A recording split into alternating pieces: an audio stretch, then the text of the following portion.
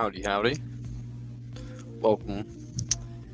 Feel free to comment. This stream is going to be about same as usual. Not sure if you've ever tuned in or not, but it's about veganism, ethicalism, negativity, and antinatalism, and the various topics related to that. Just philosophy in general, really. Feel free to click the link in the comment section and join on in here. If you're on Facebook, sorry, I guess I can find you a link, but if you're on Facebook, let me know if you need a link, okay? If you're on Facebook, you'll definitely need a link, because it doesn't work the way, you can't post a link through StreamYard, but I have down everybody on Facebook's gonna be watching me, so.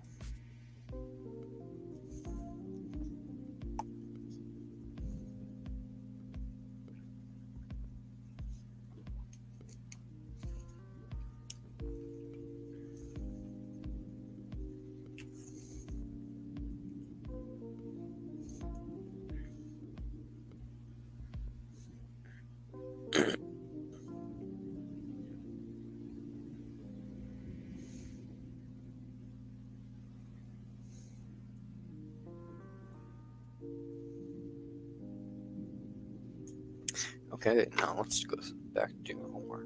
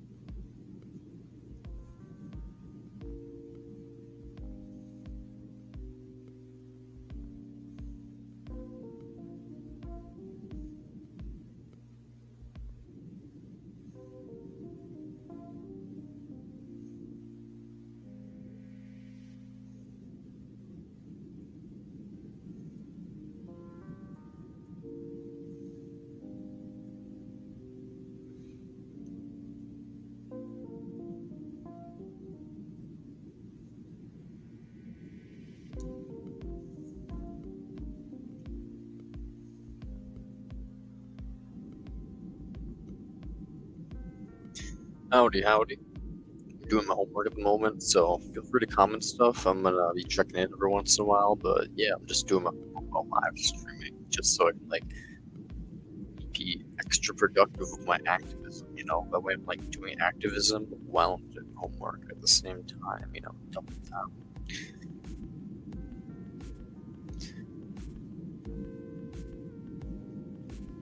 There's always a chance someone's gonna have a question while I'm doing my homework,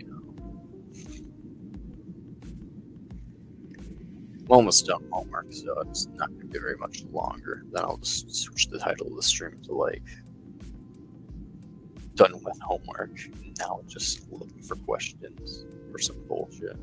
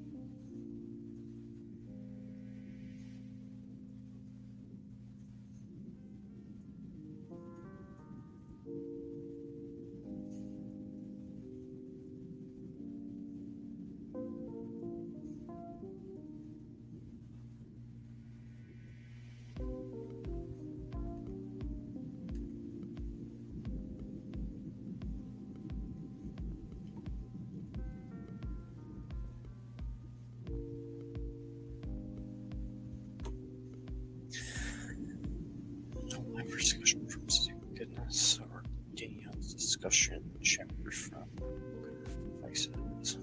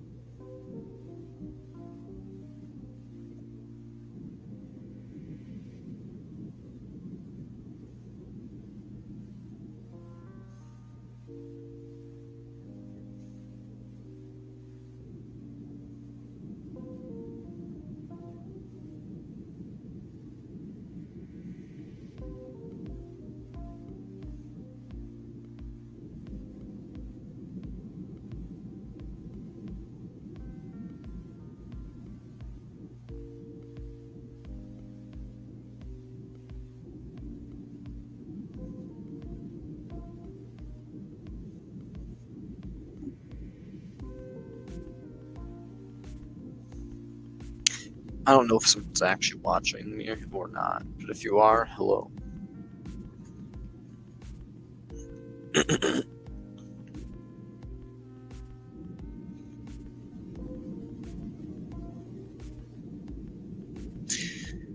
Reflection on the experience, especially in my...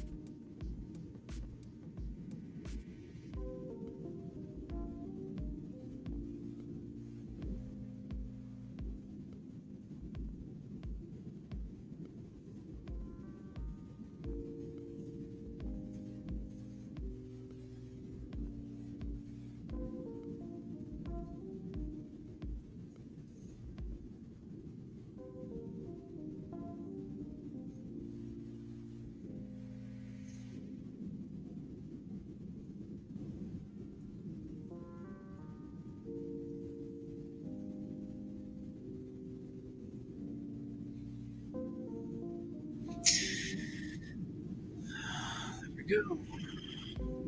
Call that paper.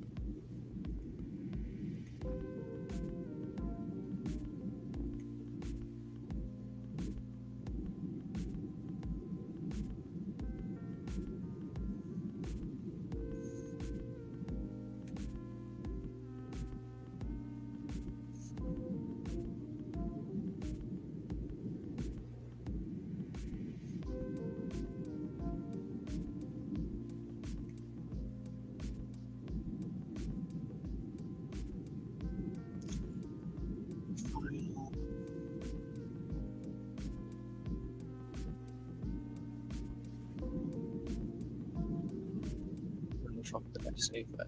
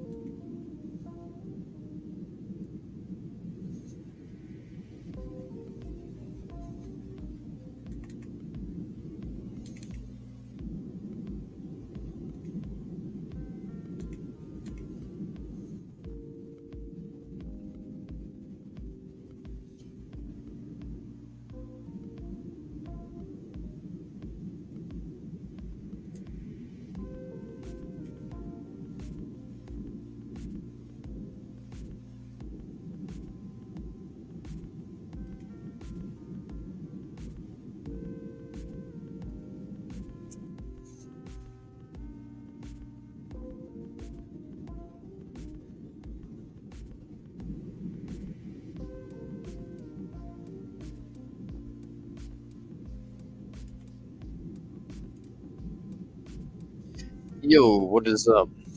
Not too much, my dude. I was just finishing up my final project assignment for medieval philosophy.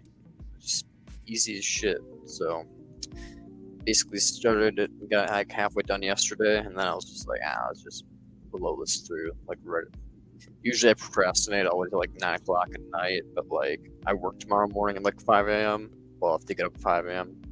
Work at 6, so I was like, you know what, fuck it, I'm just gonna like do my homework right away at 3, and I'm gonna stream while doing it. So now I'm done with my homework. Now I'm just big chilling here. How's it going for you? What's up in your end? Fun, not I mean, it's not bad. I'm pretty much one of those people that just doesn't find very much fun in life, but I also don't get bored very much either. I'm just pretty like go with the flow and neutral when it comes to things. So like I'm pretty okay with my mood's pretty okay right now. Doing homework wasn't too bad. I actually found the assignment kind of fun because it was like talking about my activism and stuff like that. Because my school project basically was about like you could either, for final project you could either write a paper or you could do a thing about like vices, like the 7 sins, And I chose sloth, and so basically I decided to like for my project to do more activism and stuff like that, like things I wanted to do but I've been lazy and not done them. And basically I wrote a paper on the sin of sloth and and how I decided to counter it in my life by doing like a month plan of activism and hopefully continue that into the future. So that was basically what my final project was, and it was pretty fun. So it's a good way to do what I like to do and want to do while also combining with schoolwork. So hey.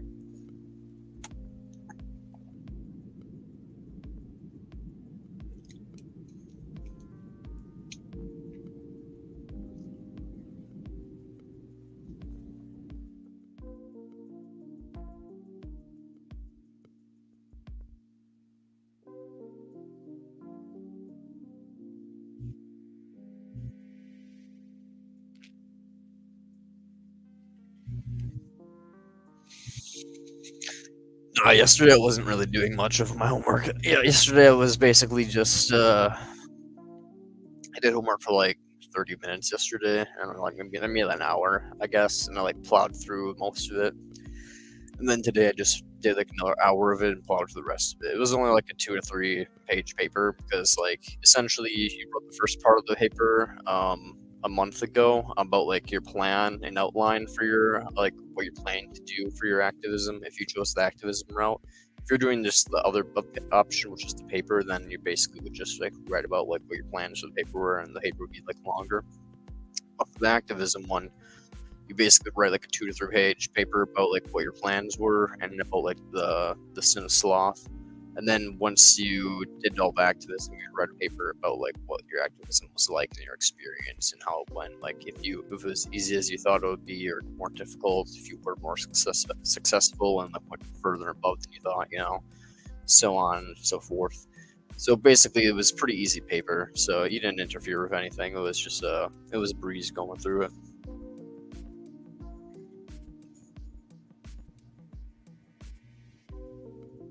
But I do have like a 10-page paper due in a couple days, like 5 days from now, and that's gonna be fun to write. I'm gonna do that starting on Monday or Tuesday, and then I'm gonna hate myself for like a couple days as I write that bitch. But it'll be fine. It'll be easy. I don't even know what I'm gonna write on. Well, I forgot. I knew at one point what I was gonna write on, and then I forgot what the assignment was about. So once I forget what the assignment's about again, which I probably should know because it's gonna be like 10 pages, well, 8 pages to 10 pages. I'm gonna try to do the minimum, so I'm gonna try to make it like eke out the 8 pages. Maybe if I'm really passionate, it's gonna be like 10 pages. What's the paper about? Well, the one that I was doing before for medieval philosophy was just on like activism. The one that I'm gonna be doing is 8 to 10 pages. Let me look really quickly because I probably should look anyways. Assignment, final paper. Oh, what the fuck?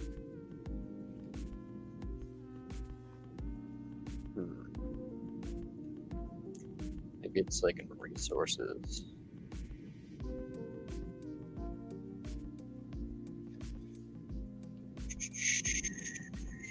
Or blah, blah, blah. Syllabus. Huh. I'm gonna have to email my teacher potentially if I don't find this here in a second. But either way, I'll figure it out. Wacky tobacco. Where the fuck is the final project link? Maybe it's in the other one that's really weird. Never has anything.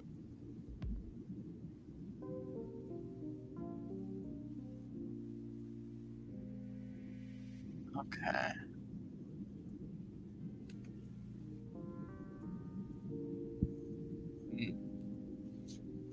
I have no clue, honestly, what my paper is about because I can't even find the link to my final project's rubric. But I will get in contact with my teacher, Dr. Edwards, and once I do that, I'll figure that out. And maybe next time I'm streaming, if you're on here, you'll be like, "Yo, bro, what was that paper about?" And I'll be like, "I know, I know now. As a responsible student, should know. I know, but I'm not a responsible student, so that I could ask my brother. Maybe he's in the same class as me, actually. Um, yeah, I'm gonna message my brother. Yo, Colin G, how's it going? Low key, I'm dummy stupid, It do be, it's classic move on my part. But I have no fucking clue where the final project is on Moodle, so can you give me a hint, brother? Like, please help me out. I need you. There we go. That'll be slightly amusing for him, and provides my point. There we go.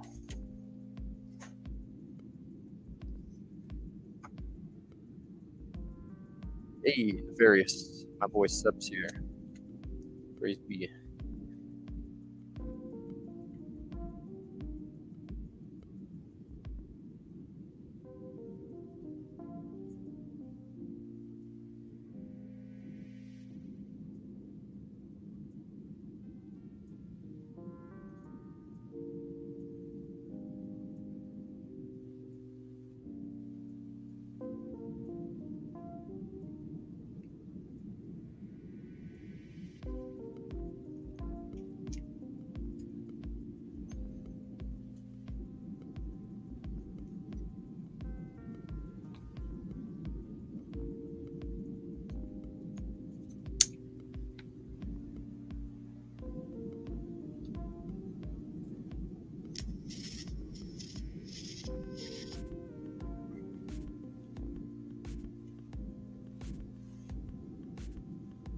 Let's grab this blanket because I want to be warm, but I have so many mushrooms on me right now. There's just mushrooms for days, bro.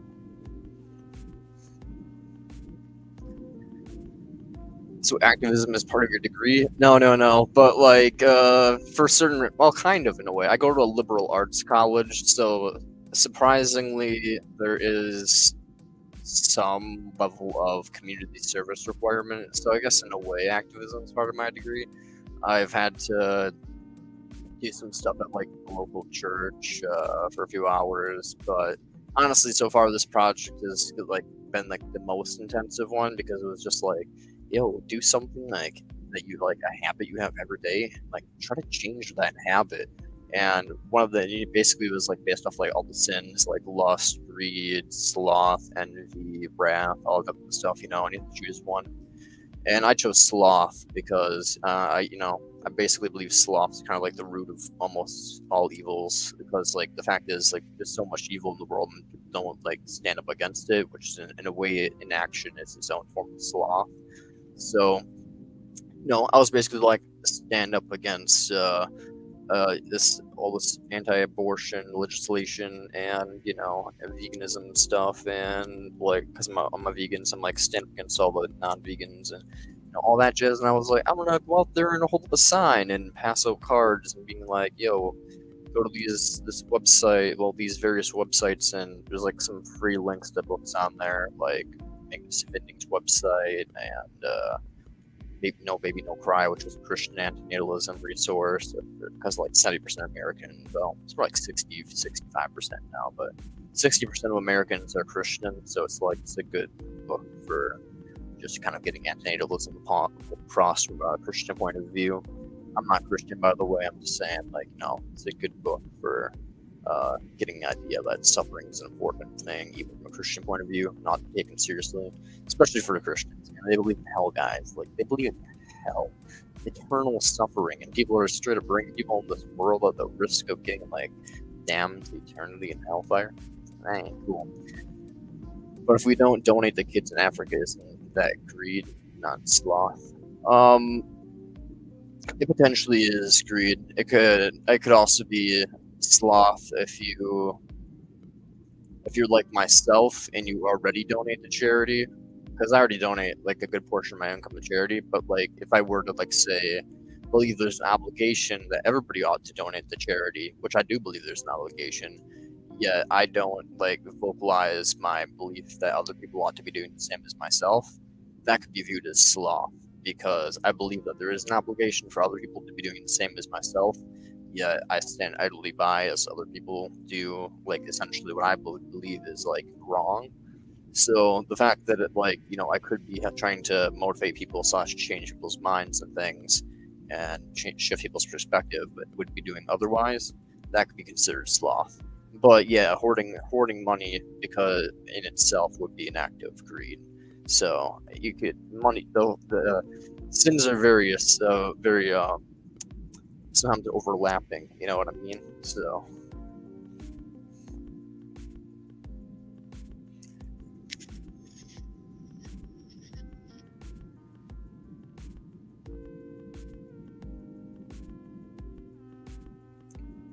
Then again, sins is a religious term, so like, I'm not religious, but basically wrongs are overlapping in their nature. They all can be broken down in pain, but if you're talking from like the virtues slash religious point of view, which I go to a Christian college, so that's why we're talking about like virtues and vices. Um, but yeah, if you're basically, I believe everything, all the vices can be broken down into pain, and all the virtues can be broken down into pleasure slash pain relief. But when it comes down to it, yeah, I mean, the various sins or vices, a lot of them overlap with each other, and there's some validity to their natures of being discussed, at least.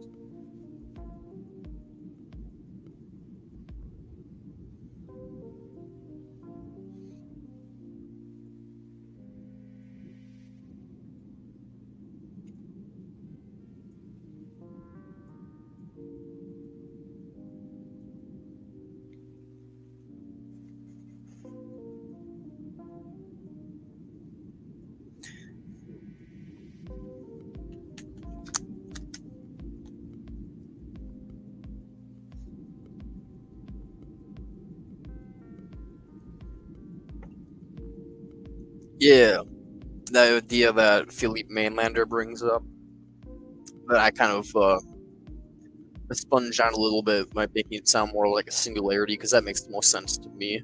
But I think Philippe Mainlander would agree that it would be like a singularity of some sort. So I haven't read his book yet because it's not been translated in English. But once it is, I'm sure it's gonna sound very much like a singularity. So, but yeah. If you have any questions about my idea on God slash the creator and it's like suicide and like why it would do what it did, feel free to ask any questions about that. I mean, I can try to pontificate,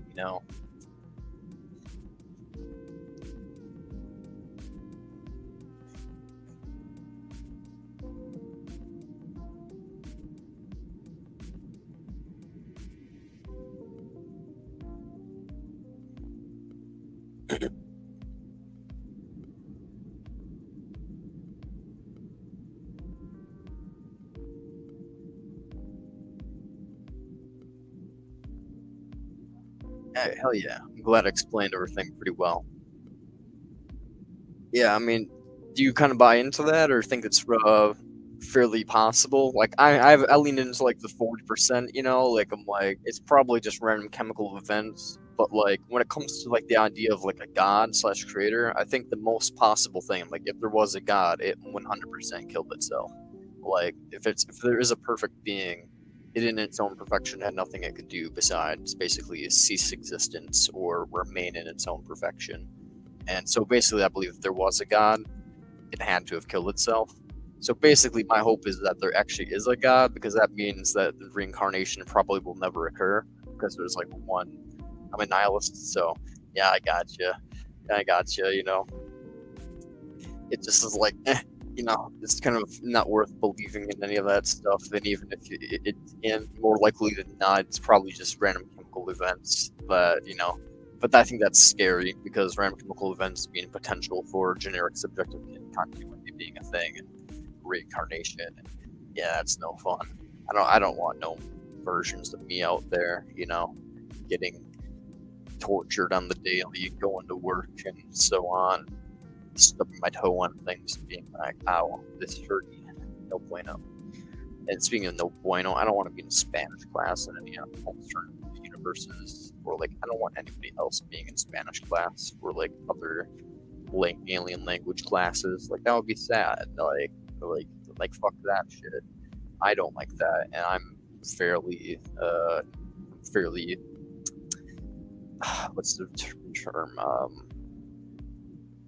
Low neuroticism. I have pretty low levels of neuroticism. So like people with high levels of neuroticism, and they have a deal with all this bullshit. Like I feel bad for them, man. Like I'm just out here big chilling, and I hate life. And there's people out here that are like breaking down over like looking at like a fucking like. Oh, I'm gonna repaste the link then for Nefarious. I'm not sure if you can see the other one.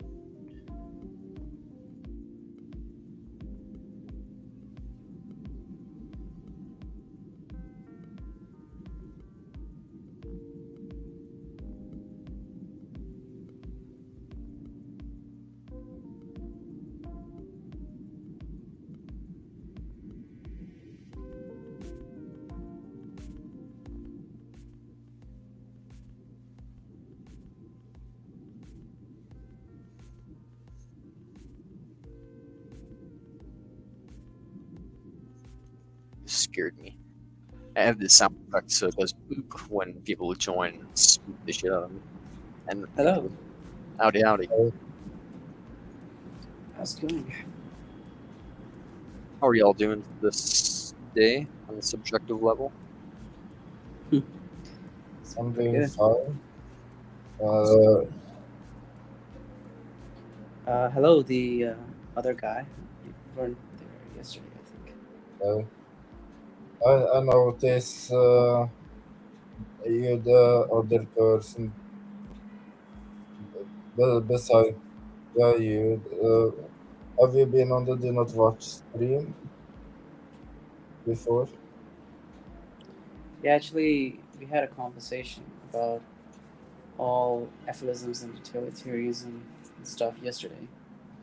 Yeah, he happened to just be on Twitch, I think, and happened to just stumble across my channel. I don't know how, but he was lucky and happened to discover my channel. So, Yeah, pretty much. but no, I don't think he's ever been on the Do Not Watch stream. That's just a different YouTube channel. He's not an ethicist, but he's an antinatalist. I have a lot of disagreements with the Do Not Watch hosts, but we also have a lot of agreements as well. So I go on there and we talk about ethicalism and antinatalism.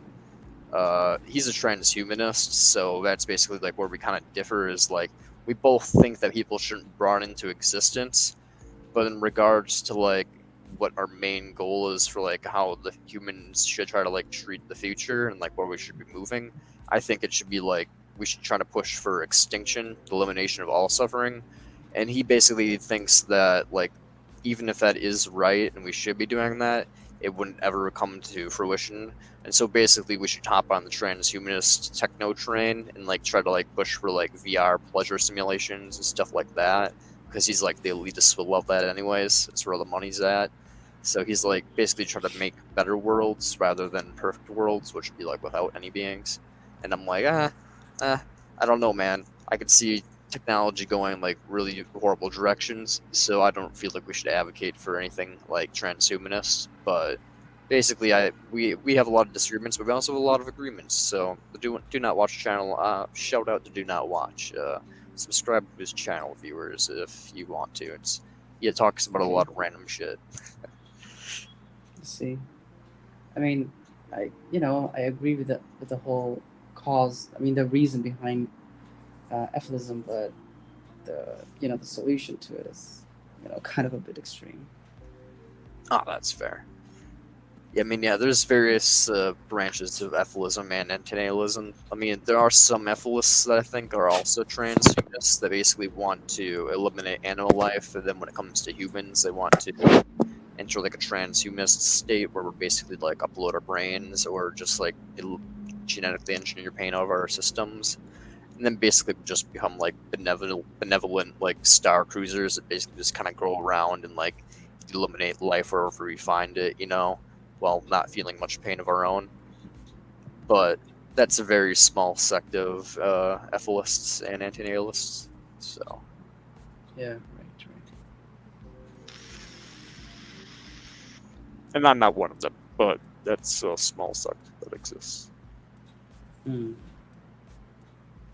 I think a lot of these transhumanists would rather press the red button, but they realize it's easier to do the transhumanism stuff.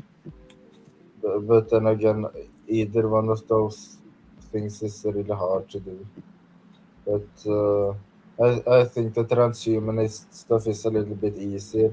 But my prediction is that they won't do transhumanism stuff on animals because humans have a tendency to not see anything wrong about nature, unfortunately. So I don't think they will do anything to interfere with the wildlife animals. Let's see. I think you're probably right, Seb. Unfortunately, that we probably will just let nature do its thing while we, genetically engineer ourselves and do like VR things for ourselves. not that like I'm saying we should stick like animals into VR things or anything like that, but like genetically engineering animals like at the very minimum to like limit their pain receptors, like or like genetically engineer them out of existence would be something that I'd be for. But yeah, I think you're right that we're just there's too much of a fear of playing God as well as just like not wanting to put money into animals because we just don't really consider them as like beings worthy of our time and consideration.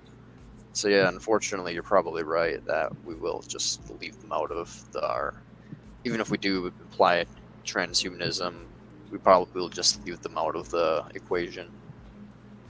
And some further things to prove the point is that even vegans who are supposed to care about animals don't want to interfere with too much with like the wildlife animals and stuff.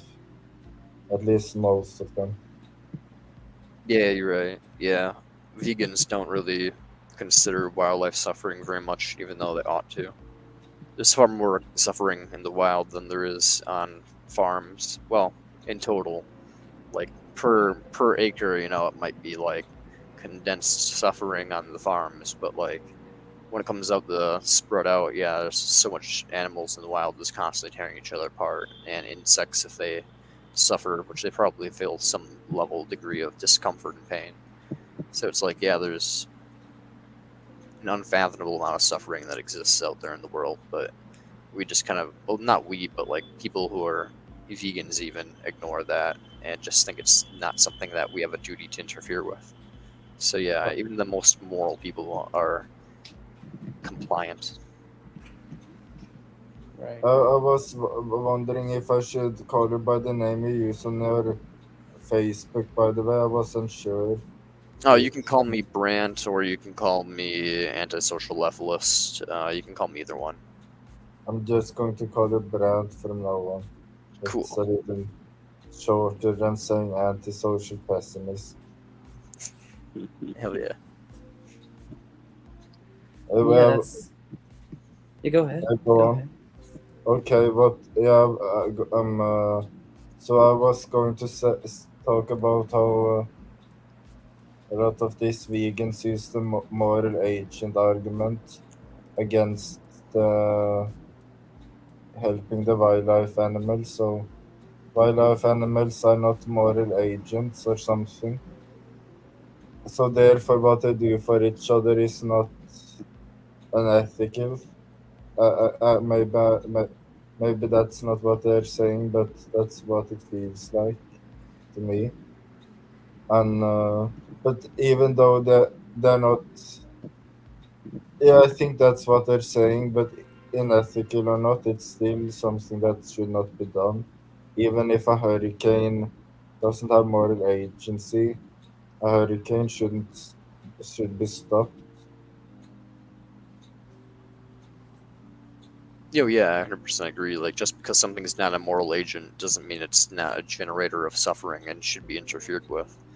Especially if they're not moral agents. If they are moral agents, they perhaps have a you could say within reason that they ought to change their own behavior. But because animals aren't moral agents, we have a duty, in my opinion, to interfere with nature because they can't do that themselves. So if anything, because they're not moral agents, we ought to interfere with them. But yeah, for some reason, there's a bunch of people who think otherwise. They're like, well, because they're not moral agents, they're not doing wrong. Therefore, we should not interfere. Which I'm just like, well, okay, yeah, I'll give you the fact that they're not moral agents and they're not doing wrong. But there is still wrong occurring in the fact that pain's being generated. And if they deny that, then I'm like, well, either you don't realize that there's something special about brains and the nervous system, or you're just extraordinarily ignorant in general, or you're a sadist. And I'm like, I really don't want to call them sadists, but when it comes down to it, there's a lot of people out here that are just completely, I don't know, they get off in pain, man. They're just all for it. I mean, doesn't it depend on the scale of destruction? Let's say if there's a hurricane that destroys everyone, then everyone dies. So suffering dies with them in a way. Yeah, so when I use like these thought experiments like hurricanes and stuff, um,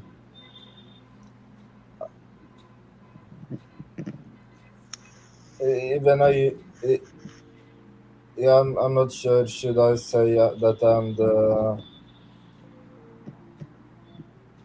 yeah, whatever? Yeah, I'll go ahead and You can say say. whatever you want on my stream, bro. No problem. Yeah, was not. Yeah, I don't think I'll get in trouble for it anyway. But I'm a promoterist too. And yeah, I don't think I'll get in trouble for it. I think so. What was a go? Yes, so in these thought experiments, I just pretend that like a hurricane doing the thing is bad, just for the sake of having an analogy or something. It's yeah, I mean, in strictly academic sense, any discussion shouldn't be bad in a city, right? You should have the right to say whatever you want, you know? Yeah, yeah, yeah. yeah. I'm We're just talking about like, overly cautious. But like I'm overly cautious, but I considered who's watching, and I don't think they're going to fuck me over or anything. yeah, we're really consequentialists. So basically, we kind of have to. I'm a little bit nilly willy with how I choose my words. I'm not as good as Seb is, in terms of thinking about the consequences of verbal actions. But the I guess there's a good word for it. It's called like info hazard. It's kind of like a thing that people use in terms of like in the conspiracy theory folder, like, oh, it's an info hazard. Yeah, yeah. It just basically means like something that like you get exposed to and like changes your perspective on life or whatever. So when it comes down to it, like I consider these basically like ethical slash existential info hazards, like pro-mortalism and negative utilitarianism and like identity nihilism. Like they're true, but like once you know them and you like really process them and you like realize they're true, like you can basically have like it can really negatively affect you, like your view of like yourself and like your self-worth and like the worth of other beings, or it can basically make you realize like, oh shit, there's like a real strong duty that we have and like there actually is like value being generated here. And despite the fact that I don't really have any meaning personally in my own life, like I still do have duties to, and there's like importance to my existence, me being here can do a change or like positive or negative. So it's like, they're info hazards, so we have to be very careful of like how we talk about like promortalism, like who we bring up promortalism to. Like if it's just like some old lady, or something like that, who's like not gonna fully process it in the proper way, they might just get like majorly depressed and like just be like, they won't even kill themselves. They'll just like be depressed, and it's just like, then all you did is just ruin someone's like day slash life, Mm. So basically, I don't know. It's one of those things where it's like whenever I bring up promortalism, it's like I bring it up like very, like in school. It's literally a meme that like I announce whenever I raise my hand. People are like waiting for me to say as a negative utilitarian, because I was like I basically have to like do that as a disclaimer for like everything I'm saying, because it always sounds like psychopathic as shit. Negative utilitarians always sound psychopathic as shit when they're talking, if they're being really, really honest, because it's just like comparing about pain to the utmost extent basically means there's like a lot of really, really weird implications about that, and it aligns really heavily with normative ethics. But when it comes down to it, some of the really fringe thought scenarios like basically make you seem like a fucking psycho.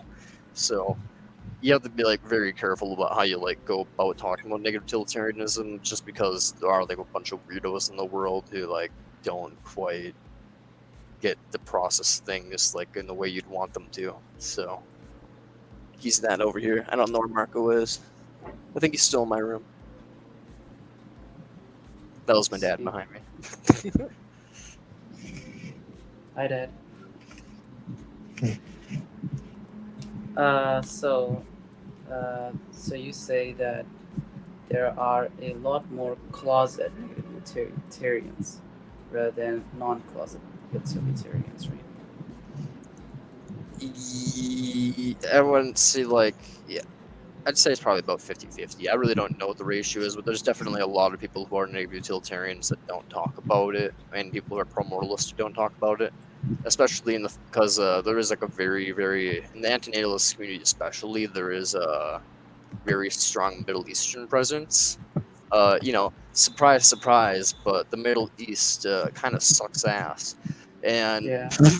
so people born there are, especially in this new generation, are kind of waking up to the fact that Islam's pretty bullshit and just religion in general is pretty bullshit, and they're like, oh hey, I'm literally have been indoctrinated to like be like in hell, and I'm literally living in like the hell of this world.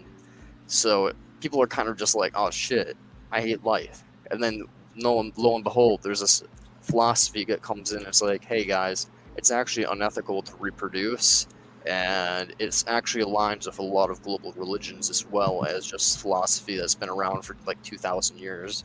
So people are like, oh shit. And so the Middle East is like really like taking off when it comes to antinatalism and ephilism and stuff. But as you can imagine, you can't be very vocal about it because otherwise you get like strung up or like tossed off a roof or something. So yeah. Islamophobia.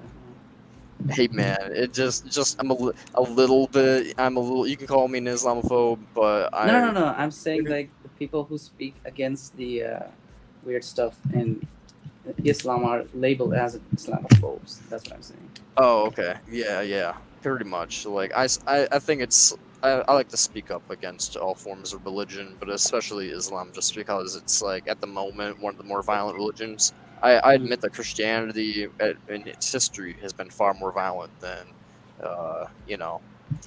Islam. And in its holy text is technically worse as well. But in terms of like modern day practices, yeah, I'm calling out Islam. Islam's pretty fucked up. So It's kind of ridiculous that a belief in God is enough to drive people to kill each other. It still blows my mind when I think about it. basically, for like And someone, yeah, someone that believes in God tends to believe in hell too, and why kill someone or do something bad to the person if they think they will just burn in hell forever anyway? Doesn't that take care of? Doesn't that bring some justice in their belief and their view? yeah, it's really hypocritical. Like as I say of my channel name, I'm antisocial. For it's a disclaimer, I no longer think like this. But back in the day when I was a good Christian folk, like when I was like 15, 16, I'm 23 right now, so this is like 6 years ago, like a while back. Okay, for the record. But yeah, when I was a good Christian folk, I was a homicidal little fucker, and yeah, I had like basically I was just like some them made a serial killer, and I'm gonna only kill Christians. You're like, why? But that makes no sense at all. You were a Christian who would only kill Christians.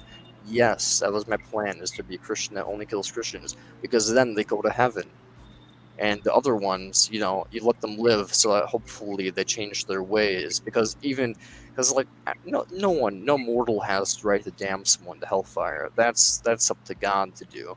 So even psychotic Christian me was just like, I don't know why people are out here killing atheists and Muslims and people that are outside the religion. It just doesn't make sense.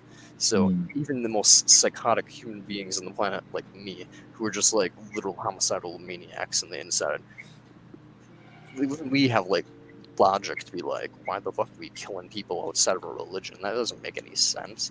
That's God's will. That's God's territory. He judges them. Does God has a moral like liberty to kill humans?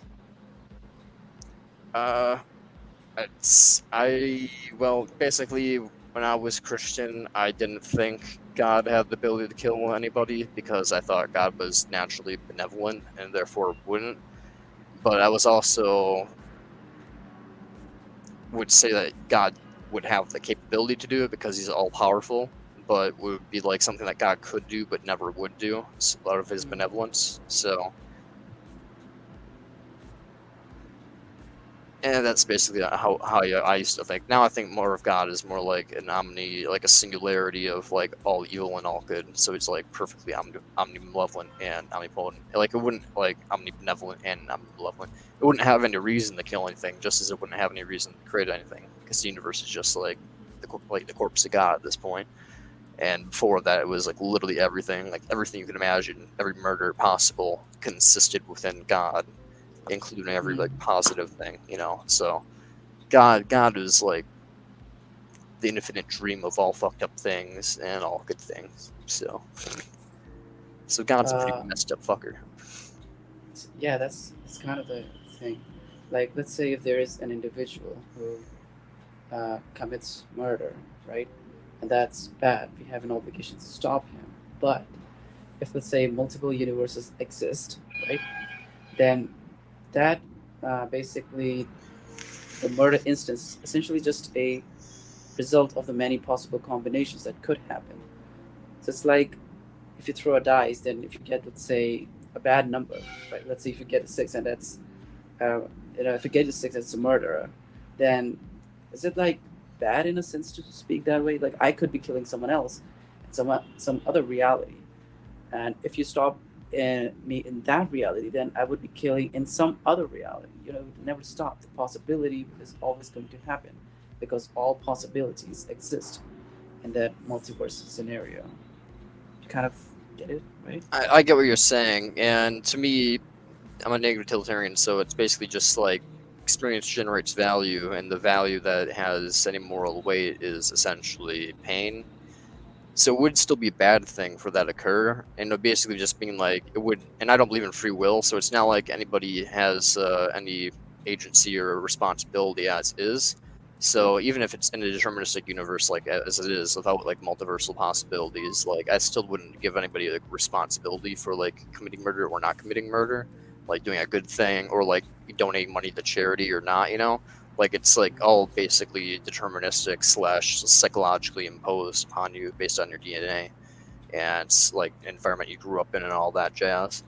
So I don't really think it makes much of a difference to me in terms of like if there's infinite possible worlds, and if you stop in one, it'll still occur in another one, because they would still the pain that you would have that you inflict in one world would still matter even if you don't inflict it in another world. So it would basically just be like a nightmare scenario, like basically like Buddhism, where it's like a tragedy and it's unavoidable and it doesn't really change anything in terms of morality. It just makes it so it's like a real nightmare. Right.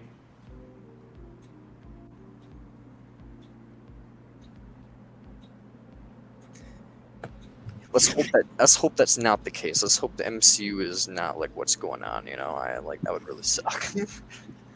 I thought what you said about you saying you were thought about that, like that Christians should die while they're Christians. That's interesting because it makes sense that if they continue to live on, they have a chance to stop being a Christian and go to hell. It just makes perfect sense.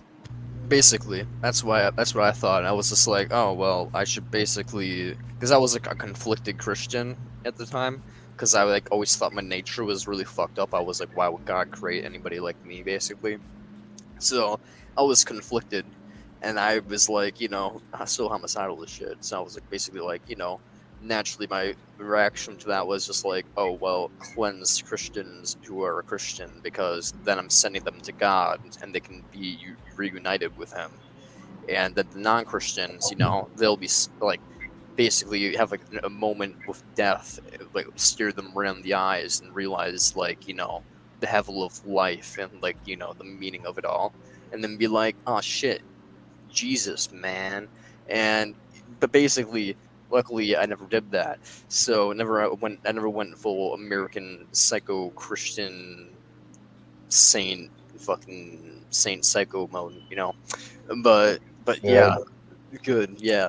But at the same time, it's very consistent with what Christians who probably ought to do. Like Saint Augustine probably would think similar in terms of he wouldn't think that we ought to kill people because he would be deontological and think it'd be a sin. But Saint Augustine was very much an extinctionist. He thought that humanity ought to die out, and so I think he would agree with the sentiment that Christians ought to, you know, essentially spread Christianity and die out, and then for the non-Christians not be violent towards them because that'd be like sentencing them to hell. So I think he would agree with like the overall sentiment of like my psychopathic mindset of back in the day. If yeah, so what was it? Yeah, so if one hypothetically killed a bunch of Christians so they could go to heaven and not risk going to hell, then wouldn't one sacrifice oneself to hell, or at least take a risk that one might go to hell? Because if it's a sin, then No, that's the good thing about Christianity is so long as what you're doing is basically as long as you ask for forgiveness and you believe Jesus Christ is your savior, pretty much any sin is forgiven. So if like you truly like when you killed those people like were sorry for the pain that you were causing on them and the shortening of their life, but you believe that you were doing it like to send them to God, so there was like benevolence behind it, then I believe like as a Christian, like assuming Christianity was true, you would be basically automatically just like swept up to heaven, like your sins are forgiven, G Dizzle, have fun in the afterlife. So yeah, I mean, it was pretty much a foolproof like logic of a psychopathic Christian. But yeah, because like when then yeah, in Christianity, is so long as like you ask for forgiveness and you believe Jesus Christ died for your sins, you pretty much are automatically forgiven. So um,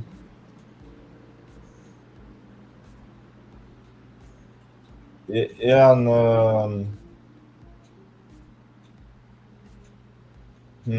come to think of it, if you're no, I guess I'll say it later. No need to say it now. But I thought that was interesting. I haven't thought about that. Maybe someone has said something similar, but it was an interesting thing. Yeah, I've saw that Matter 25 or channel, and instead of people celebrating that when like their family dies because they can get to heaven, they're not celebrating even though they should be. Because if they are in heaven, they're technically still alive.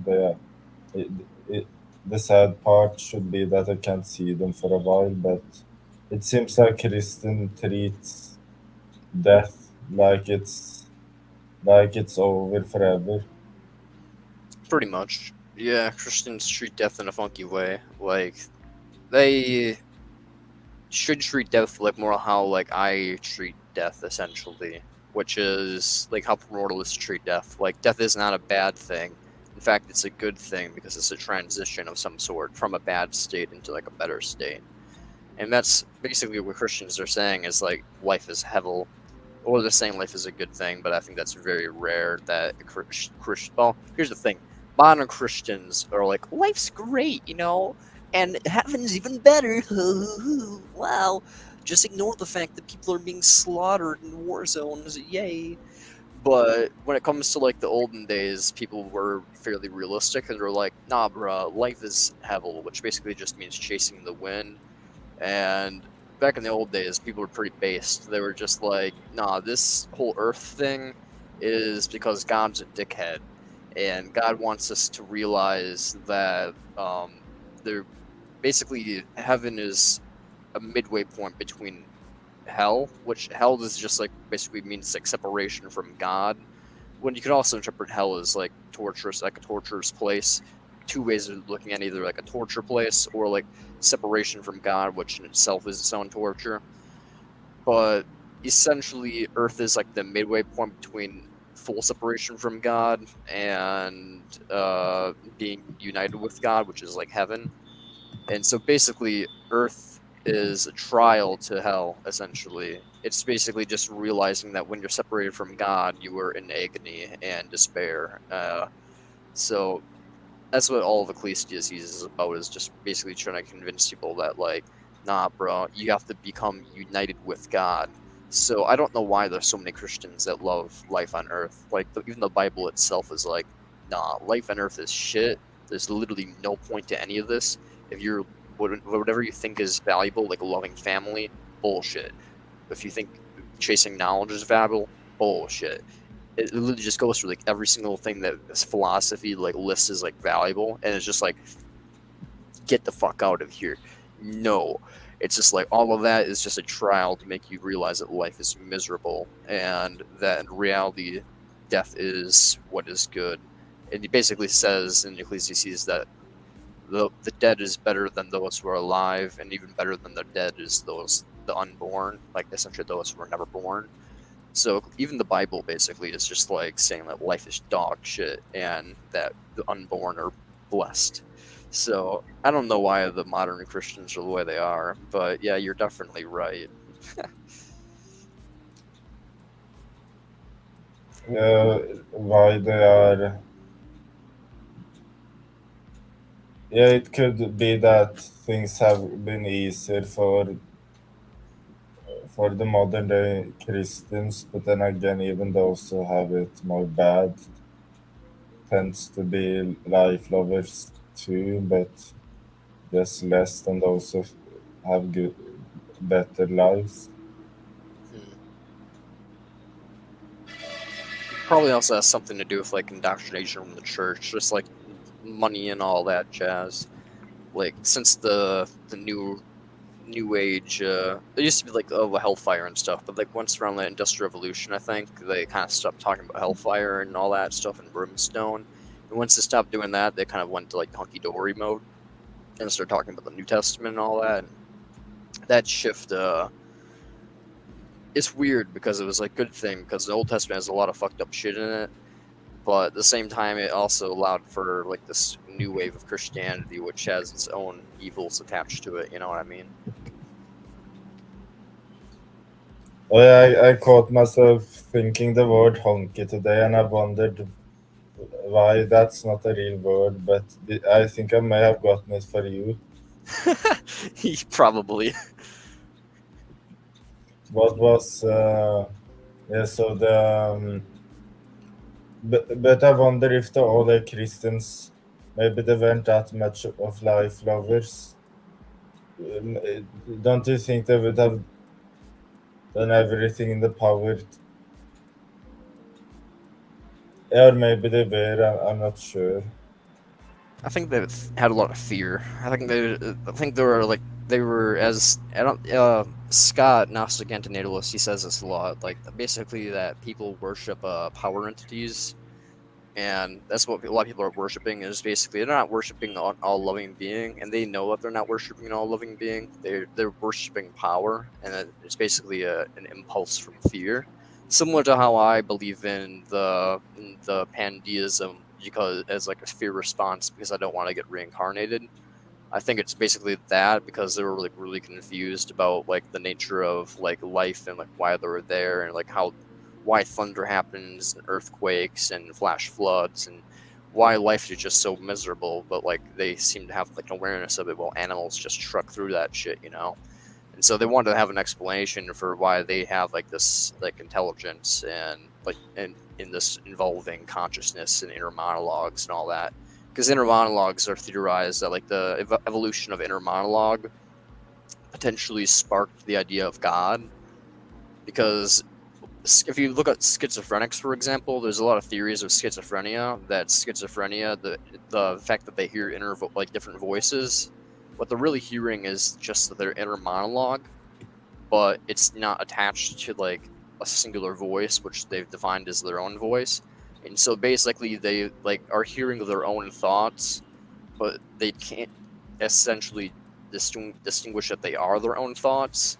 And they basically are theorizing that the original idea of like how God and religion kind of started to spark and kind of like gain popularity is because as people begin to develop inner monologues, it really became like really fucking confusing and scary for people. They were like, why is it when I have like a moral decision where I like slow down and think about things, like this voice appears in my head when I'm thinking about things, and it's like this is telling me to do things. And then basically they realize, well, now like we can, now it's developed in so much like through evolution. Now we actually have people that have like fully developed inner monologues. Some people have partial monologues. Some people still see and think only in images and stuff of that nature, and like sounds and memories. Some people lack both of those because they have like aphantasia. But yeah, it's like the evolution of God is a really weird phenomenon, but I think it probably stemmed from the introduction of consciousness. And yeah, it's fucking weird. I'm not sure. I'm not sure, man. It's like one of those things where it makes a lot of sense when you think about the people that are like schizophrenic as shit and like they believe in God a lot of times, or like versions of God, and like think they have personal relationships with God, and like God speaks to them and guides them. In reality, it's probably just the inner monologues, and they're just being confused.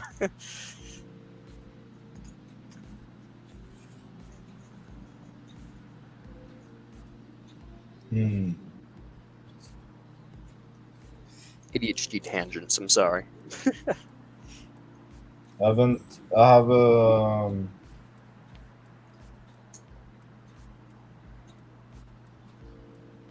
it. It does seem. I don't have anything to contribute on that. That thought. Yo, do you guys have inner monologues? I have inner monologue. Yeah, same here. Okay, okay. Yo, one viewer who's watching us, do you have an inner monologue? Just kidding.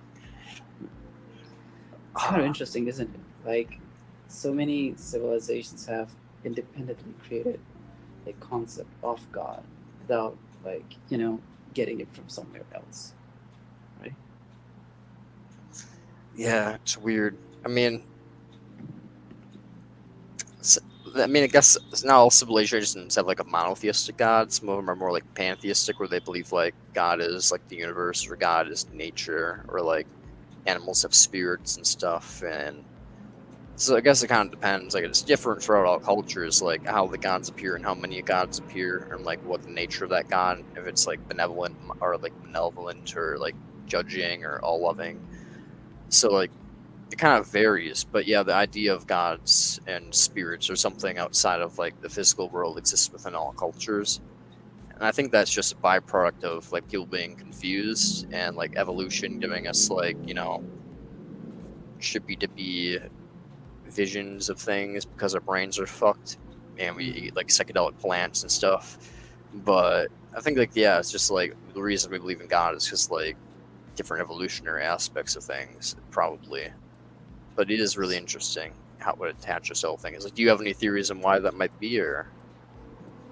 I mean, I kind of think like if, let's say, humans evolved in a different way, then we probably would have a different explanation for the things happening around us. That's what I think, at least. Okay. Like obviously, it's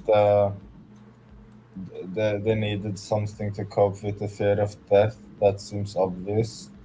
Uh, it might be the main reason people are religious. I wouldn't be surprised if that was the main reason. Yeah, coping with death, terror management theory is Mm. probably a strong reason. Yeah, that's like it also seems that religion is also parasitic because it not only gives people some hope of an afterlife, but it makes people troubled that they're relatives who doesn't believe in God can go to hell and stuff. But I've talked to an aunt who said to my brother that he should believe in God, but my aunt didn't try that hard. Just for a few minutes, "Oh, you're going to hell. Come on, you have to believe in it." But she didn't try that hard. For someone that thinks he will be tortured forever. Yeah, I know. Right? It's like when I was a Christian, the reason I transitioned to becoming an atheist was because I tried to save someone from going to hell. Because I started arguing with them, and they argued back, and then they were like, "You're not doing shit, bro. Like, get your facts straight and go and do some research."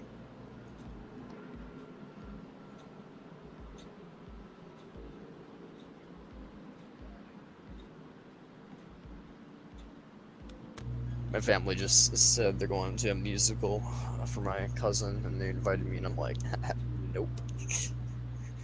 But I forgot what I was talking about. Definitely wasn't about musicals, that's for sure. You said your atheism origin story. Yeah, my atheism origin story. Yeah, I was trying to save the soul of one of my best friend, basically, and didn't work out very well because I kind of figured it might be. Yeah, but yeah, basically, yeah, try to save their soul didn't work out very well because my efforts to try to save her soul, which were very vast, I went head into the deep end, even though I was scared because I was like, when you're born a Christian, you basically are, like hear the idea that like the devil tries to sow seeds in your mind in various ways, and that by like even like engaging in atheistic like ideas and practices, like you're like letting the devil's temptation into your heart, and you're like purposely doing so, and by purposely doing so, it's kind of like inviting the devil in. And so basically the idea of like doing research into atheism was kind of like one of those things where it's like I was like apprehensive about it, but I wanted to save her soul from damnation more than I was scared of my own damnation. And so, I basically dove into the whole atheism deep end, and here we are, years later. I'm an atheist slash pantheist. I don't believe in a power worthy of worship, basically. That's for sure. And yeah, I mean, I don't know why Christians who are so adamant about hell and eternal damnation aren't like what I used to be like, where like, you generally think that like, no, we have an obligation to try to save people from eternal suffering. Like that's suffering for all time at a level that we can never comprehend as humans. Like Mm. we have a duty to prevent that. And as a Christian I believe that, but I don't know why like people like, as you said, your aunt, I think you said, just are willing to like talk about it for like 2-3 minutes and just be like accusationary the whole entire time without actually trying to, be like, hey, bro, like I don't know, like there are various religious arguments for like why God ought to exist, like the contingency argument, like all things have a cause, what caused the universe. If you go back for everything, eventually there's a cause, and therefore there has to be a cause for the Big Bang, blah blah blah. And then like you can go into like the best possible like concepts, which are just basically bullshit, fucking word games. But when it comes down to it, you can still use like arguments like, oh, if you imagine the best possible being, uh, now imagine something better than that. No, if you imagine that, that means you imagine God. And oh, what's better than that? An existing being. Well, you just make God exist, bro, and all that like dumb argument. But like people should at least try. They shouldn't just be like, oh, you're going to hell. Well, you don't believe in hell? Oh, well, fuck you then. I'll be flipping you off in heaven. It's like no, that's not cool. No. So But it does seem like a sign that humans will never be that ethical if they can't even help the other person not go to hell. It does seem like a sign that humans will never become that ethical. yeah, I mean, that's always been my fear because, like, but at the same time, it's like I have hope because I am me. I literally, I literally used to imagine and still do like hacking people's heads off like a machete and like throat fucking them. So like basically, if I can become an ethical person who's a vegan and wants to prevent suffering more than and is willing to donate 10 to 20% of my income to charity, if even that person can become ethical, I have hope that this fucking pathetic normies out there that just go about their life causing suffering willy nilly can at least change their perspective. Because I was like stripped, just like, yeah, suffering, get me, make the blood go downstairs, you know. But so I was fucked up. But so like the fact that people aren't like me, it means I have hope that like they can at least go from I was way over here and now I'm way over here. I'm hoping that the people in the middle can like can just do that little leap. So but yeah, but it is seems some days I wake up and I'm just like, holy shit, people are just as sadistic as I am. They just keep it on the fucking DL.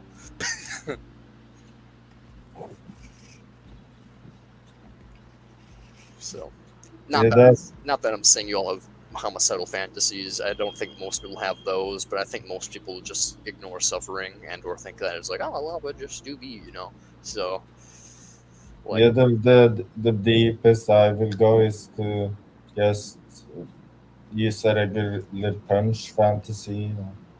That's as far as I go fair within enough. my extremely dark, brutal mind. Yeah, my mind it can get pretty bad. Like if you imagine something horrible, it may have happened in my mind. But you know, hey, when it comes down to it, I don't endorse that type of mindset. Don't be like me up here. It's bad for your brain. Because the more you think about bad things, more like you are maybe to do bad things. Not really, but like I think that's potentially the case scenario. Like I imagine if you're like saturated with negative thoughts, and like now if you're saturated with like a negative environment, you're more likely to be like a negative person or do negative things. So moral of the story is like try not to be negative in your mindset, guys. Like think positive thoughts. Don't think about macheting people's heads off. But if you do, at the very minimum, don't actually take that into action because that's not cash money. Thinking things doesn't hurt anybody. Doing things does. So don't do that. Not cool. That's my disclaimer. Yeah, again, like in the previous stream, like the thing about primordialism probably not being the best thing to say if one wants to convey a message. I think the same applies to saying that one has these fantasies or has had these fantasies, I guess. And True. I guess my channel also is about antisocial personality disorder too, as well, and mental health. So that's the only reason I'm willing to talk about my things on this channel, is hmm, because of the fact that like it's also about mental health and about like spreading awareness of the fact that like way more people are fucked up than they're willing to talk about. Like literally, I've talked to people and been like, people are like, no, I've never thought about killing someone before in my life, ever. And I'm like, okay, so you're telling me you've never had like one of those moments where some fucker just like says something really stupid or gets in your nerves, and you just imagine just like taking like a hammer and just like right across their face. And then people are like, well, I mean, technically speaking, like I've imagined like hitting people like really hard, and like so like I'm like, okay, so you have imagined violent things. I'm like, okay, the more you push people, the more you realize that people have like similarly fucked up minds. Maybe not to the extent where I am, where I'm just basically just like embrace your inner darkness, just don't let it manifest into reality. But a lot of people are I think way more darker than they let on in reality. So just looking at how like people just allow horrible events to occur without going about trying to change it, you can imagine people are sadistic in general, or at the very minimum, uh, compliant in sadism, and the fact that they don't register pain in like a negative way that they ought to. So yeah, and in general, I think people are way more fucked up than we give people credit for being.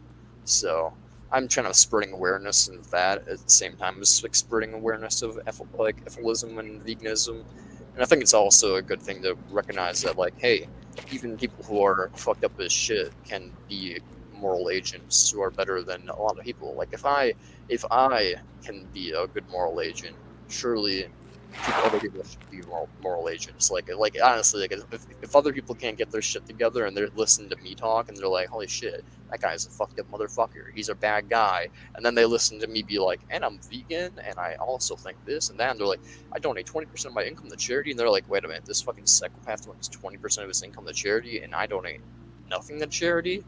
Wait a minute, maybe I'm a bad guy. You know, like I hope like those type of dots like connect in people's minds, you know, when they're watching my channel. But but I'm not sure if they'll ever connect in people's minds. But I hope people recognize that like, hey, if a literal psychopath is like donating 20% of his money to charity, maybe I should donate 20% of my money to charity, you know? But it must be quite a sight for the regular normie to just stumble on this channel. I really Yeah. think the vegan, ethicist, antinatalist, and but Psychopath. and then we suddenly talk about like being a clown killer or something like that. Not that you have done that. We haven't done Yeah, that. I've never actually killed any humans.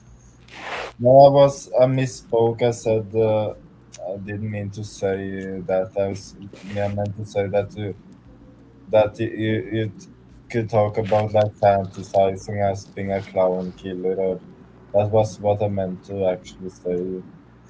I got you. But yeah, I mean, yeah, we talk about dark fantasies here, similar how Perpetual Pleasurist talks about his sexual, not dark fantasies. I'm out here talking about, you know, dumbed down versions of mine, you know, we if we want to get into the gritty nitty, we could, but not to unless implied because we don't need to we don't need to have me just psychologically damage you folks for no reason. So. As I said, I'll answer basically any question, but when it comes down to it, I'm not just gonna be like, yeah, so on this one website, I was looking at this thing and blah blah blah blah blah. Felt pretty good when I busted. I'm not gonna do that to y'all. Yeah, even for those that think lying is bad, even for some people like that. Yeah, I have a friend who think lying is this bad thing that, but even he says that at least withholding something and saying I'm not comfortable answering that is like an okay thing too. Oh yeah, 100%. Yeah, for me, I don't really get uncomfortable for the most part, hence why I'm usually okay with answering basically anything. Like if you like, I don't know. I guess if you asked me like, what's the meanest thing I've ever done to someone, I'd be uncomfortable when answering the question, but I'd like, answer the question. Like there's certain questions I'd be like uncomfortable answering, but I'd answer. You know, I'd be like, there's probably a lot of questions I'd be uncomfortable answering, but I'd still answer either way, just because. Like the meanest thing I've now it's mentioned, the meanest thing I've ever done to someone is, fuck yeah, the meanest thing I'm just gonna say it now because I brought it up. The meanest thing I've ever done to someone is it was this girl. We're gonna call her Sai. Sai essentially knew someone that I knew, and they were dating them, and they broke up with them, and they kind of dropped off the radar. So Sai was like, "Hey, you, Brant, you're a mutual acquaintance of friend. She's no longer talking to me. Is she still talking to you?" And I'm like, well, I kind of stopped talking to her, got in a little bit of a beef. But, you know, what's up? And I basically started, you know, chit-chatting with her, you know, and became good friends. Quote unquote. Let's just say it was a one-sided friendship. Because I basically was just playing her because in the past, she kind of was a little bit mean to me just for being, because she had knowledge that I was basically a psychopath, and she was like, I don't want my friends hanging out with a psychopath. And so I was like, well, I don't like it when my friends hang out with people who judge people up front, bitch. And so, basically, once this person who was mean to me for no particular reason came crawling to me for like emotional support, I was just like, I'm pure evil. So, yeah, I basically just, for like a total of like 3 or 4 or 5 months, just kind of coddled this person, became like their emotional support, literally bought them chocolate covered strawberries for Christmas and sent it to them, despite the fact, because I heard that like no one buys them anything for Christmas in their family. I did like, I went above and beyond to like get into this person's psychology. And then I basically just one day just snap of the finger, just cut them off. I just got bored of I just got bored, I was like, it's not fun anymore. And I just literally just said that to her. I'm like, it's not fun anymore. And then I went goodbye, and just blocked her and everything. No explanation besides just it's no fun anymore. And then that's it. And that was the meanest thing I've ever done to a person. Is basically just over the course of multiple months build a relationship with someone and then purposely shatter their very being and confidence. They're good now though. Don't worry. Like I got in contact with. I eventually got in contact with that mutual friend that I was talking about, and I was good friends with him for a while. And yeah, moral of the story is, I got in contact with Sai and apologized for what I did, and she is in a relationship with someone. So, I mean, she's recovered from what I did to her, but I'm pretty sure I low key kind of like fucked with her head for a bit there in terms of confidence of like relationships and stuff like that. So, the moral of the story is don't be like me. Don't emotionally manipulate people. It's not cool. It just fucks people's lives up and it's needless generation of pain. Uh, you know, maybe it'll be cool if like your homie boyfriends were just like, yeah, man, haha, you get those hoes. But that's not cool, man. You don't want to be around people who are like that. So Hmm. That kind of reminds me of just about every breakup ever. Isn't that for every breakup? One just says it's not, or thinks to oneself it's not fun anymore when it's not beneficial and fun and it's not good to stay. But maybe what you're implying is that you didn't feel in love with that particular person. I never fell in love with that person. I just knew that they liked me, and I kept it going, and basically allowed them to like me more and more, and purposely did things that would make them like me more and more, while having no interest in them whatsoever, with full intentions of basically kind of at some point breaking their heart. So, I mean, I wasn't actually dating them. I was basically just leading them on into thinking that it was a possibility to date me while doing really nice things for them and like allowing them to be emotionally vulnerable with me. And yeah, I basically just took advantage of their mind just for funsies, which is not cool, as I was saying. But I quite enjoyed it during the time. I'm not gonna lie that. So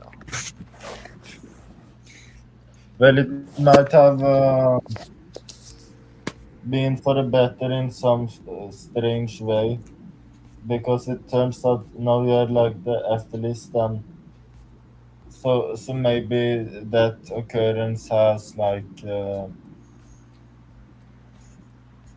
maybe. done something beneficial. I'm not maybe not I'm, Probably not, but I can only hope that it was a long-term benefit in her life from me doing that. But I imagine it was mainly just pain for multiple months on end and feeling regret that they were vulnerable with someone that they knew was, bad news from the very beginning, and they probably felt like they betrayed themselves by opening up to me. So, hmm. that's just one of those type of things where uh, perhaps I talked them how to be a little bit more guarded in their emotions. I mean, but not too guarded because I have a boyfriend, obviously. So, like, not too guarded, but maybe there's some benefit. Hopefully, I mean, otherwise I was just a douchebag for literally no consequential purpose to the universe. So, But something to find comfort in is what you did. There could be some kind of butterfly effect. So perhaps they won't get into a relationship in a while, and if that happens, then they can't get heartbroken anytime soon, something like that. And that's an example where one does something counterintuitive. One does leads to perhaps a better outcome in the end. Maybe they would have been more heartbroken if they didn't meet you and find somebody else that cheated on them or something. Yeah, and if that occurred, then it would be a good thing that I did what I did, and which I believe is actually the truth. Like, I'm not an intentionalist, so I don't believe like intentions are what matters or whatever. So it's like, even though I was intending to be an asshole, if I somehow were to turn out to be good in the end, then I believe I actually did a good action. I don't believe it's like, oh well, you intended to be an asshole, so therefore it's bad, even if you like turns out to be good in the end. So yeah, I'm 100% with you. Like, if it turns out that somehow for the butterfly effect that to help this person, then it would be a good thing that I did that. I unfortunately don't think that that was the case. I think it was more or less just me being a dickhead for no reason, and probably just added senseless pain to this person's life. But we can only hope that the butterfly effect worked out in her favor. There's something called the butterfly nihilism, and that's like the butterfly effect to the most extreme. Like, no matter what one does, the butterfly effect could make anything better or worse, and one never knows what kind of action that leads to a better outcome. In a way, yeah. I mean, it's kind of the truth. I mean, we can like reasonably take risk assessments to like understand that like punching a person in the face for no reason probably is not going to help them, and then we can understand that like making a cure for malaria, all things being equal, probably is going to help people, or something like that. But obviously there's nuances to that, because it's like, oh well, we cured polio, but then like the world population spiked, so it's like, is that a good thing? But then you could also say, well, the world population spike means just more concrete jungles, which means animal suffering declines, so it is a good thing that we cured polio. So I mean, there's a bunch of nuances to like that, but like in general, I think we can like do calculations to like understand like the risk assessment, but yeah, there is like that effect of like the butterfly effect where we can't be certain if our action is going to be positive or negative in the end, unfortunately. Yeah, I do you know if there are more people that has this belief? I just call it butterfly nihilism myself. Maybe somebody else has thinks that I've this. I've heard people say similar things, especially like conservatives and people who are just like moral anti-realists, and people, especially in like free will discussions.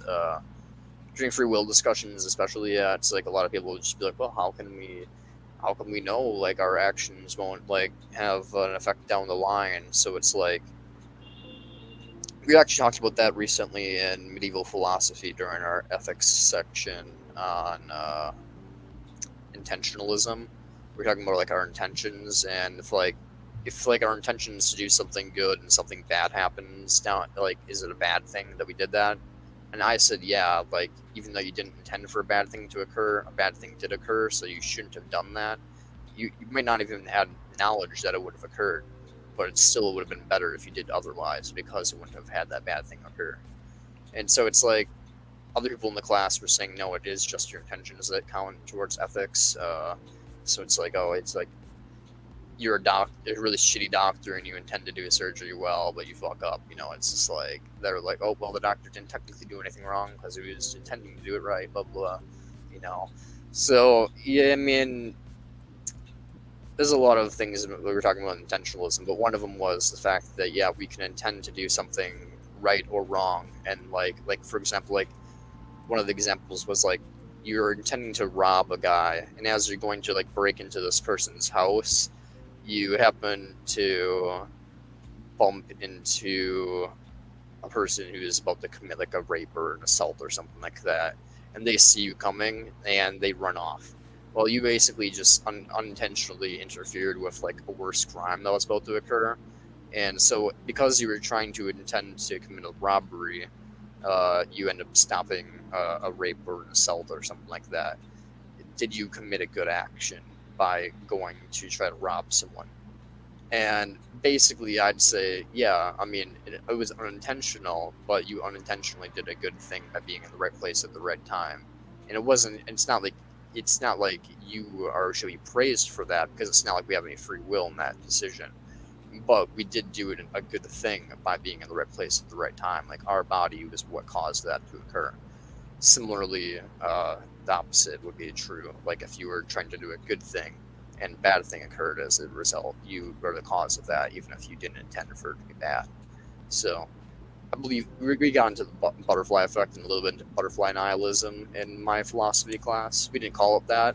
We didn't really have a term for it. We just kind of brought it up as like a subject. But I will, in the future, if it comes into the subject, I will call it butterfly nihilism, and I'll attribute it to you, Seb. So Yeah, thanks. here we go. Yeah, I'm the one that came up with the term, and I told it to my friend who is also an anti-natalist, and he has a channel on YouTube called Grankelman too. And yeah, but I agree with what you were saying about the thing about if one does something an unethical thing, but it inadvertently s- s- leads to the prevention of a worse thing, then that thing is a good thing. Agree with that. Yeah. Honestly, yeah, the whole idea of like attributing good and bad to like people is interesting, but I think it's like a flawed thing. It's we have like as you just said, it's like that is a good thing, but it's not a good thing that someone did. Like it's not good that someone. It doesn't mean someone's like a good person or a bad person by doing those things, but it does mean like a good thing or a bad thing occurred like in the world, you know. So I think that that's like a lot of the issue of like ethics and like the conversation of ethics is like just getting it confused between the response, like a good thing occurring and like a person being good. But Yeah,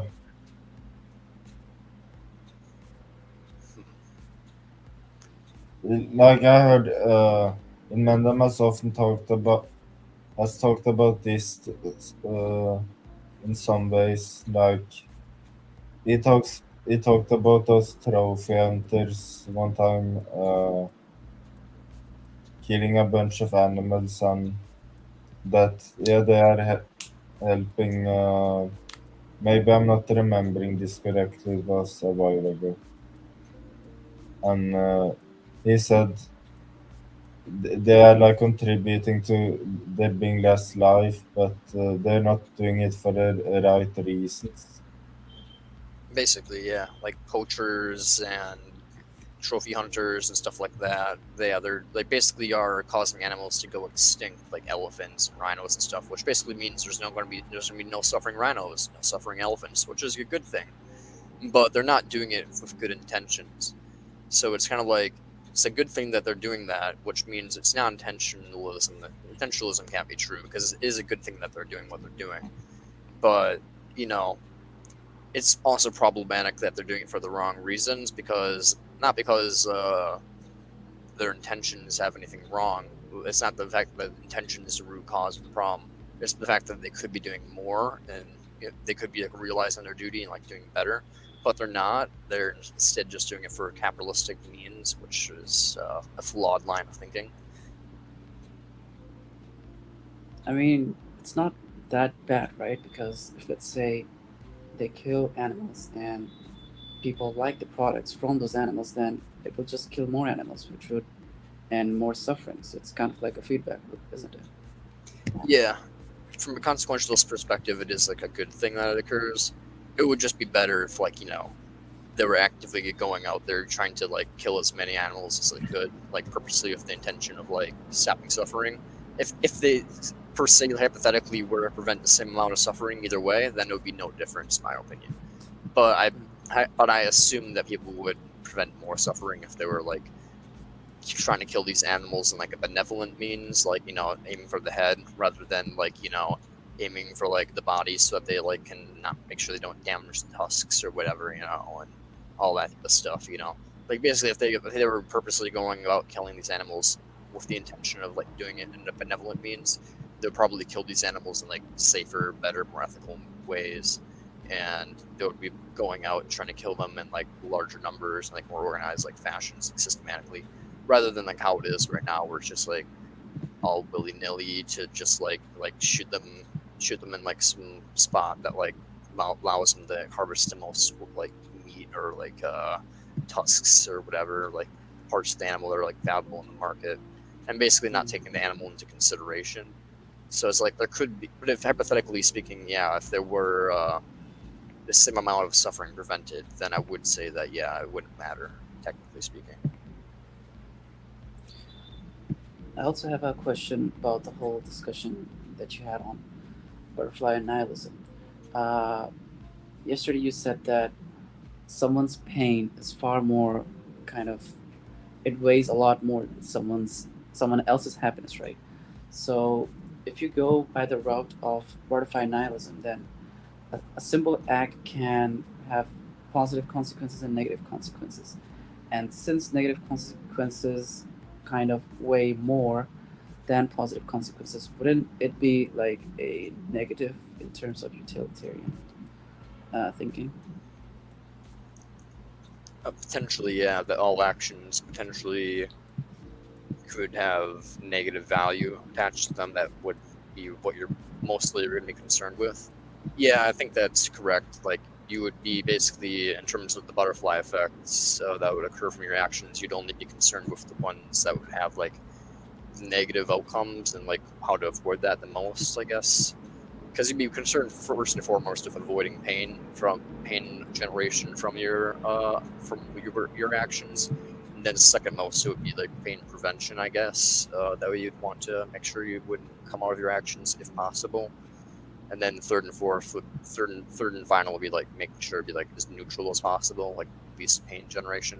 So like basically, I should guess it's the same as the first one, yeah, but there's phrased differently.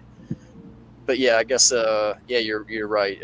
In identity nihilism and butterfly nihilism, from a negative utilitarian standpoint, you'd be only really concerned with the outcomes that would generate pain, and the avoidance of those outcomes for the most part. And by avoiding those, you're preventing suffering. So basically, you're preventionism slash negative utilitarianism. Yeah. So. And there is also two ways butterfly nihilism could work. Someone does something, it creates suffering, but one can also do something and it could do good in the world too. So either, no matter what one does, there is always that 50-50 gamble that it could lead to more suffering and more good. So that is a counter argument I thought of about butterfly nihilism. So if there is a 50-50 odds of doing something something leading to a good or bad outcome, then one might as well prevent the suffering.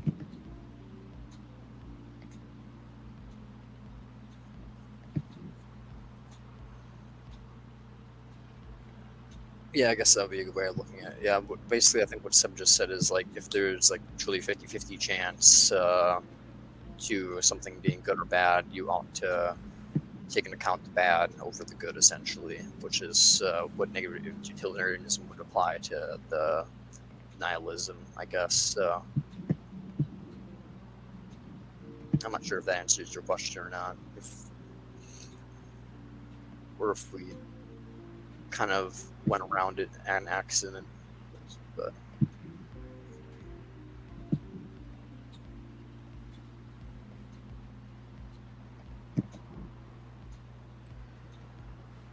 I have one more question. Does utilitarianism take time into account?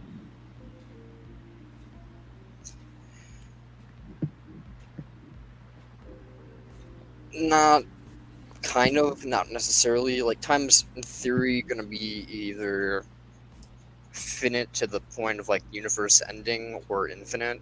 it's more like the quantity of pain that occurs within a given time. Like, I mean, I'm an identity nihilist, so it's kind of like each being's set of time that we're existing is very, very short. But it's more about like the amount of pain that one is feeling, not for the duration. It's more like the numbers, not the amount of time. It's about more of the pain's quantity rather than the amount of time that it's being experienced per se.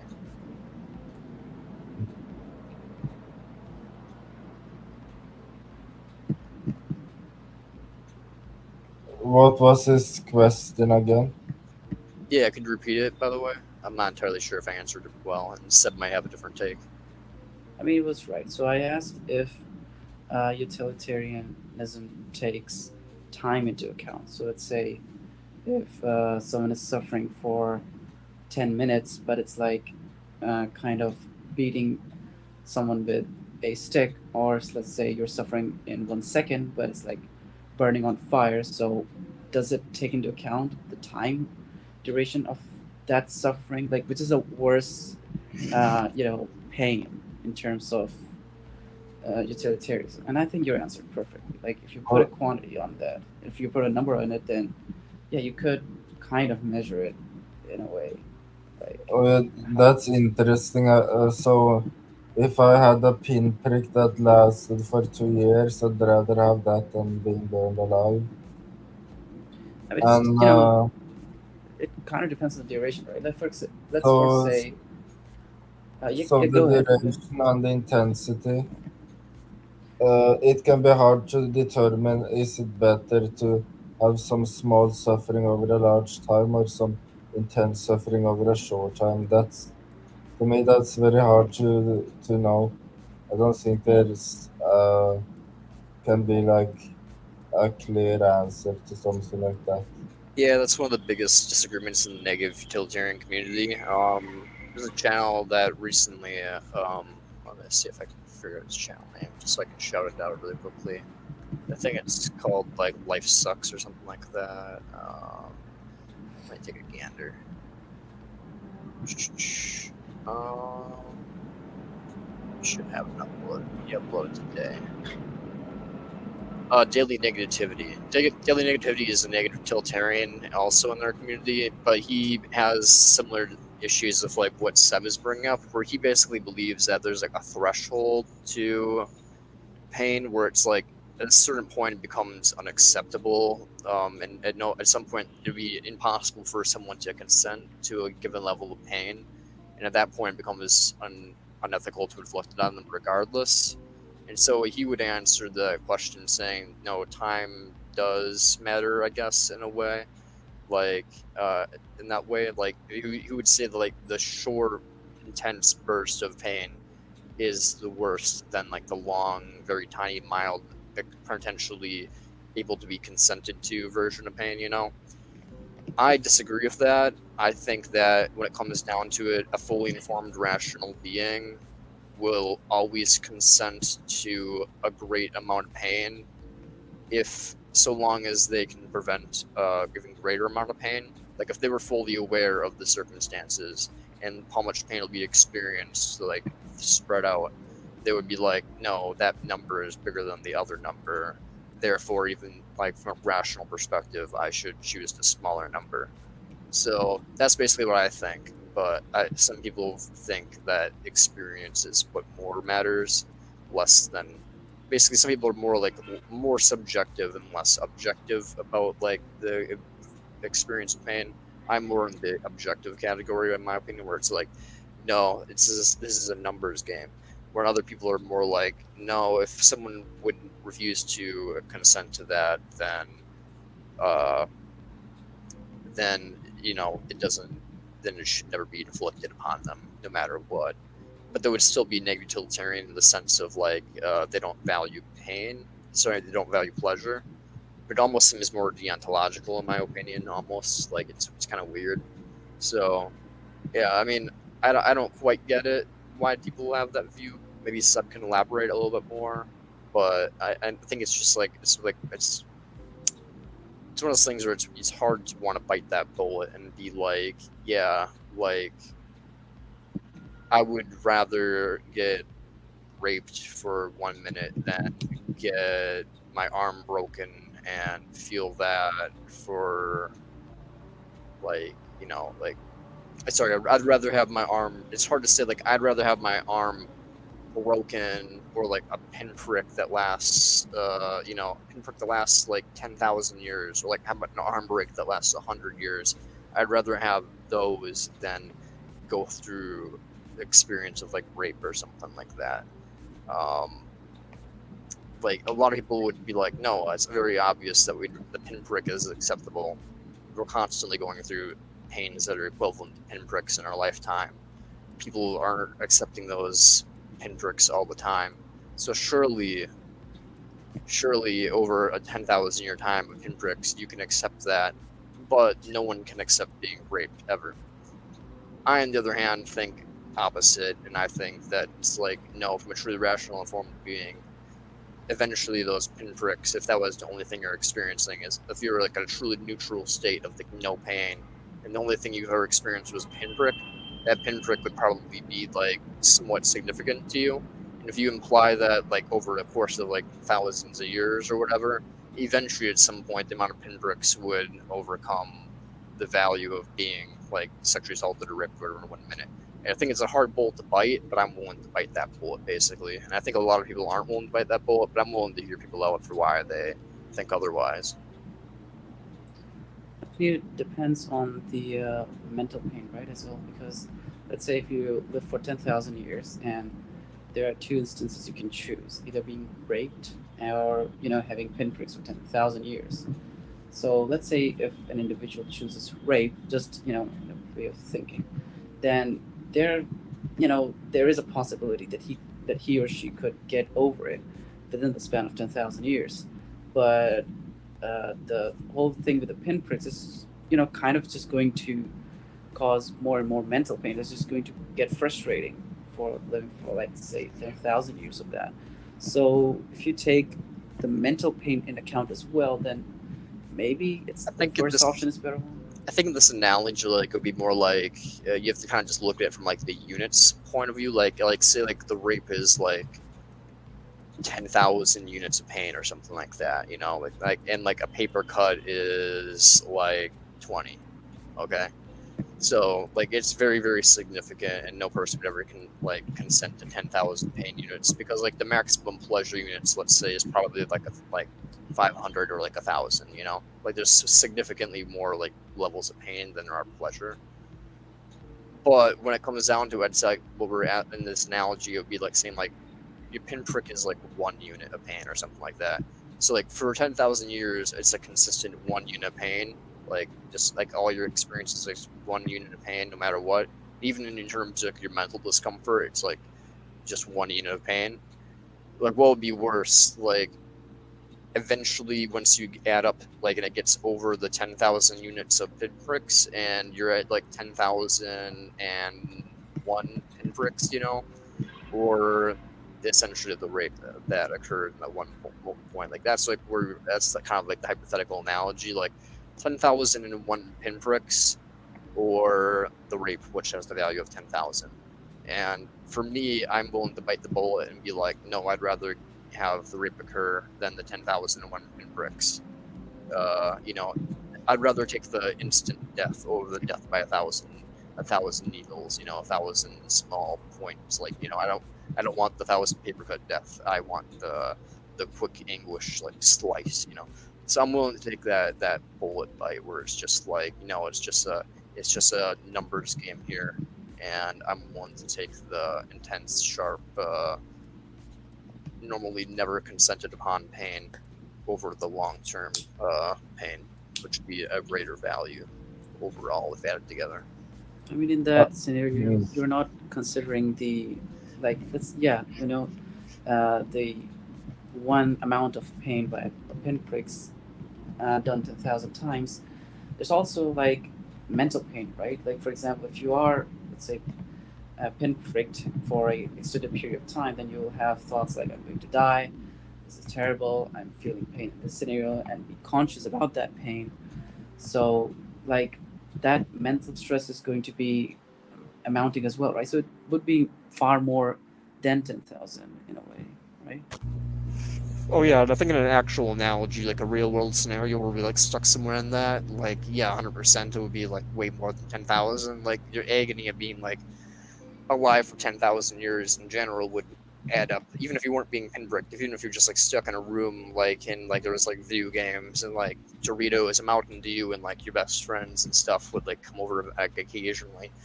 Like even if that was the case, I'm sure being alive for 10,000 years would generate way more pain than if you were just raped once.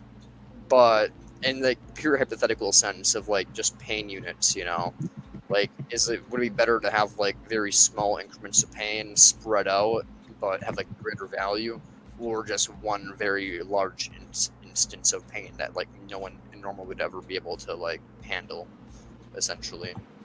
So like handable pain, but like lots of handable pain, or pain that normally is never able to be handled and bared by a single person, but for a very short duration.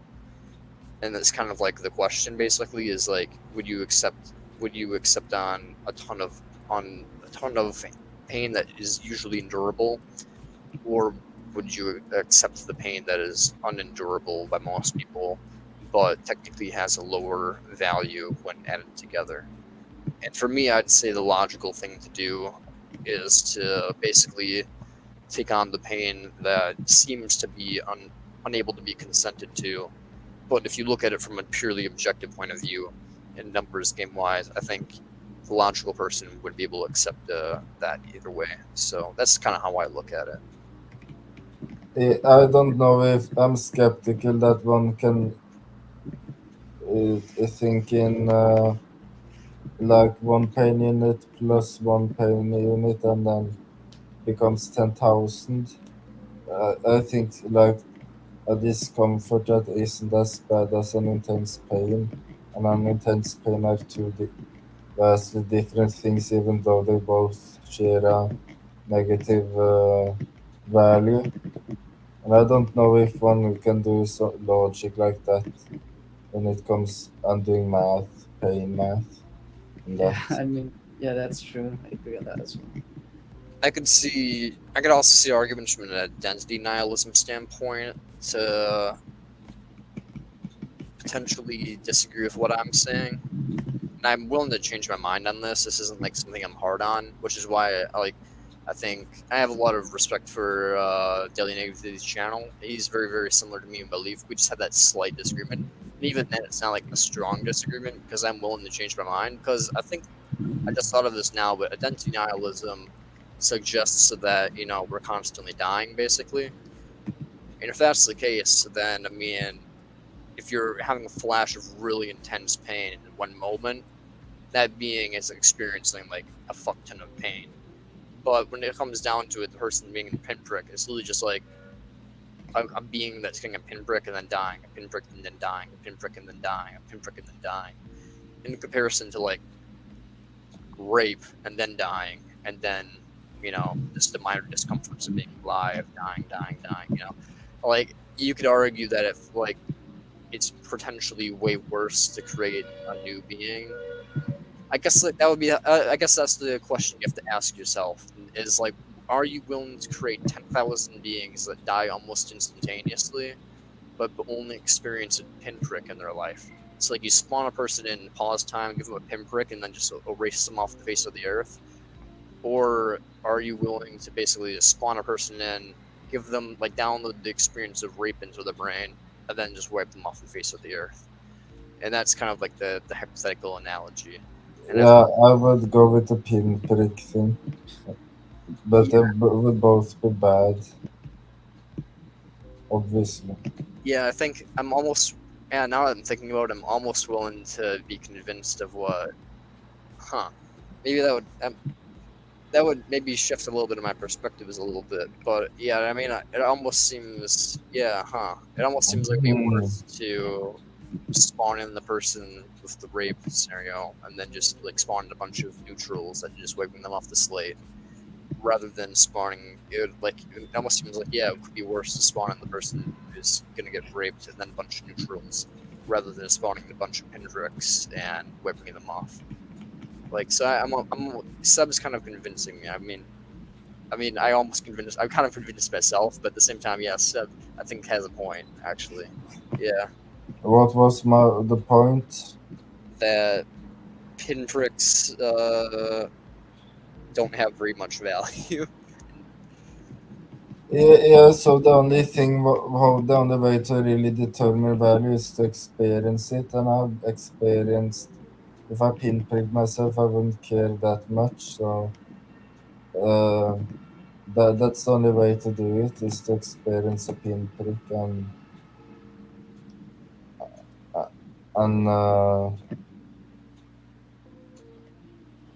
uh, and for other intense sufferings, one can imagine, one can use one's imagination to imagine how bad it is, and it's much worse than pinpricks.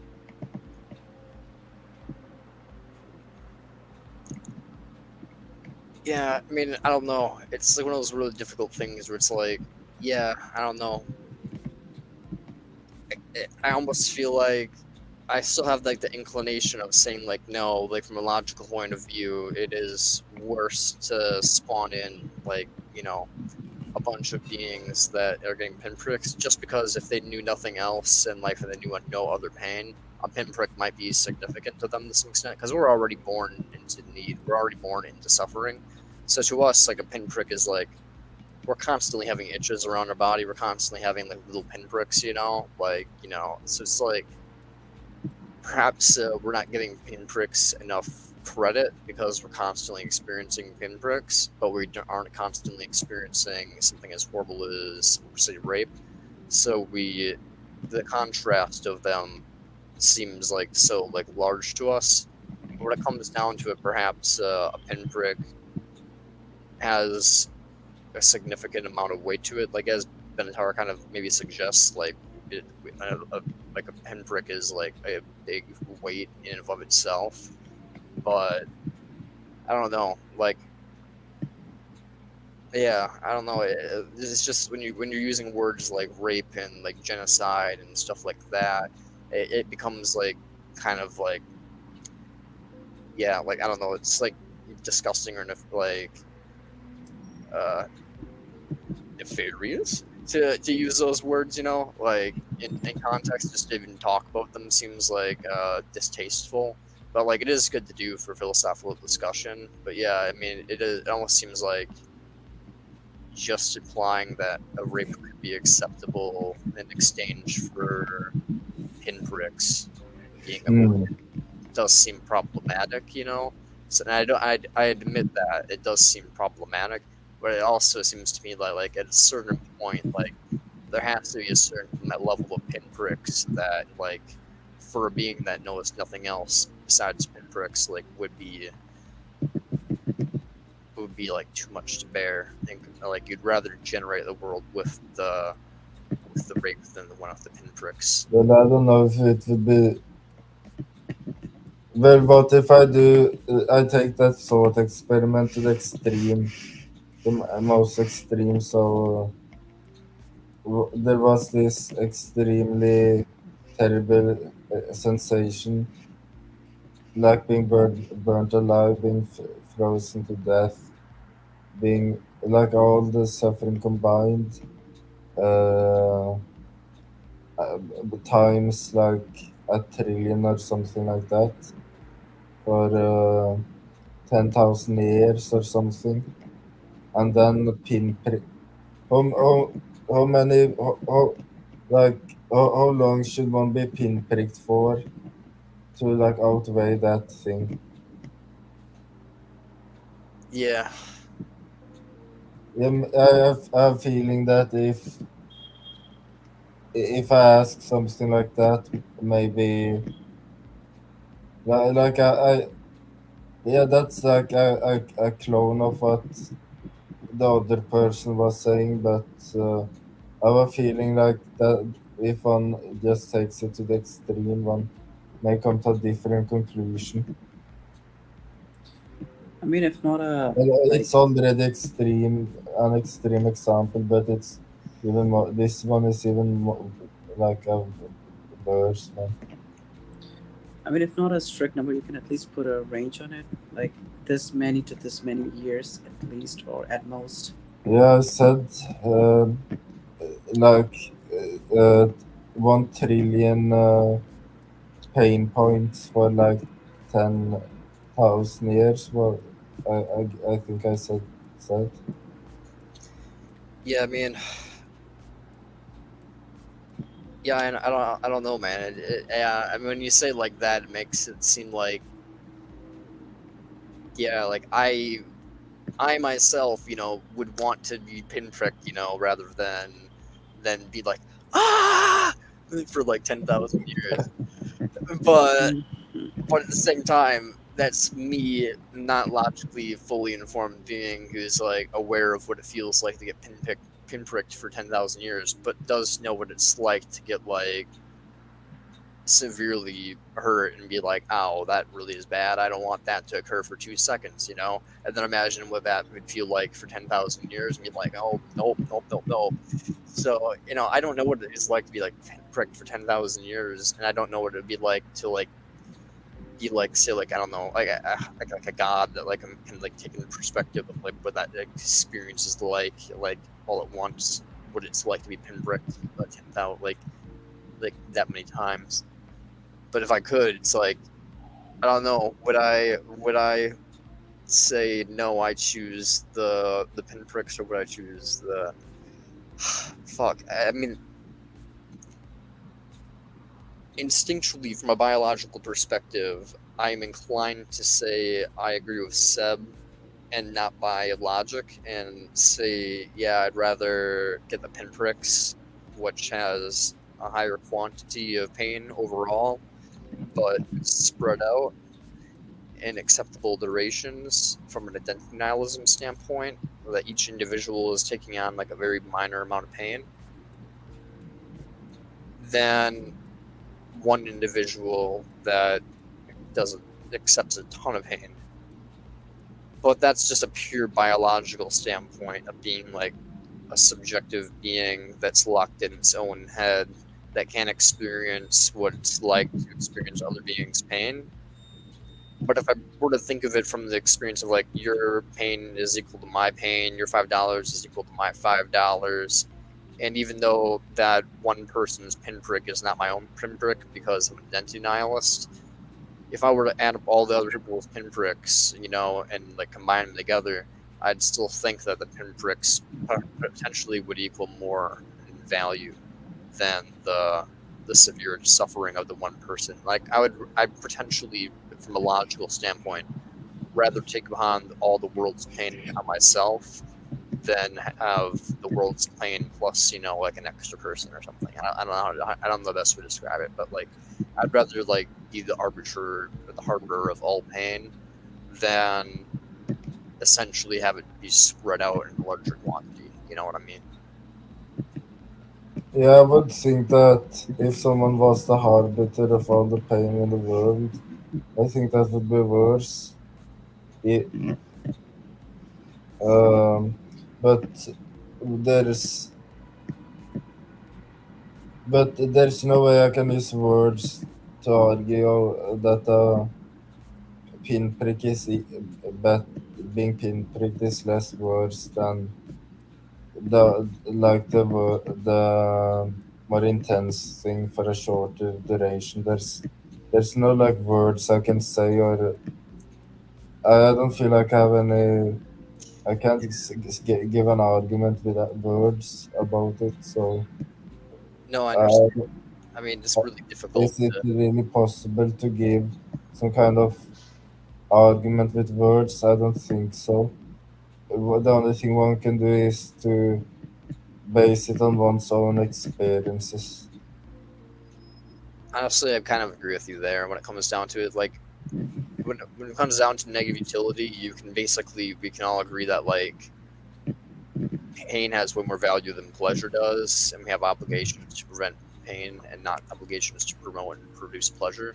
When it comes down to like the intensity of things, in terms of like real life applications, like how this would work, I guess it would kind of be like something like let's try to see if we can put this in like a real life example.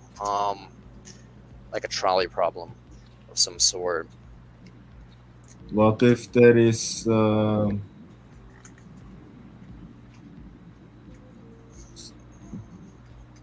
so there is this yes, there is this train that, or no, you were going to come up with it, I guess. So why did I try to come up with idea when it You was can go your for idea?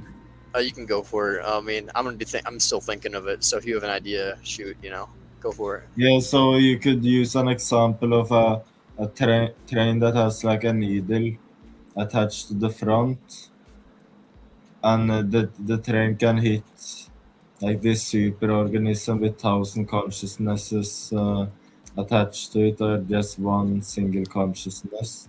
But if it, but the superorganism will have the pain spread out So kind over. of like the singular, like a singularity and like a metaphysical needle that pierces into all the realities and just pinpricks every being all at Yeah, but once. I was not sure what you had in mind, so I'm not sure if that trolley thing is going to be be useful for your idea. I guess I don't know. I guess my hypothetical trial problem that I would want to introduce to perhaps try to change your mind would be like, well, no, never mind. You already agreed to this. Never mind. Let's see. No, I don't really know. I can't even really think of a trolley problem that would be like practical for like reality. If anybody's watching this can think of a practical scenario for this, like that would be occurring like for like a minor pain for very like for over a long period of time in comparison to like a very significant amount of pain. You could say like there are two paths the trolley can take. Then on one track, it's like the train will move very slowly. So it's like the pain will be, uh, you know, let's say, and on both end of the tracks there is only one individual. But on if the train goes in path one, it'll be like the train will be burning you with needles and all that kind of stuff, but it will be very fast. But on the other end, it will be just the train, but it will be going very slowly. So it will like take 1 hour to kill you in a sense. And the other path where you have intense pain, like it will be burning you with needles and stuff, it will kill you in like 2 seconds or something. Is that what you're talking Like about? I just I thought of an want, analogy, and I think the instant I thought of the analogy, I think I actually got convinced by Seb's argument.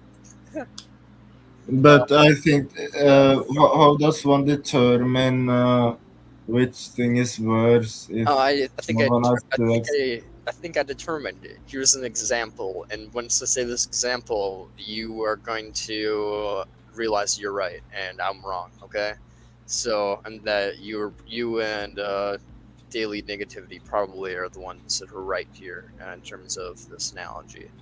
So imagine a woman, attractive lady, whatever, doesn't matter if she's attractive or not. Just imagine a lady or a guy, doesn't matter the gender action, now think about it. Imagine a person and on two people basically in a hypothetical pocket universe. Person one is basically going to be a victim here, and person two is a victim in a different way, but the perpetrator essentially of this crime that we're going to be talking about. Now, person two essentially is like sexually deprived and basically takes pain out of being like an incel. Essentially, they're an incel. Now, they are mentally troubled by being an incel, and they have the option to say rape a person in front of them. They would relieve their short-term, and durable in the said given moments deprivation of having sex, but they could relieve that suffering by imposing on another person by raping them, which would cause a very, very intense amount of suffering.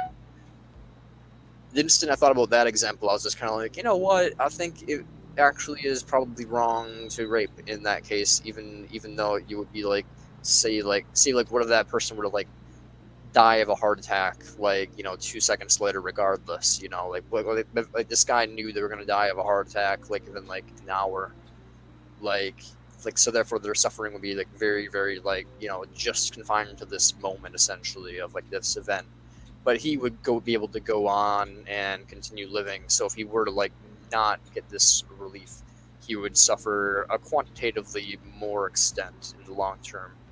I still think it would be potentially perhaps wrong to rape, I guess, in that moment. I'd say it'd probably be still wrong to rape, like purely from a consequentialist standpoint, I guess, of negativity. Just I guess it was. Yeah, I guess it would still have to be like wrong to some extent. I guess I don't know if that implies if there's like some type of threshold pain, as people are suggesting. But yeah, I mean, I guess it would suggest that pain potentially. What are your thoughts on that, viewer? Sekiro. Yeah, that was a good analogy for the whole thing. But and I think one has no, since one can't use words and arguments and some kind of not a whole lot of reasoning besides to compare two things to determine what is worse, then the only thing one could do is to really trust oneself. What do I think is worse, this or this, and one should try to prevent what is worse. Yeah, I mean, I don't really know though. Yeah, now that I think about it even more, and I'm thinking perhaps I was being too impulsive and too generous to the intelligence. Perhaps I was being too generous, just because I did say that technically the person dies right away, because I was a little bit the consequentialist in me leaking that in, being like, well, what if they die right away? Because in reality, rape is going to have like a lot of long-lasting psychological effects, and we're like being pinpricked. Like as Sekiro mentioned. If you're being pinpricked a lot, you're going to have a lot of psychological agony. Similar if you're being raped, you're going to have like a lot of psychological agony that lasts for years and years afterwards. I know that because I have had a friend that had been sexually assaulted and they killed themselves. So, yeah, moral of the story is rape is not cool. It'll cause a lot of long lasting damage. So, like, I guess, like, maybe I don't have to bite the bullet, because just in a purely hypothetical sense, if they were to like die like right in those moments, like perhaps from a pure pain perspective, it might be worth it for that hypothetical scenario. But in reality, that would never be an occurrence. That would be played out. So perhaps I don't have to even bite that bullet and just say, well, I would bite the bullet in terms of like the pocket dimension, but I don't have to say that it would be acceptable to ever rape someone in reality, essentially, because in reality, the trauma of rape is far exceeding any incels, issues which they could be stoic about and just like get past. So, I mean, let's say, what if the incel commits suicide because of the intense mental pain they have from not having sex? well, I think that'd be a good thing though, because I'm a pro-moralist. So, Yeah, I mean, yeah, sure, I guess. yeah, I don't think I have to bite that bullet anymore. I just have to bite the pocket dimension bullet, which is what a classic utilitarian. We're always biting the pocket dimension bullets. We're always biting the two people in Siberia bullet. But we're always biting. Basically, I'm willing to bite this bullet of saying, if there was like an incel who happened to be in a cabin, and there was a cabin only enough for one, and there was enough resources for only one, and the woman happened to have like tuberculosis and was like on her deathbed or whatever, and she's like already dying, and is about to like seize out from like a fucking aneurysm, or whatever. Then hypothetically in that scenario, given the fact that the incel was going to be stuck in this environment for like, I don't know, 20 plus years, being a lonely boy or whatever, he maybe for some reason, if he can live off the power of that nut, as Perpetual Pleasurist says, just live off the fantasy power of like of your last nut or whatever, if he can maybe have extreme relief from suffering by getting that final nut in and not dying a virgin or whatever, then perhaps in those very, very specific scenarios which never occur in reality, then it would be acceptable to have that small level of duration of pain be avoided in exchange for an intense amount of pain. But that would never occur in actual reality. So unless if this ever happens in reality, I swear to God, then I get brought up in like a fucking court case in like 2080. Like, you see, Brian, you actually in Russia there was actually a case, and we want you to be on trial to help defend this guy. And I'd be like, fuck. But in reality, I don't think that'll ever occur. So I don't think I have to, worry about that. So I'm willing to bite that bullet. Yeah, there we go. Can they legally actually bring you to defend a case if, let's say, you are talking about defending him outside the court? I don't think so, but maybe. No, I don't think so. I think in America we have like free speech things. So we can like say whatever the fuck we want, basically, as long as it's not threatening someone. So. Right. And I don't think they could like bring me to court just because I have like an argument. Like unless I'm like this like lawyer. If I become a lawyer, maybe they'll like try to hire me. But I think that would still be voluntary for me to like join the case or not. But yeah, if hypothetically like some more were to like that were to happen and like became like an internet controversy or something like that, that's probably a better analogy. Please, no one hold me accountable. I was not endorsing the Siberian rape. It was just a hypothetical analogy. Yup. It was for the purposes of philosophy and ethics discussion only, to kind of poke around in the ideas of naked utilitarianism. I do not support Siberian incel rape.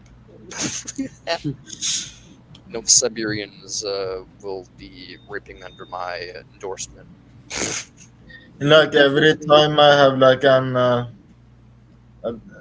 discussion on ethics, there's always someone mentioning Siberian incel rape like all the time. It's always Siberia, man, because Siberia is like nothing going on there. It's like fucking Ohio. Just start using Ohio as like pocket dimension analogies, just like, or Idaho. Like, what is that? Is it Ohio or Idaho? That's the meme that doesn't exist. I always forget. They both basically don't exist. Yeah, it's Ohio, I think. I think it's Ohio, yeah. Idaho at least says like known for potatoes. Ohio is just known for nothing. So it has to be Ohio. Yeah, from now on, I'm using Ohio as my pocket dimensions.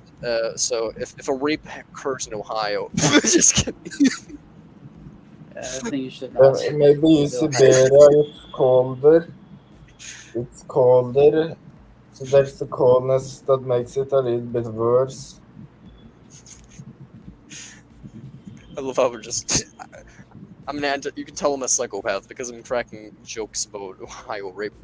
Christ.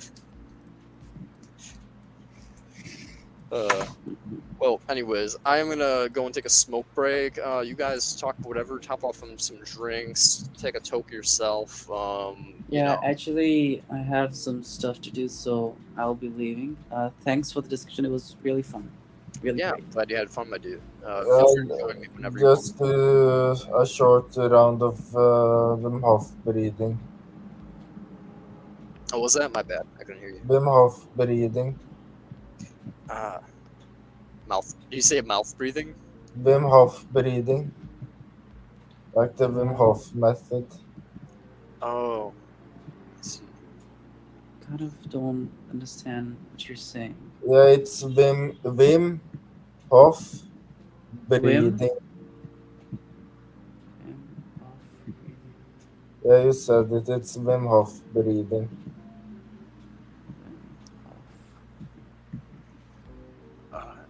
Usually I can understand you, but for some reason I think it might be your mic or something, but I can't understand what you're saying right now. So I'm just typing it in chat then.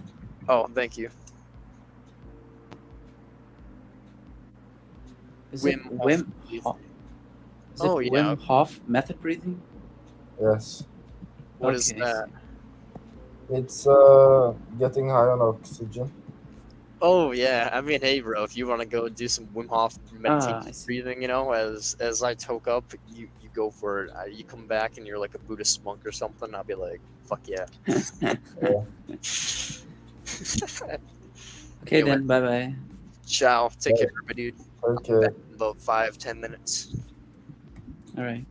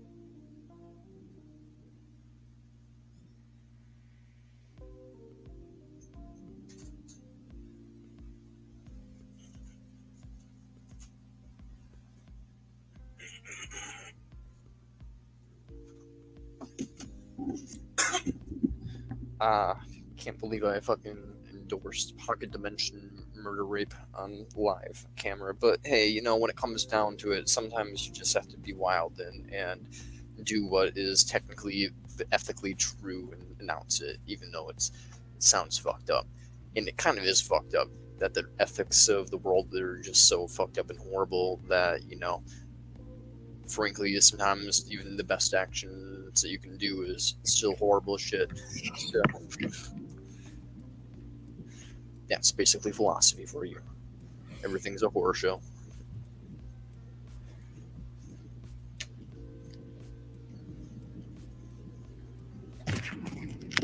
I did some Wim Hof breathing, but the problem with doing Wim Hof breathing is that it requires willpower. It's like to just take deep breaths in, it requires willpower, and it's not that easy to do at times. But I got a decent buzz from it, but it didn't last that long.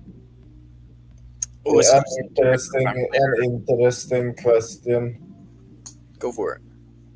It's the opposite of the thought experiment. Okay. Like if there was let's say there was no pain in this thought experiment, no pain.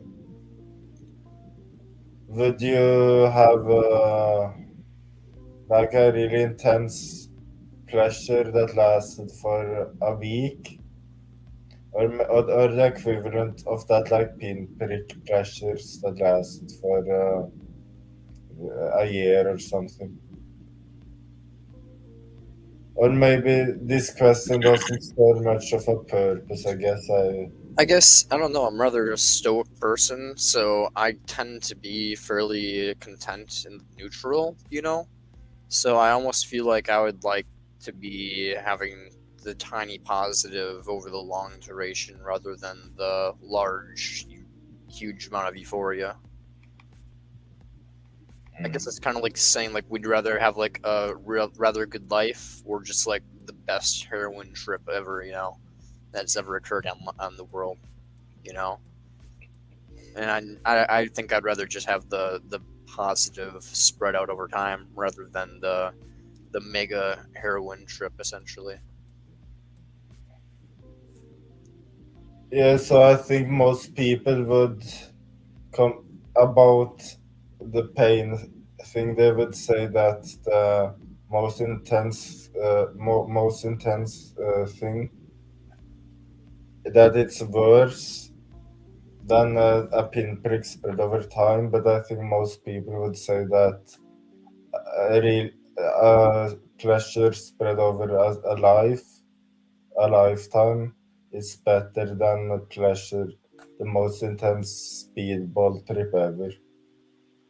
Do you potentially think that it might be illogical though, like I'm suggesting? I'm not. I don't think so. I don't think so.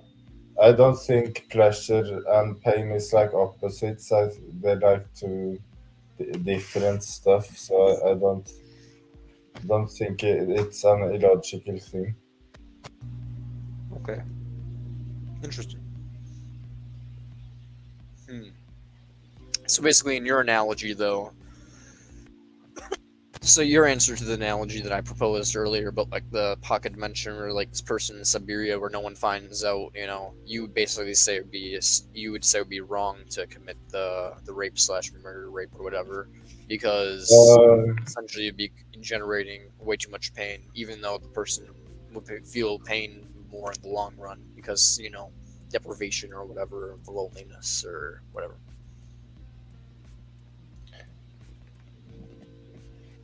Well, I would agree that if the like if the like if the loneliness just got that severe for a Siberian person, then it depends on the severity, I guess, Okay. of the loneliness. But since this is a thought experiment, the lone and one could increase the loneliness of the person enough to the point that the suffering of the lonely person would be worse. Okay. So you think it does have to do with the intensity of the loneliness, not the duration of the loneliness? Yes. Okay. Interesting. I think intensity tends to be more important than duration a lot of the time, I think. Okay, interesting. Yeah. Okay. So for you, it's not. It's about like the subjective experience of the individual, more than the objective number. Okay, I got Yes. you. Hmm. But what daily negativity was saying about that some people can consent to stuff. There are like fighters that has consented to getting beaten down and not tapping to submissions and stuff.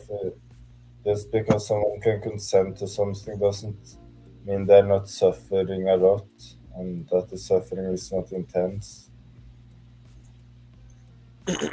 That's true. Hmm.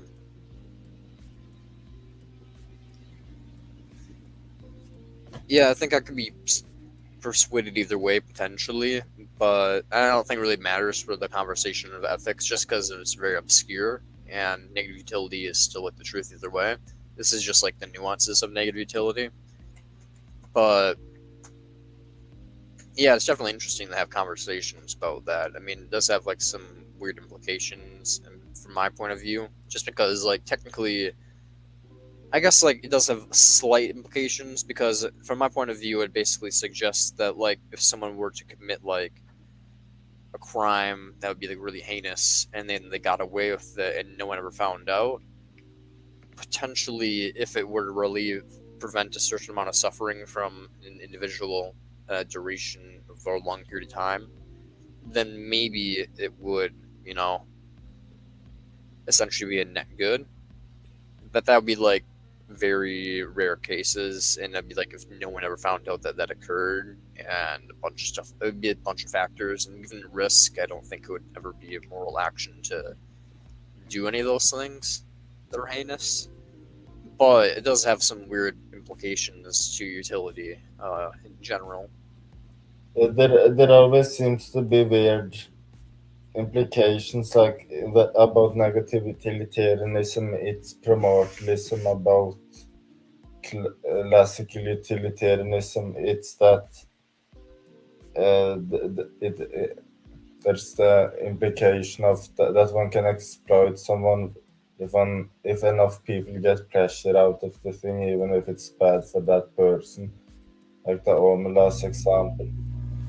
Basically, yeah. Like Or I guess there is always some strange stuff in the eyes of the person who doesn't believe in the thing.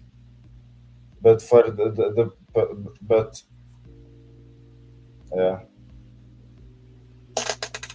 no, I agree. Hmm.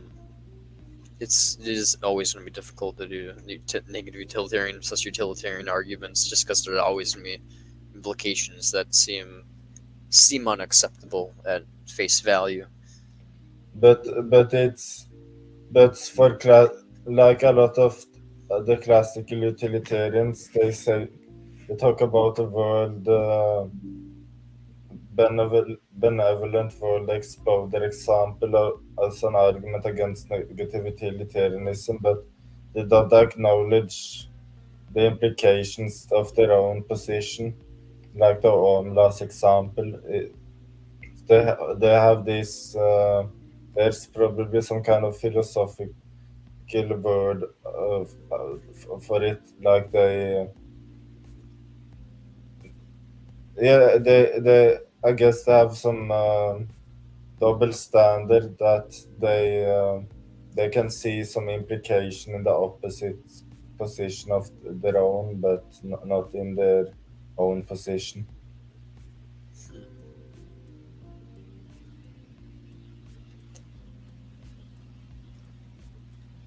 Huh. And, and What do you think the weirdest implication is for negative utilitarianism and for like your version?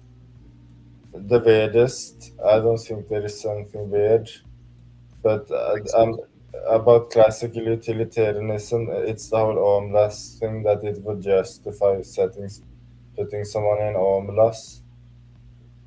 Yeah, that's true. Yeah, just the fact that normal utilitarianism justifies extreme torture for happiness. Yeah, it's weird. Any utilitarians watching us, by the way? Non-negative utilitarian. Oh, one.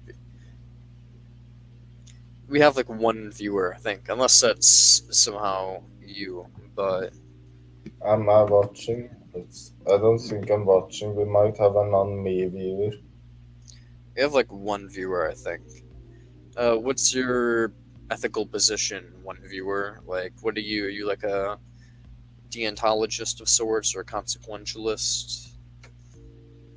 This is my cat, Marco. Oh,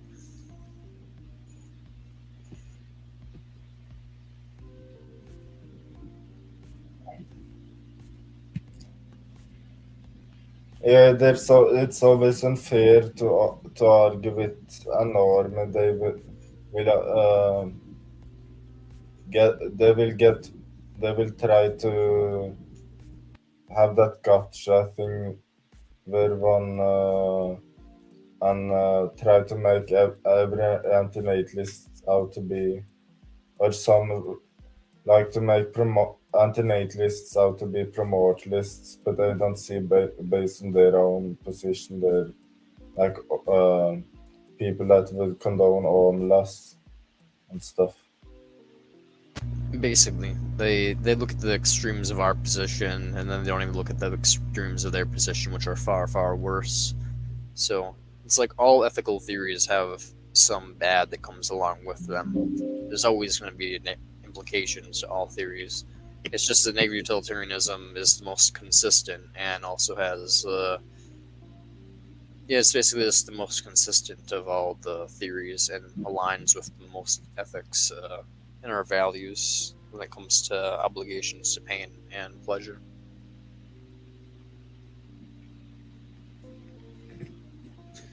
Isn't that right, Marco? Yes. Let me know when the one viewer answers. But if you're checking if you're like checking the comments, that viewer might be you, Uh, unless yeah, it might be you Let me because see. you're also a viewer. Wouldn't be surprised if it's just someone on Twitch or something. Let's see.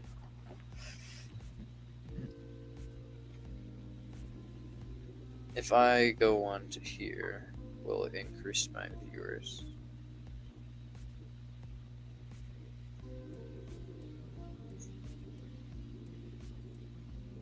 Now I'm watching on my phone. Let's see if it goes to 2 viewers. Yeah, Marco.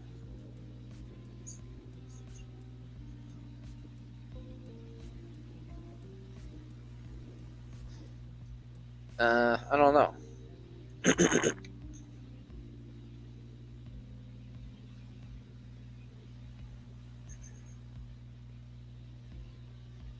Yeah, it says 2 now. I guess someone's watching, apparently. I don't, they're just not really talking at all. I mean, that could be like a bot or something. Who knows? Something I thought about. So if these life lovers, if they value like pleasure as much as they do, and ties back to the example, would one rather have like the best heroin trip or the a life of like small pleasures?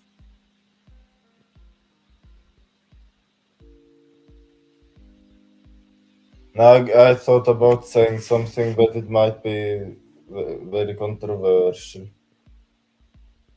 I mean, it's up to you. I don't care what you say on my channel, for the most part, as long as it's not anything like extremely racist or sexist or homophobic or like weird, you know. Yeah, Uh, it's none of those, but Yeah, I was going to say what. So the I'm hesitate. Yeah, I'm going to say it anyway. So like if for example if one injected something into like a baby at birth, so it would experience just the extreme amounts of pressure, unimaginable amounts of pressure and pressures, and it died just shortly after. Couldn't it, in theory, have gotten enough pressures in its system to make up for its life being so short? If and if that's the case, then they could have had a much better life in terms of pressure in their life, lower size than Under than utilitarianism. a a regular person growing up and dying. I'm talking about how a classical utilitarianism would think about something like that.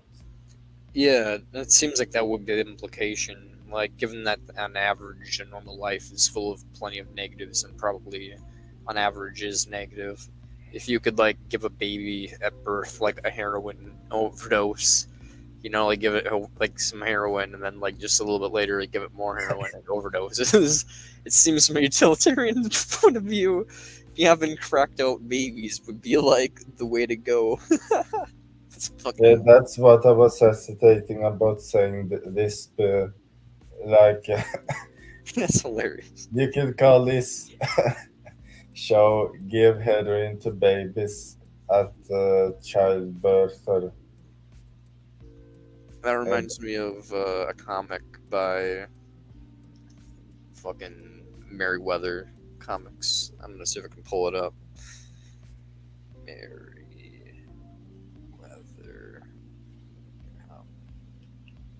Future.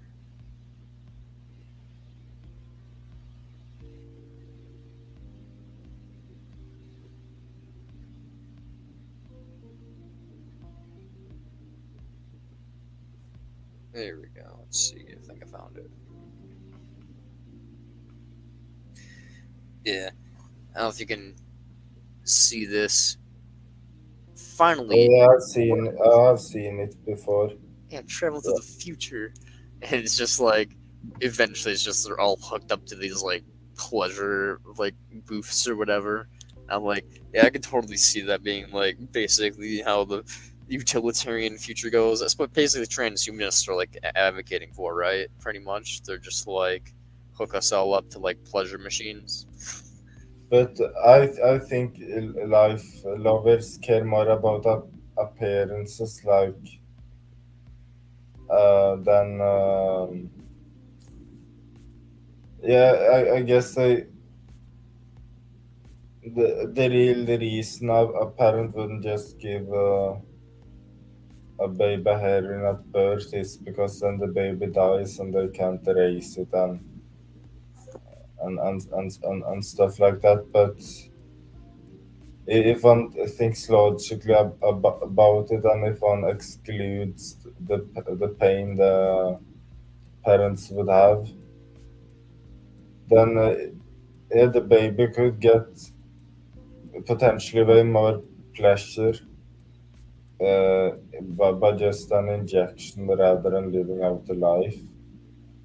But I'm sure that if some like a regular person heard this, they would think I'm a very crazy person. Now, when it comes down to it, I am all about infanticide. It's better than being alive. So personally, I say in the future, if people illegally have children, we take their children and give them heroin so that they die tripping balls and having a great time. Go out with a bang. I'm all for it. So I think you're onto something. Like in 2200, when sorry, it's like 20, yeah, and 200, so like 2200, year 2200. Once we get to there and like it's illegal to have children outside of systematic law, and we're just trying to eliminate all animal life. Once that occurs and people illegally have children, I'm all for giving the illegal breeders children's heroin injections, so that way they die having the most awesome like experience ever, just going out like wow, metal as fuck. I'm all for it. That's my presidency campaign now. I'm just kidding, but for the record, it's probably better than being in like whatever hell world's happening in 2200. So the one person I'm I'm out of here. I'm just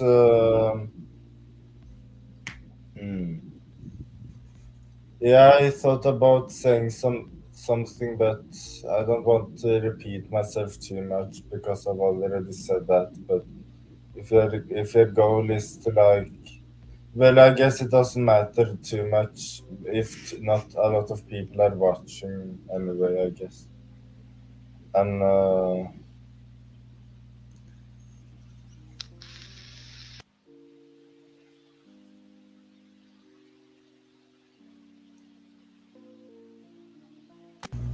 And what I look at it is like anybody that one person watching has been watching this whole time, they probably get like what we're talking about. So like you could probably talk about any negative utilitarian primordialist identity nihilism consequence, then they'll get that in reality is different than hypothetical analogies and stuff like that. something I felt like talking about is that I've had this. It's been lurking in my mind and coming in and out of my awareness, but in like elderly homes, I think they should give like the old people's rooms in elderly homes or not as extremely large dose, but just very small doses or not enough to cause a bad trip, but there's some moderate doses of shrooms because the environment there seems yeah, on top of their altered decline mental states, the environment there seems boring, and with the lack of abilities there is not a lot to do, so it must cause sensory deprivation. True. Honestly, if I'm all for recreational drugs, so honestly, if we could get that passed too, I'm all for having the old people be able to voluntarily take shrooms or like cocaine, small doses to like make their lives a little bit more awesome and elderly, like retirement. Yeah. So I'm all for that. That sounds pretty dope. If I could be retired in an elderly home, stripping balls on shrooms, that would be a 10 out of 10 experience in comparison to like playing, I don't know, crochet or something. Yeah, we've been to an elderly home, and see that they do nothing all day, not like a regular person doing nothing all day where they can watch Netflix or something. If they have the only thing they can watch on TV is like a sport channel with the volume turned down, because if the volume is turned down, it can't be too disruptive. And a lot of these people have bad eyesight anyways. It just seems like a mess. Like they are just doing nothing. I'm gonna say Like, something really they can't have controversial. I think Socrates is right in a way, and it wasn't Plato. I don't know. Whoever one of those dudes is right basically, and the idea of like have you heard of the book The Giver? No. Basically, it's a book where it's supposed to be a dystopia, but it's rather close to utopia in my opinion. It's pretty close, but not quite. Um, but essentially, they euthanize children in that book if they're like underweight or whatever, and they also, when old people like get too old, they basically do the same thing. But it's all secret and done like behind like closed doors. Quite literally, they say that they're like gonna exit the village and retire to like this other place because they're done working now. Basically, they just bring them to the back and give them a lethal injection. So basically, I'm a primordialist, so I basically think that when it's in everybody's interest to cease existing, and if you're like old to the point where you no longer are providing utility and preventing suffering, and you yourself are basically just being taken care of and providing suffering, you're like basically just a generator of suffering and not preventing anything. I basically think that they ought to do like their responsibility, and that's to cease existence. So, I basically think, people, once they quote unquote retire from like doing work slash their duty of, existence, instead of going to retirement homes and just being like, oh, I'm old and I'm going to watch Netflix, it's more like they should just do what's in their own interest and everybody else's interest and cease existence. Yeah, so something about these elderly homes too is that even, yeah, why do they have so bad entertainment? Why can't they at least have net? They don't. The elderly home I was in didn't have Netflix. They just had a sports channel on. Yo, that's so sad. They couldn't even have Netflix on. Dude, they just need to like buy like the big package, right? And like have like unlimited devices or some shit. Like literally just need to pay Yeah. like $100 a year. Right? Well, not $100 a year. Like literally just pay like $200 a year, and it's like a whole entire elderly home. Those old fuckers dish out big wads of cash to get in most things, or the government does. Either way, they're getting paid. So Yeah, even in certain asylums, they have Netflix there in certain ones. bruh, honestly, please, at this point, lock me up. I didn't know that, but yeah, you're convincing me, Seb. Like, I'm gonna be like, yo, someone, uh, just lock me up. Like, I have homicidal ideation. Like, please, like, it's like, I'm just kidding. I'm just kidding. I have like homicidal ideation, but I don't actually have the desire to kill people. So, it's like it's too much. It would be like going out of my way, and it would be like against people's will. And I feel like it's just way more productive from a utilitarian standpoint to just convince people to become better people than to just eliminate people from existence. So I have no desire to actually kill people, but I do technically have homicidal ideation. So just for record, guys, don't lock me up. I was joking, but Yeah, I've done some research on certain asylums, and they have some. One is able to play table tennis sometimes, and pool and certain things, and take 30-minute walks outside. nice. 3-minute walks. I don't know if that's worth it, but honestly, I don't know. I've never been to an asylum nor to any mental health institutions. My brother has because he's like bipolar or borderline or whatever the fuck. But he's attempted suicide a couple times and basically got like sent off to the ward to be there for like a week or whatever. I've never had any emotional outbursts or anything of that nature, so I've never been there. And I've never attempted suicide in my life, so I have had basically no reason to ever go into a mental institution. But I imagine they are interesting. So I've heard that they can be very beneficial. So to anybody who's listening now or post upload, yeah, it is beneficial to seek mental health treatment if you really feel like you need it.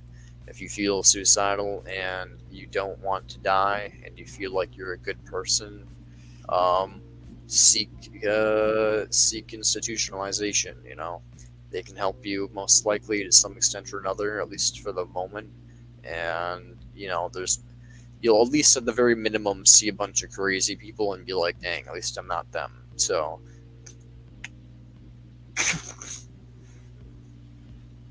and it'll be a fun time. You'll get to like crochet things or like, you know, like play with like children's toys like you're like mentally disabled or something. You'll feel horrible about yourself, but you'll like at least feel like you're not like stupid afterwards. You'll be like, yeah, I'm not mentally handicapped. So you'll also get to like be in touch with your childhood. According to my brother, he was just like, yeah, man, like you just like literally just like play with toys the whole entire day and just like talk about your feelings. And I'm like, okay, that sounds like not bad. And he's like, no, it's actually not that bad. And I'm like, okay, I'm not gonna ever get locked up in a mental institution, but if I were to, it's not the worst thing. It's like pretty much. So Yeah, one can like do nicotine and take benzodiazepines and stuff Hmm. at the same time. you can get nicotine. Wow. Yes. Okay, that's pretty cool.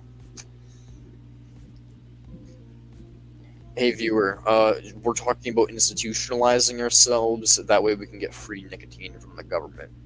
Yeah, my friend.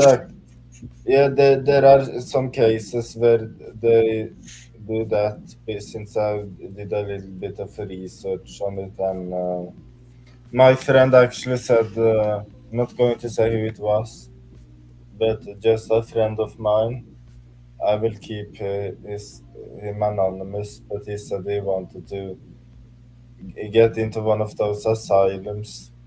I tried to talk him out of it since it's one never knows what those medications they give us. That's true. Plus, once you're in, it's really difficult to go out. So yeah, honestly, there's been multiple history of court cases where people like were like, I'm just gonna get a lesser sentence in an institution, you know, and play out my sentence for like a 10 years in an institution instead of 10 years in a cell. Well, guess what? 10 years turns into 20 really fast when they suspect you crazy, slash, you say you're crazy, and you cannot convince them you're not crazy because you lied. So, moral of the story is institutionalizing yourself can be good in short term, or if you're doing it for dumb reasons, it can be really bad. So, you know, play smart, y'all. Don't institutionalize yourself. Probably we were just joking, but if you really want to get free government nicotine, consider it. You know, like, hey man, apparently you can get nicotine.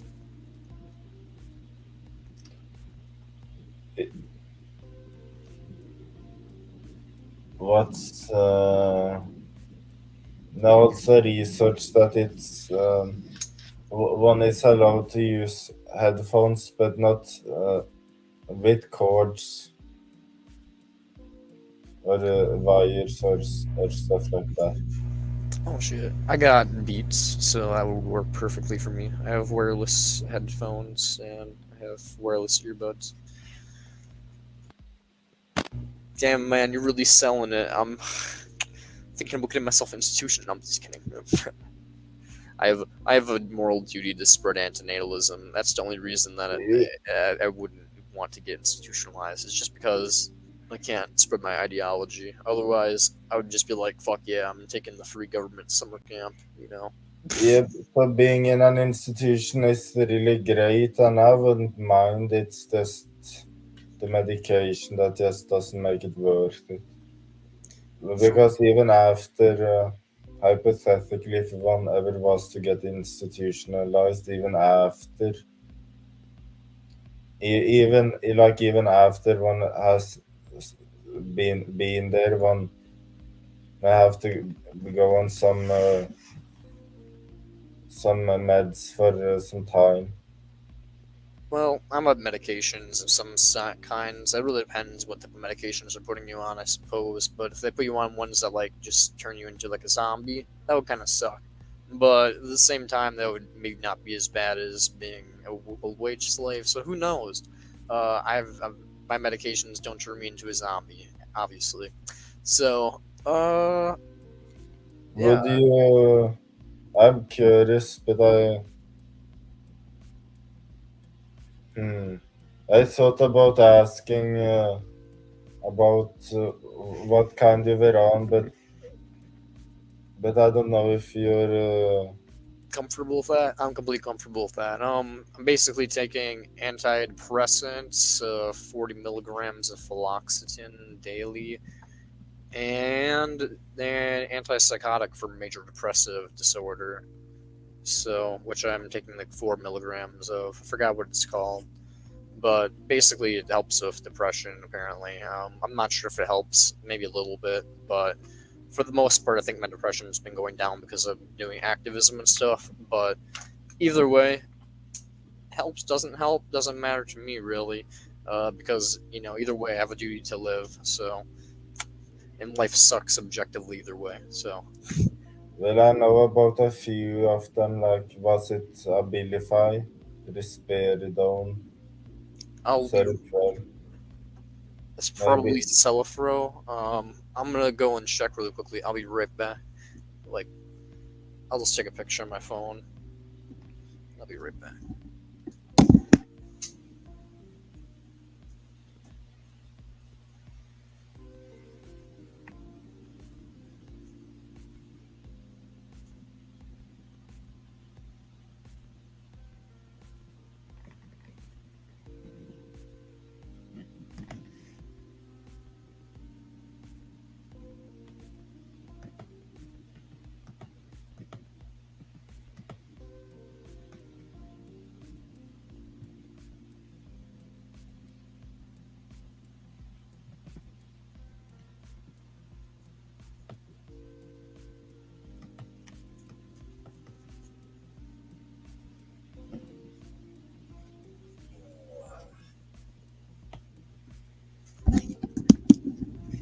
Aripiprazole or some shit like that. Pyripism. Let's see. APIPIPRAZOLE. Oh yeah, that one. That's the least fucked one in the multiverse. There's no antipsychotic that is. It's the least worst of them all. It's the least worst of them all. Yes, least worst. That makes sense. There hasn't been really many side effects, but And you said you were only on, like, if I remember correctly, four, so that's luckily not that bad. So that explains why I don't have so many side effects. Okay. yeah, I'm only taking 4 milligrams of it, so No, that's like yeah,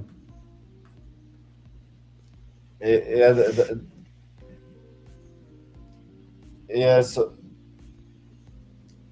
yeah, it can cause some lethargy and sleepiness with yeah, the that's why I take it at serotonin night. inhibition. Oh yeah, but oh yeah, so it's like for sleep.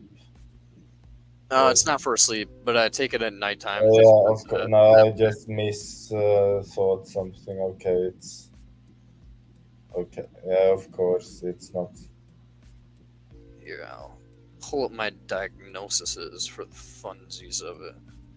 I'm getting a full psychological evaluation this fall, so then we'll know what I actually am eventually. But right now, as far as the world's aware, I have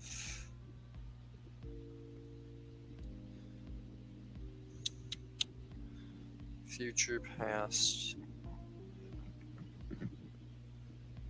major, moderate episodes of reoccurring major depressive disorder, obsessional thoughts, anxiety. But that's a bullshit one. Like, is it wrong to obsess about things like obsession? Is Basically, that supposed to be a disorder? Like, It's because I've been talking about suffering-focused ethics, and she's like, okay, obsessional thoughts only cares Oh about my god, that's just fucked. So, but it's okay to have like obsessional thoughts if it's about like God, reducing one's own suffering, not others, or it's basically. okay to have suffering, or I mean, obsessional thoughts about having fun, but not about like some important stuff.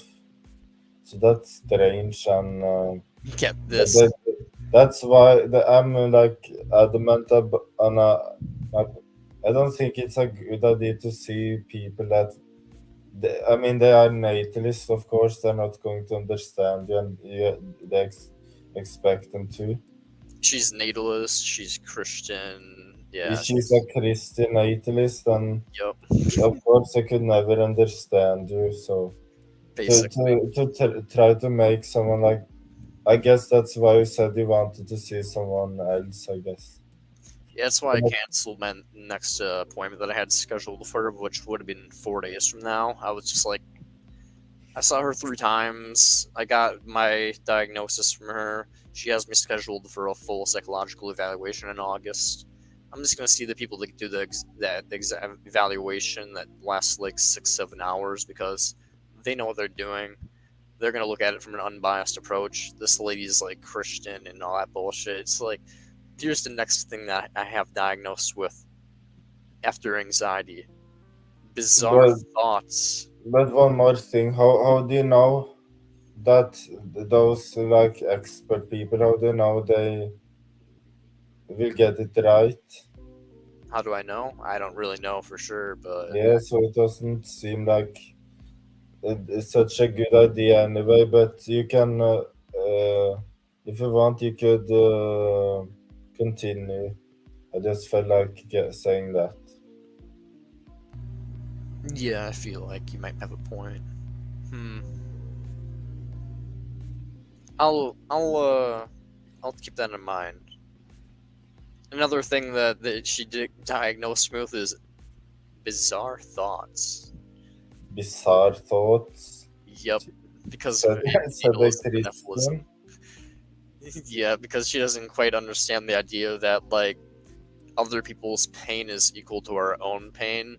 And so, therefore, whenever we're eating food and all that, we're basically causing suffering to other beings that is as if we were causing suffering to ourselves. And just as we wouldn't cause suffering to ourselves unnecessarily, we shouldn't cause suffering to other beings unnecessarily. And she just couldn't wrap that in her head. Like, she couldn't understand that. And she, after that session, she was like, bizarre thoughts. And I'm like, okay.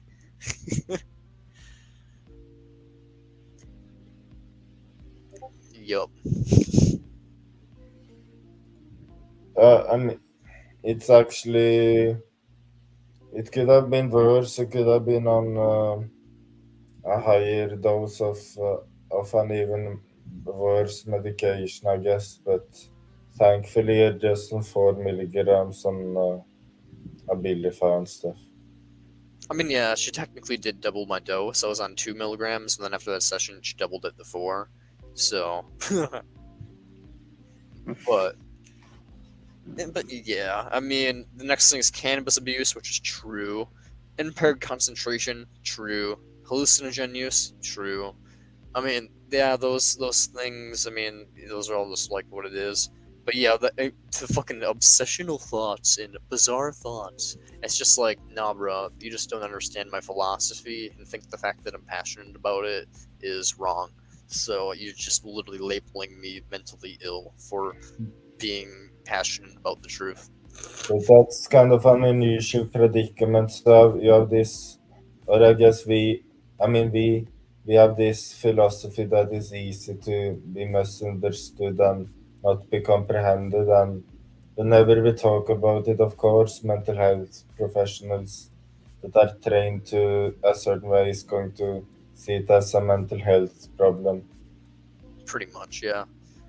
I was just trying to get her to admit at some point that, like, there are lives out there that are not worth living, even if the person themselves thinks it is, like, worth living. Like, objectively, some people are wrong. Like, if you're like a slave born into slavery as like a sex slave or something, and all you know is suffering, you're gonna think that that's acceptable, that is the norm, that that's just how life is, you know, and you're gonna continue living. And I asked her, like, do you think that's fine? Do you think it's good for that person to continue living, or do you think that it would be better if that person were to like die essentially, or cease existing in some way? And then she was like, I don't think it's up for me to make that call. I'll be playing God. And I'm like, there is no fucking God, for one. But even if there is a God, we are moral agents on Earth. Do you think we have the right, that such the ability to make the call that some lives just are not worth living, even if that person thinks it is? Like, if they're just so horrible.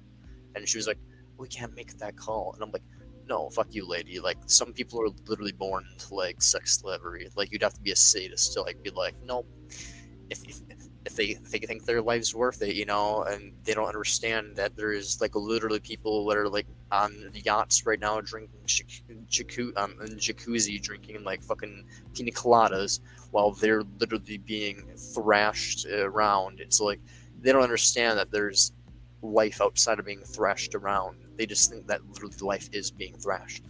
It's like the lady couldn't comprehend that there's somehow that there actually are lives not worth living. But you know, hey man, these hopium fucking addicted people, man, they're just crazy.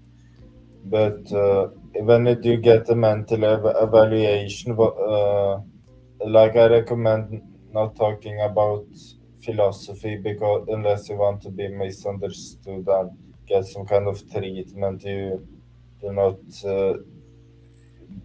deserve because you don't deserve to get the wrong treatment.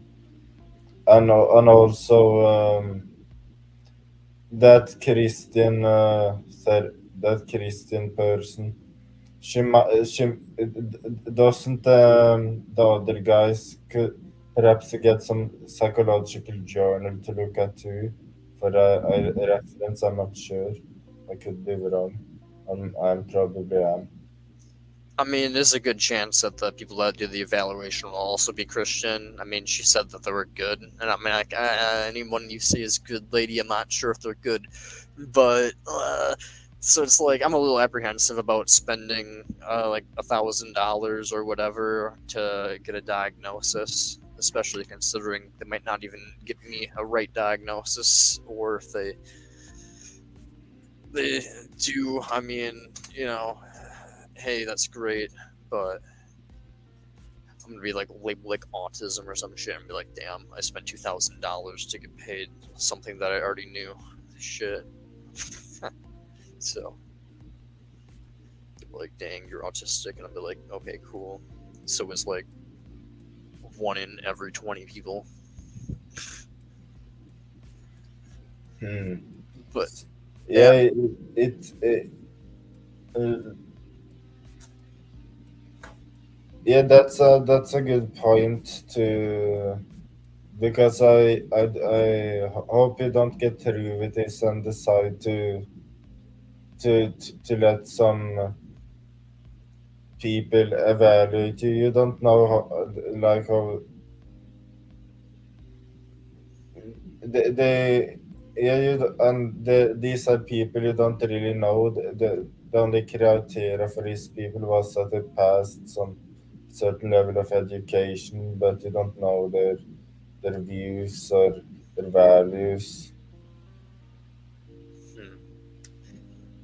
Yeah, I almost want to like talk to them beforehand, you know, like to see what their views and values are, just to, like know what I'm getting myself into.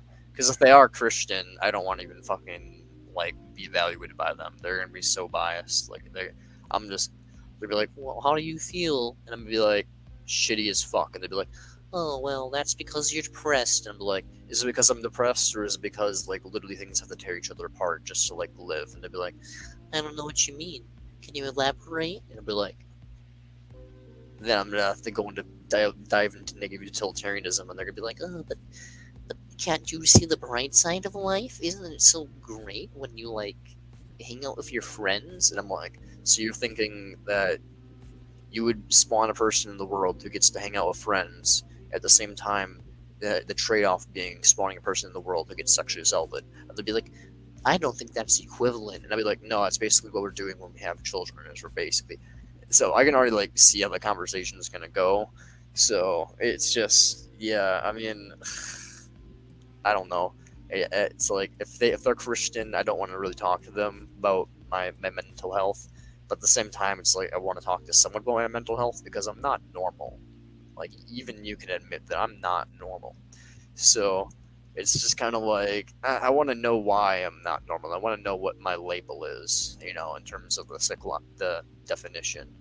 But at the same time, I don't want to just have them be like, "I'm sorry, but you're schizophrenic," or some shit like that, just because they don't want to diagnose me legitimately, and then they're just gonna be like, "Well, I don't understand what this guy's philosophy is, so I'm just gonna label him crazy. Goodbye, institution." Yeah, that's exactly what I'll do. And like, I think you're bold, and you seem bolder than me and stuff. But apart from that, you seem like normal, like everybody else. Like, Pretty much. I'm not that much different than anybody else when it comes down to it. So, besides like my philosophical beliefs and my activism and eating non-meat, eating a vegan diet, but besides that, I'm basically just a normal person. So,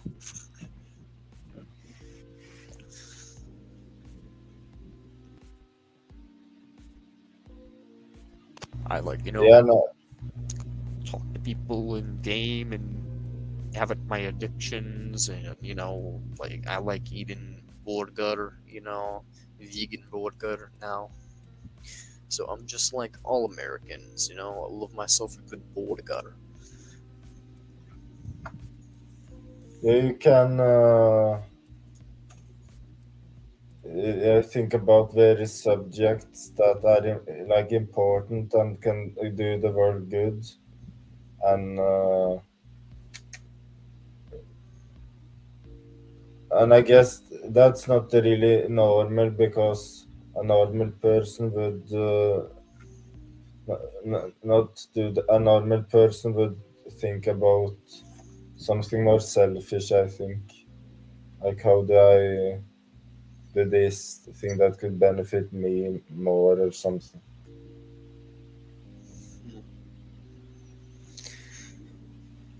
Hey, to the one person, potentially two people watching. Hello, Marco, doing yourself a little leap. Um, what are your motivations in life? Like, what causes you to do good actions? Do you do good actions because it's logical? Do you do good actions because it makes you feel good? I mean, that's probably the reason why most people do good actions, because psychological hedonism.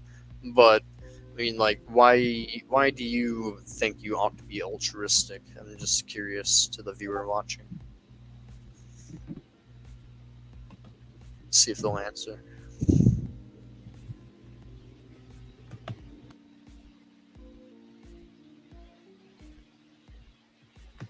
Okay, I'm waiting for a response too. And we're waiting. Don't make us wait. We'll fight you. Just kidding.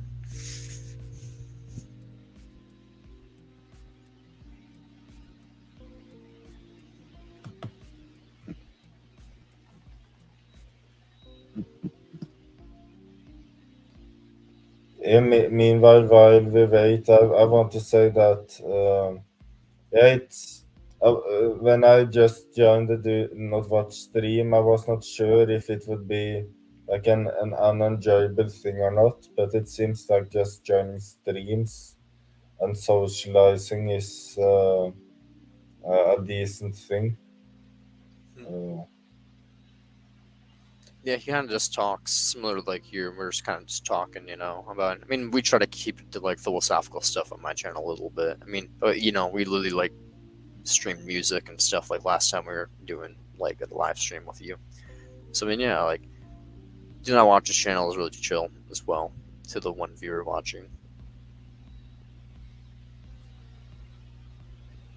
I feel like if I'm on here, there are less people talking, so I get more chance to say more stuff than the do not watch streams. So in some ways there are some benefits on being on here.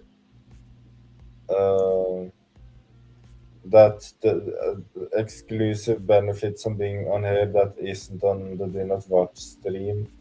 But sometimes, but in the start, in the do not watch stream, I can. No, it's usually him and me a lot of the times. Yeah. Plus, there's a lot more viewers on his channel. Not gonna lie. And my channel, it's like no one. Maybe like this one person watching. So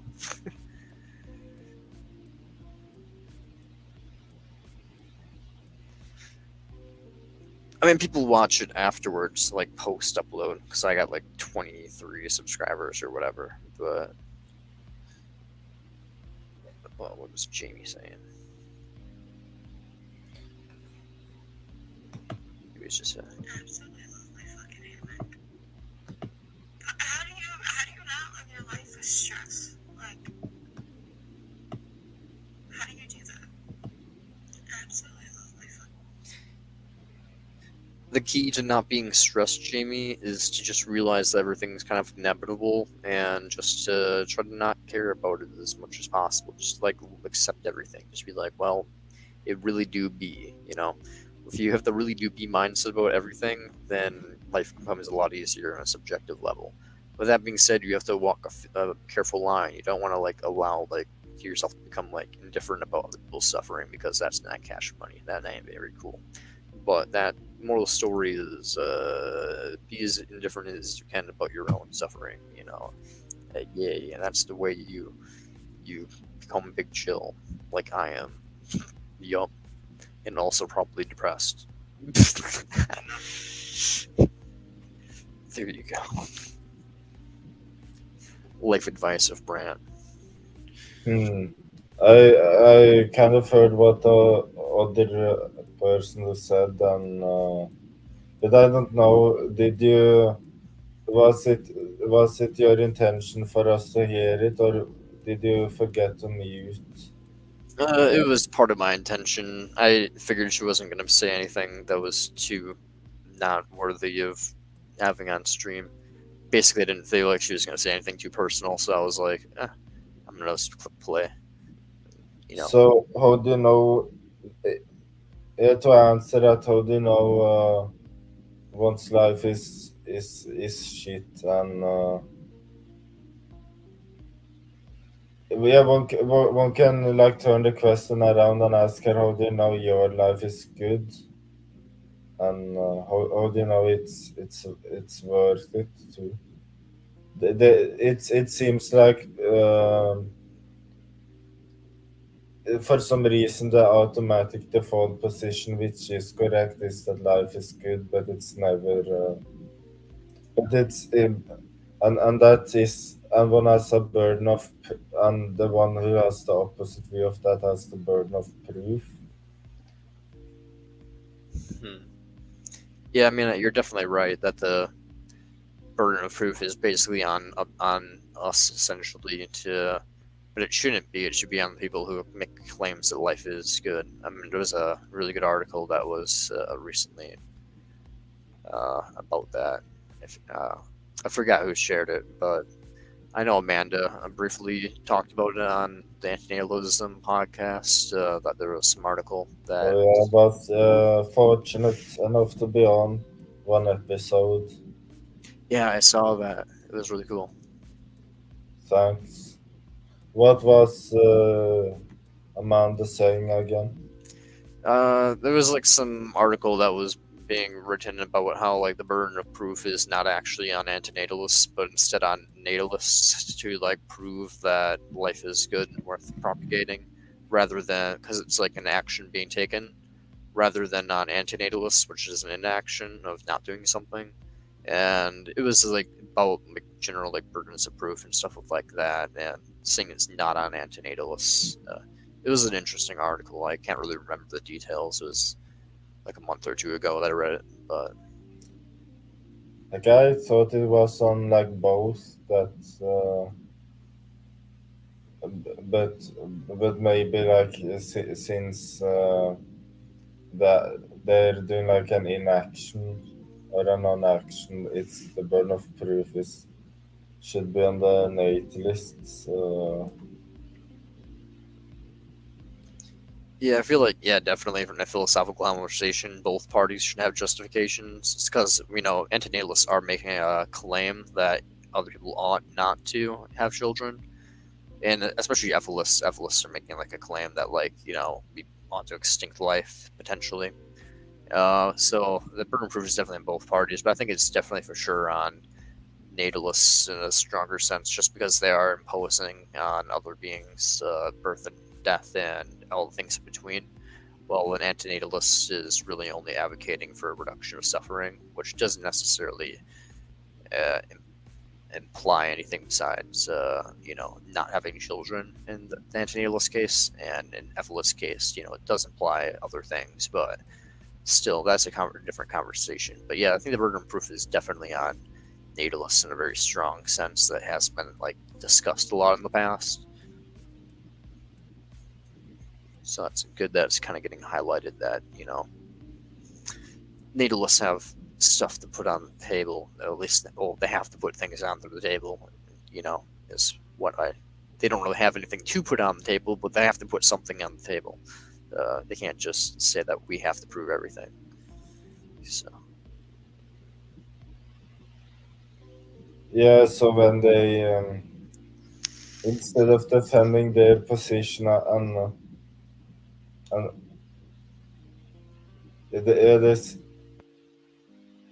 yeah, so one of their I have probably not said this on here before, but something they tend to say is that most people like life, and but when one thinks about like the forgotten childhood stuff, all the time they cried as a child and suffered as a child or as a baby or something, or all the future stuff they will experience, then I don't think it,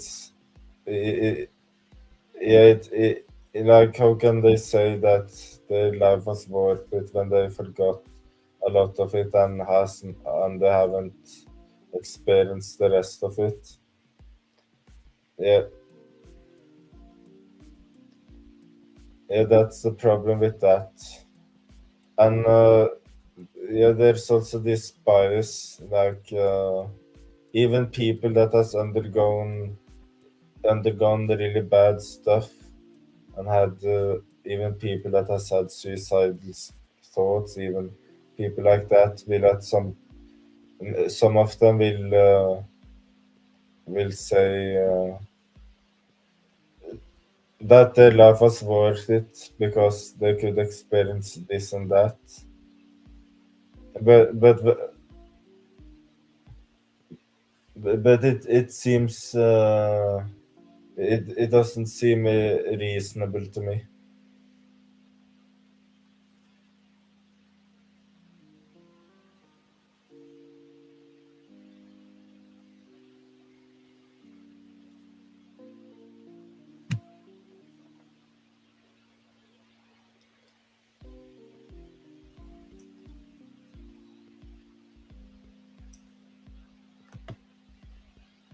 Oh, you're muted, by the way. Oh, thank you. My bad. I yeah yeah yeah. I thought probably stuttered a little too much when I said that. Uh, No, I got you. You don't think you said too much. I was just muted because I was thinking for a bit because I always have negative thoughts. But like when it comes down to it, yeah, I like wish I could like ask someone that is dead, like like hey, who committed suicide or whatever, like yo, bro, I know your life wasn't worth like continuing, but do you think like it was worth to experience all that? Like someone that has experienced death and like all of that, we should just ask them, just to, like either way, it's still think they're irrational if they said yes, because I'm like a pro mortalist and I think it's just illogical. Like you can you can understand that as well. But I would be curious just to know what someone would say, like who has died and taken their own life, like if they would think that like life was worth the experience, even though in the end it wasn't worth continuing. Hmm. I think the since say like the pleasure and suffering people experiences tends to change the way they view about life.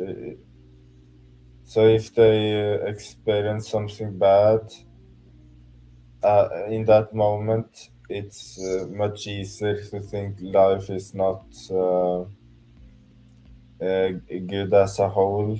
And I guess that's why natalists tend to say, "Oh, it's you're just a pressed argument," because for them, when they are happy,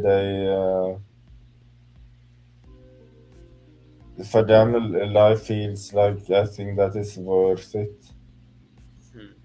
But it's strange for it to be the default position. Yeah, It is weird that's the default position. You would think would be more nuance and more conversation about it, but yeah.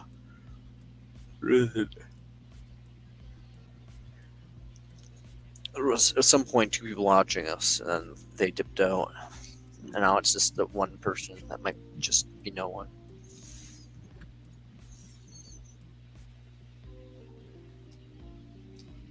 yeah. So I posted something on the Reddit and I got a post. So the writer on the post said,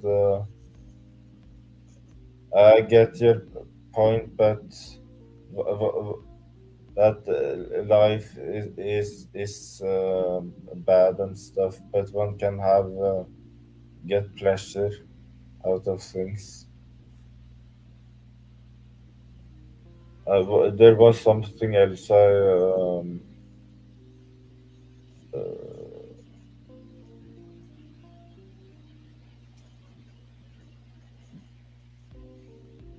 now I forgot the other thing I wanted to say. no, it's alright.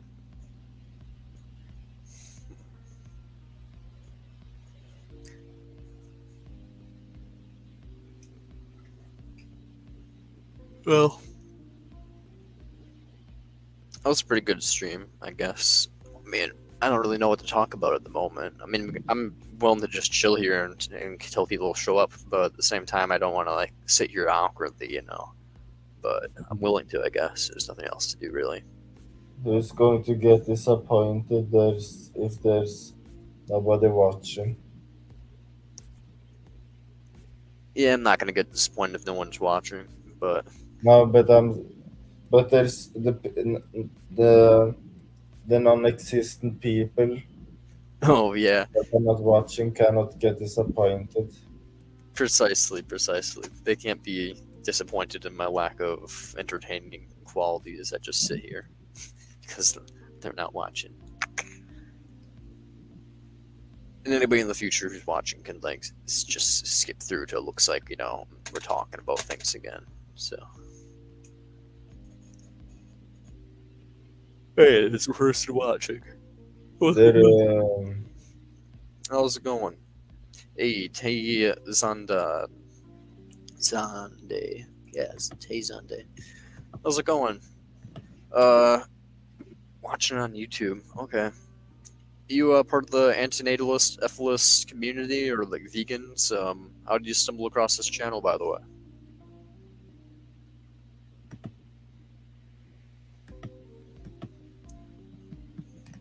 We're basically just talking about philosophy and ethics.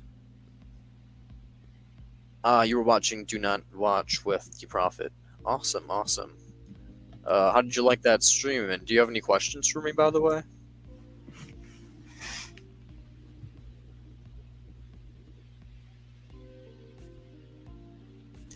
Oh, D Prophet. Yeah, I remember him. Yeah. Oh, I was getting a little angry at D Prophet.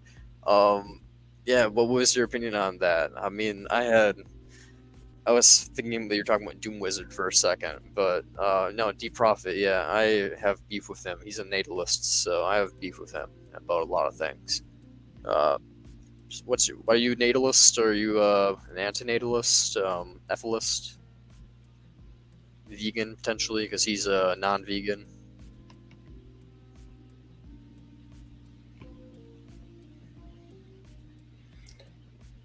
Yeah, so not only does like non-vegan natalists not they like making people at all, or I guess I guess natalists they are making people that do an ethical thing, and then those people that they make their own people that do unethical things too. Pretty much. Like it's the devil factory.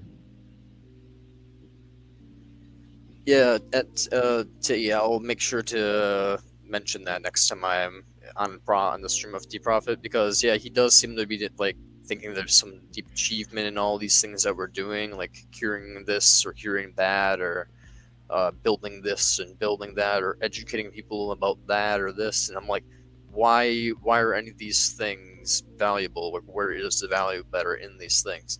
And I'm pretty sure they can be basically all broken down into suffering reduction.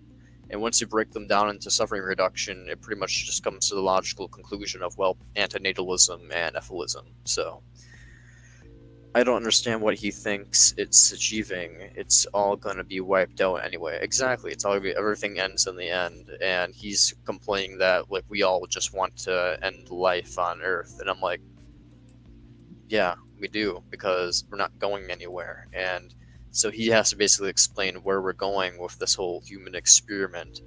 Otherwise, he can't really bitch about it being wiped out by humans, because no matter what, it's going to end. And it's going to end either through the entropy of the universe if we go off this planet, or it's going to end from the heat death of the star, or nukes, or global warming, or whatever. It's like, it's not going to last forever, though. That's the main point. So yeah, I'll make sure to come at him from that point of view, because yeah, he was just kind of dodging me, and I don't know why, but for some reason, Do Not Watch wasn't really aiding in the fact that, I mean, I'm pretty sure Do Not Watch is some level of an antinatalist if I remember right. So I'm kind of surprised he didn't come at him from that angle as well. But he is just the host, so I mean, he's going to try to stay as neutral as possible. Like, what alien is he saving? Hey, Yeah, exactly. always I tend to do not watch when the Prophet comes on. I don't know what. It just seems. Yeah, I don't know why. I just tend to do not watch. Do not watch. Yeah, he So I stays. don't have too much experience with listening to the Prophet as you have. Oh, I haven't listened to him very much. He was just on the stream a few times, and I've watched a few videos where like Amendum was talking about him and stuff. So I've seen a few Deep Prophet videos. In general, I think he's a big old silly Billy who knows like basically nothing and has like the most fucked up ethics ever that are inconsistent as shit. But people don't call him out on his bullshit very much because a lot of times they themselves are inconsistent, and if they were to call him out on his inconsistencies, they'll be basically calling themselves out on their inconsistencies, which is the case for a lot of Do Not Watch's transhumanism stuff, I think.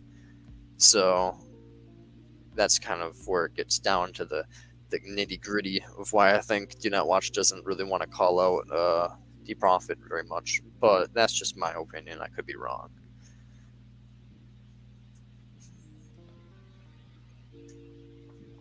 The Prophet seems really sure that he was going to have some children and they would inherit some kind of business. And yeah, there seemed to be a big assurance that everything would be great, that the children wouldn't get some kind of mental disadvantages in any way that could prevent that from happening. That there wouldn't be some that there it yeah there was just this there was this confidence that everything will go right. When I said it, I got I got that impression. I could be wrong. I didn't watch too much of the prophet. No, you're definitely right. He has a very, very strong optimism bias, and he doesn't really recognize the whole cost analogy of like, even if like he does, Sam Hillbilly, yeah, basically, some hillbilly, some hillbilly, yeah, he basically is some hillbilly. Like honestly, straight up, like no joke, this man doesn't have a clue what he's talking about because it's just whenever you have children, you're basically bringing someone into existence who's going to suffer unnecessarily. And even if he does have a business that's successful and it works out perfectly for his children, the way just like he plans, well, guess what?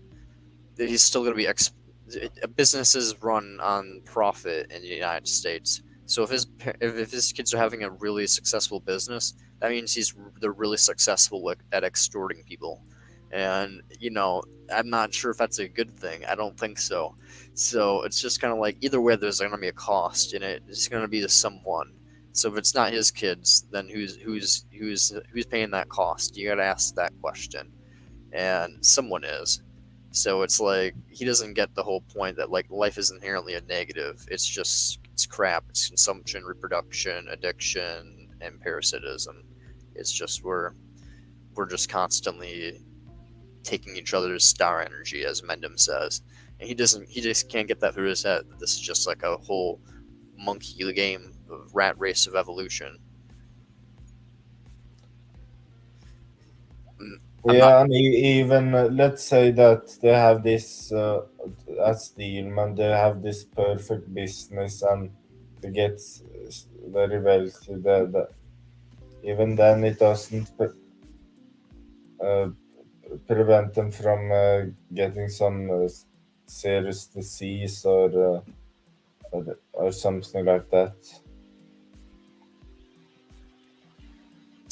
Straight up diseases, car accidents. There's tons of things that are outside of our control that can cause us immense long-term injuries and chronic pain. He doesn't take any of that into account. He's just like, I'm willing to roll that die, and I'm like, why? You're not depriving them of any pleasure by not rolling the die. You just choose not to roll the die, and nothing bad happens. Sure, nothing good happens, but you're not depriving them of that. It's like it's just we have no obligations to create pleasure, but we do have obligations to prevent pain. And it's just like it's very clear once you look at like the Peter Singer analogies that like that is the case.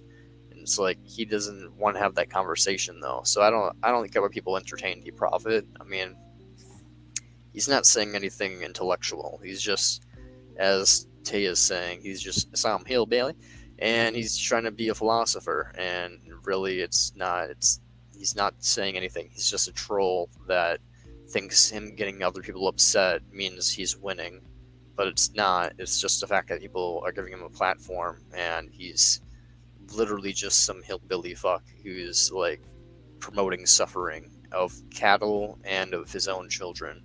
So it's just like, no. Yeah. Yeah, he clearly enjoyed making Doom Wizard angry because he could tell Doom Wizard was angry, but yet he continued to talk to Doom Wizard. So that seems like he really enjoyed making him angry.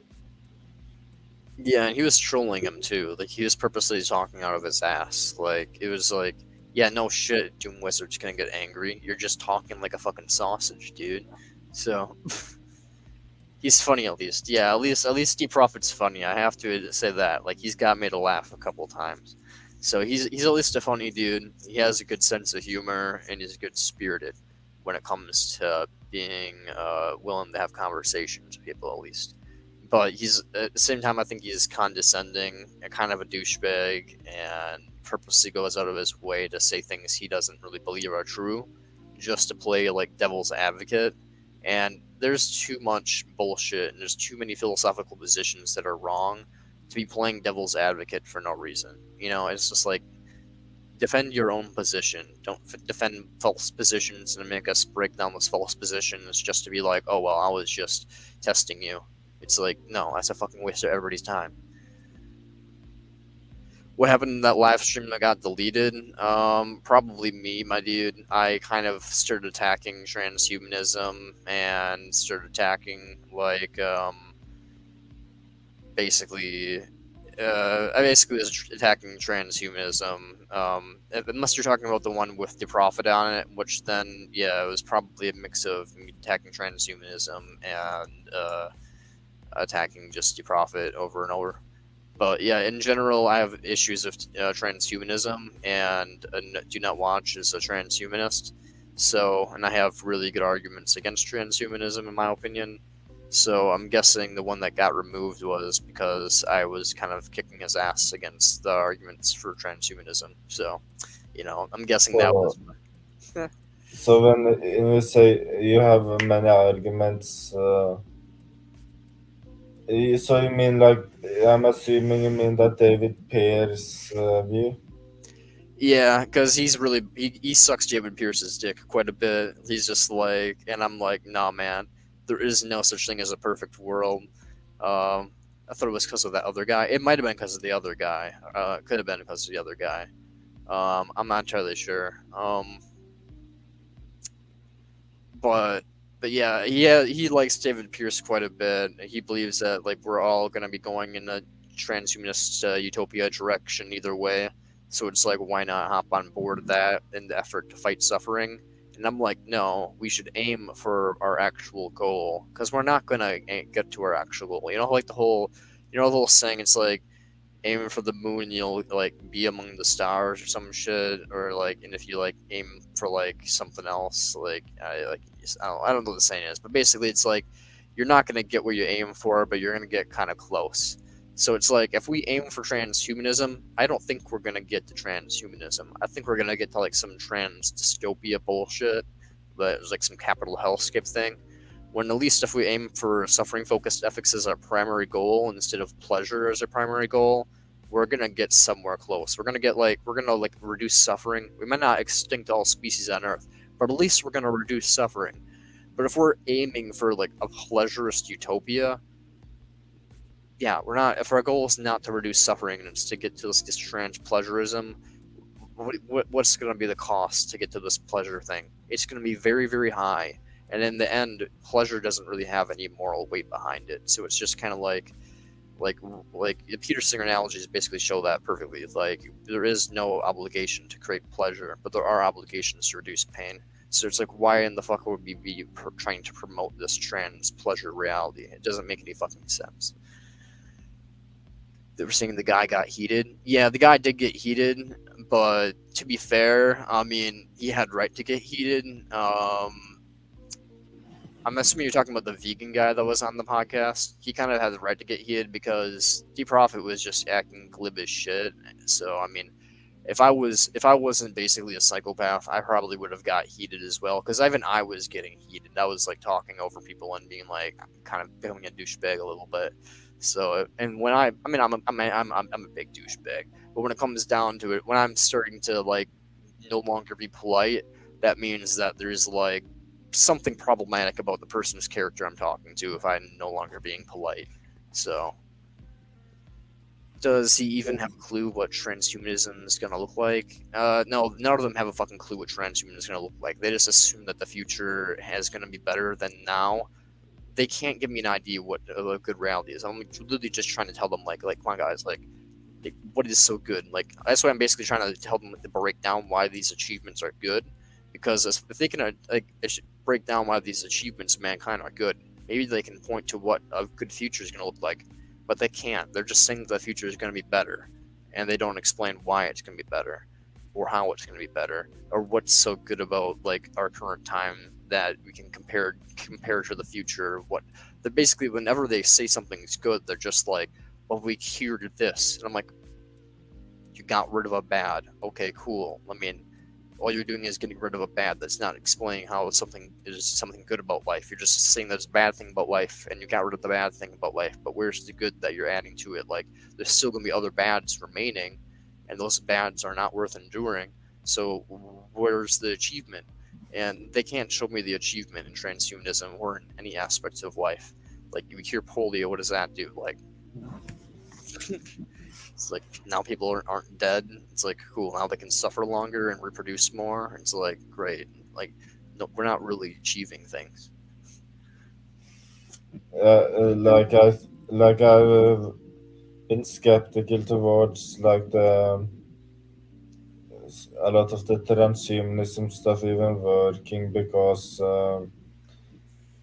first they have to like redesign and add just a completely different version of a human, and some people would see like redesigning just a different version of a human as some kind of, I guess some people would view it as a cruel experiment, even though it's it's for the better.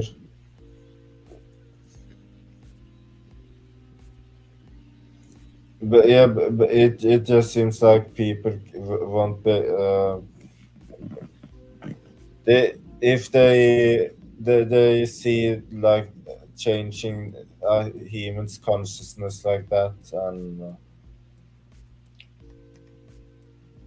I think I'm starting to get sleepy, Oh, it's just, unfortunately.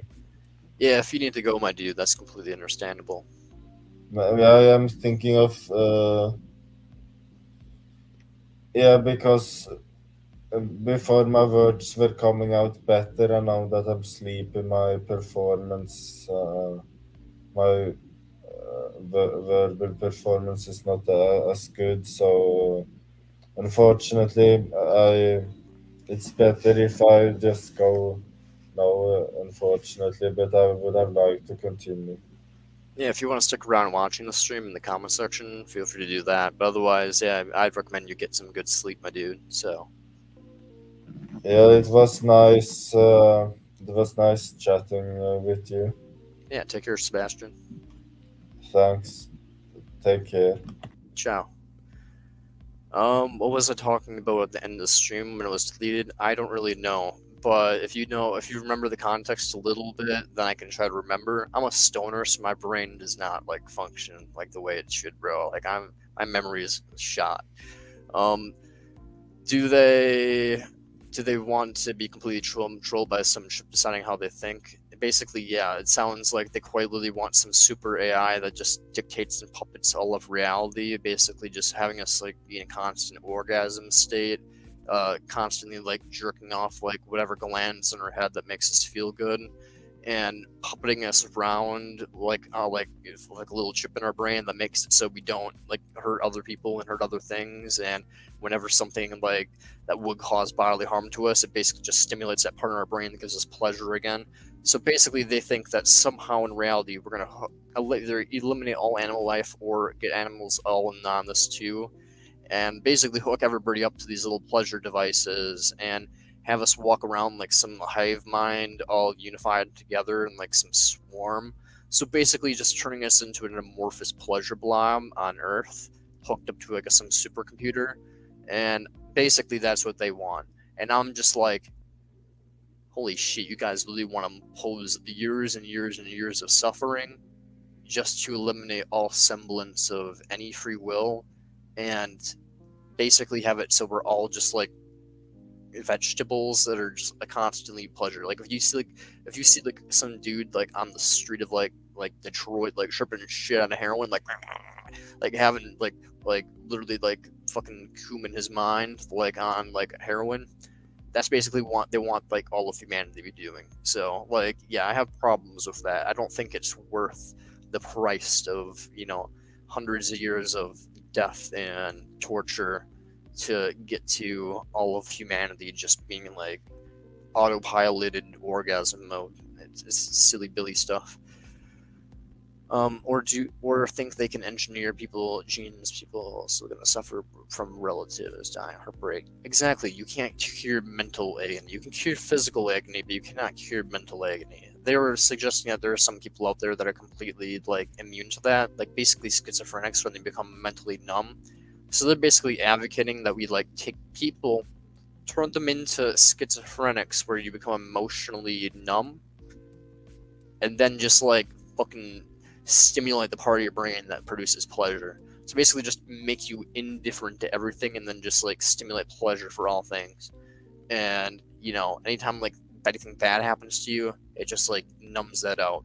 So have you ever seen like the film The Sadness, where people are just like psychotic murderers because they get infected by like a variant of the rabies virus, and just like the brain's like cracked out and they're just like smiling and they just were like running around murdering people, That's basically what they want, But if they could have the not murder, they would probably be like, "Oh, we'd rather have the not murder." But when it comes down to it, they're advocating pretty much for like the exact world we're in right now. But like whenever a bad thing happens, like a chip in your brain just is like, "Well, it's not actually bad though, huh? You're getting sexually assaulted by a homeless man, but the brain chip is being like, boop boop boop, you're feeling good." So that's pretty much what they're advocating for. And I'm just like, holy shit, you guys are fucking psychotic. So yeah, I think that was kind of one of the reasons why that stream might have gotten taken down. So yeah. I remember the other guy was fighting with him. What were they talking about at the end? Fuck. I think they were just talking about veganism. Veganism and like procreation and like if like bringing cattle onto like the farm. He's basically just being like, yo bro, you're basically just like bringing a cattle into existence, pretending you care for it, crying over it, like killing them and stuff, while you milk them, artificially inseminate them, and essentially like prolong their death. And so it's just like, from a utilitarian point of view, or even just a general vegan point of view, D Prophet's like a total fucked up sadist who has no ethical like knowledge whatsoever. So I feel like, yeah, he had a complete reason to get angry at D Prophet, but hey, what do they care not to exist so pathetically addicted? What do they care? Exactly, it's like they're literally just want to like be tripping balls, like addicted to like pleasure, autopiloted around, or like, but pleasure is a good thing, so therefore I'm like, yeah, even if we admit, I'm not convinced pleasure exists really. I'm basically I'm a utilitarian of like a type of like kind of like a Buddhist sense, where I'm willing to admit like that pleasure does exist, because I don't really think it has any value either way, in terms of ethics, I should say. But I'm willing to admit that pleasure exists. But even if pleasure does exist, it's just like, why are these people willing to spend the cost of like billions of beings on this earth suffering for hundreds of years for this project, like just to be addicted to like, it's like they want to all just be like a bunch of pleasure crackheads, but at what cost? It's like, at what cost? Like, even if this is good, I don't think it's good. I don't think pleasure really exists. It's just an illusion. But if pleasure does exist and it actually is a good thing, what is the fucking cost to getting to that point? It ain't worth it. Nothing is. It's not worth it. There's no experience that good that can justify rape or murder or the tearing apart of beings that are completely innocent. And yet, for some reason, transhumanists are like, nah, man, we should continue on until we get to that point. And I'm like, no, fuck no. Nothing, no amount of pleasure in your life can justify rape. No amount of pleasure in your life can justify torture. And it is guaranteed that if life goes on, rape, torture, cancer, all these things will occur. So it's just like, what is their goal that they're fighting for? To profit, if you're watching this at some point, what is the goal that you're fighting for? Where is the value in that goal? Can it be broken down? If not, why not? And like, is it worth it? Like, if you have 3 daughters, statistically, one out of those 3 daughters will be sexually assaulted in their life. What is so good about your life and the 3 daughters' lives that you think creating them is worth the fact that one of them is going to get sexually assaulted, given the fact that it's completely unnecessary to create them and you're not depriving them of anything by not having them? It's like, if you can answer that question and convince me that you're right, then, shit, you probably will just crack the whole big secret of philosophy, bro, and just be like, become like literally get like millionaire. You become like millionaire status, like that. You like become philosophy mastermind, bro. So just like, please, if you can answer that question in a way that is actually like reasonable and like convincing to me, you'll probably become famous. So to profit, please have at it. But like I highly doubt you will. So, anyways, I'm gonna. If you have any questions, please drop them down. But I'm gonna be right back. I am gonna go and toke up, get high. Not that I can really get high. My tolerance is too fucked at this point.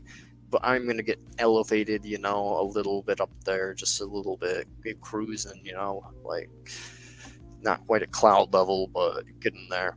So that's my goal. So I'm gonna be back in like 5 minutes. Yeah, feel free to leave any comments or join if you want to.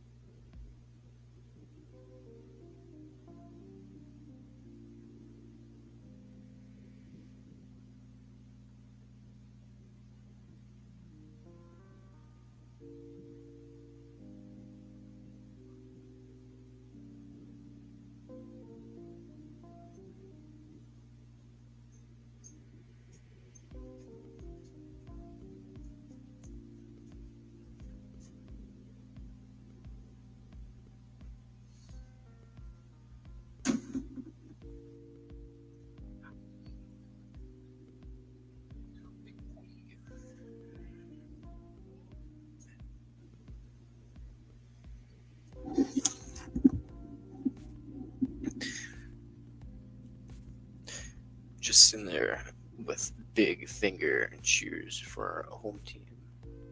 What did they care not to exist without them? Humanity has achieved such a greatness. Who cares? Exactly. It's like they can't even define what this greatness is, but even if there is like some greatness that humanity has like apparently achieved, it's just like, okay, wow, but at what cost? Are we willing to pay even more of a cost for this greatness to be maintained? Like what? Like it's just there's so many questions to ask, but like they can't even answer the most basic one, which is like, what is this greatness? Where is its value from? So yeah, to Prophet and all people that like talk like him are just talking like a bunch of sausages. Value is inside of these little things right here called our noggins. Isn't that right, Marco? Value is derived in experience. Yes, it is.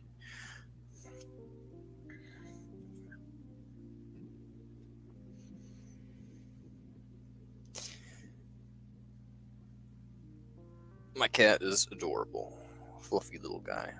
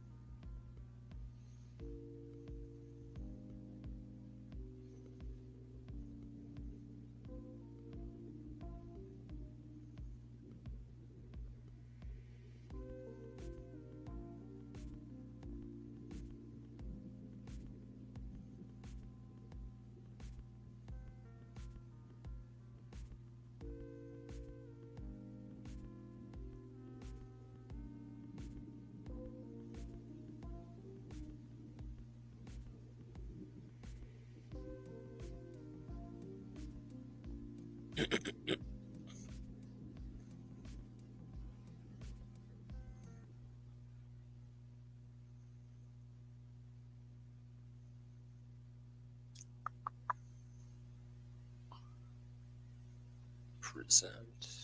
Screen share. YouTube.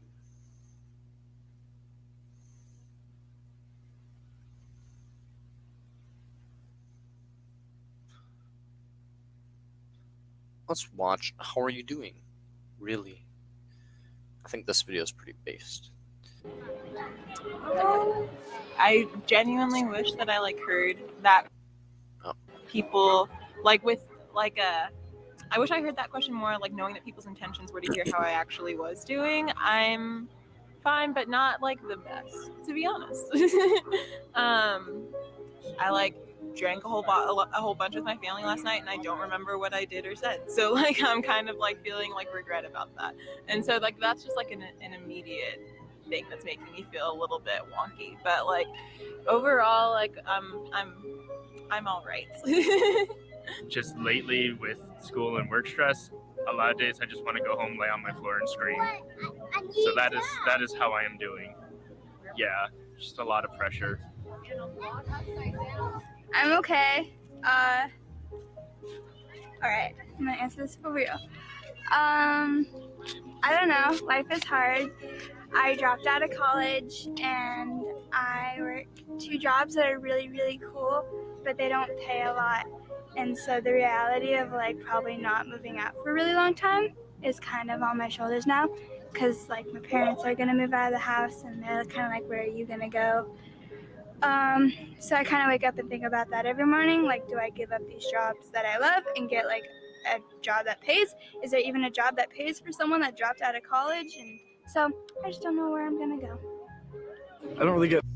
I've just walked and she's having the experience that a lot of people have. 70% of Americans live paycheck to paycheck, and most of their jobs are not fun. And if you have a fun job, it's hard to want to give that up, especially if you feel like you have to. And that sucks. Life is just a brutal, fucked up thing. And if you've noticed so far, almost everybody has had something to complain about, because life is just, on average, really tough. It's rough. People don't have good lives. Get asked that often to truthfully say how I feel. Maybe chugging along, kind of like wading through water that's probably up to like shin level, where it's not slowing you down, but it's kind of still hard to move. I'm about to graduate, and I don't know, the world feels really big. Like there's so many alternative me's that could be spread out from this point, like a me that maybe goes to grad school, or a me that goes to Tokyo, or a me that stays in San Diego, and it's kind of hard to choose which you want to pursue. But at the current moment right now, I'm having a really great time hanging out with my friend. We saw some baby ducks that are now like grown. You know, they're getting on with life, so I guess I should be able to go and get on with life. Good. I'm just having a nice day and I woke up feeling nice and good. I'm really happy. Kids are so pure. They just don't. Why do you say that? They just don't give a shit. It's like, yeah, I'm I good. met somebody that feels like home. Just wake up. So how does home feel? Safe, loved, me, like me.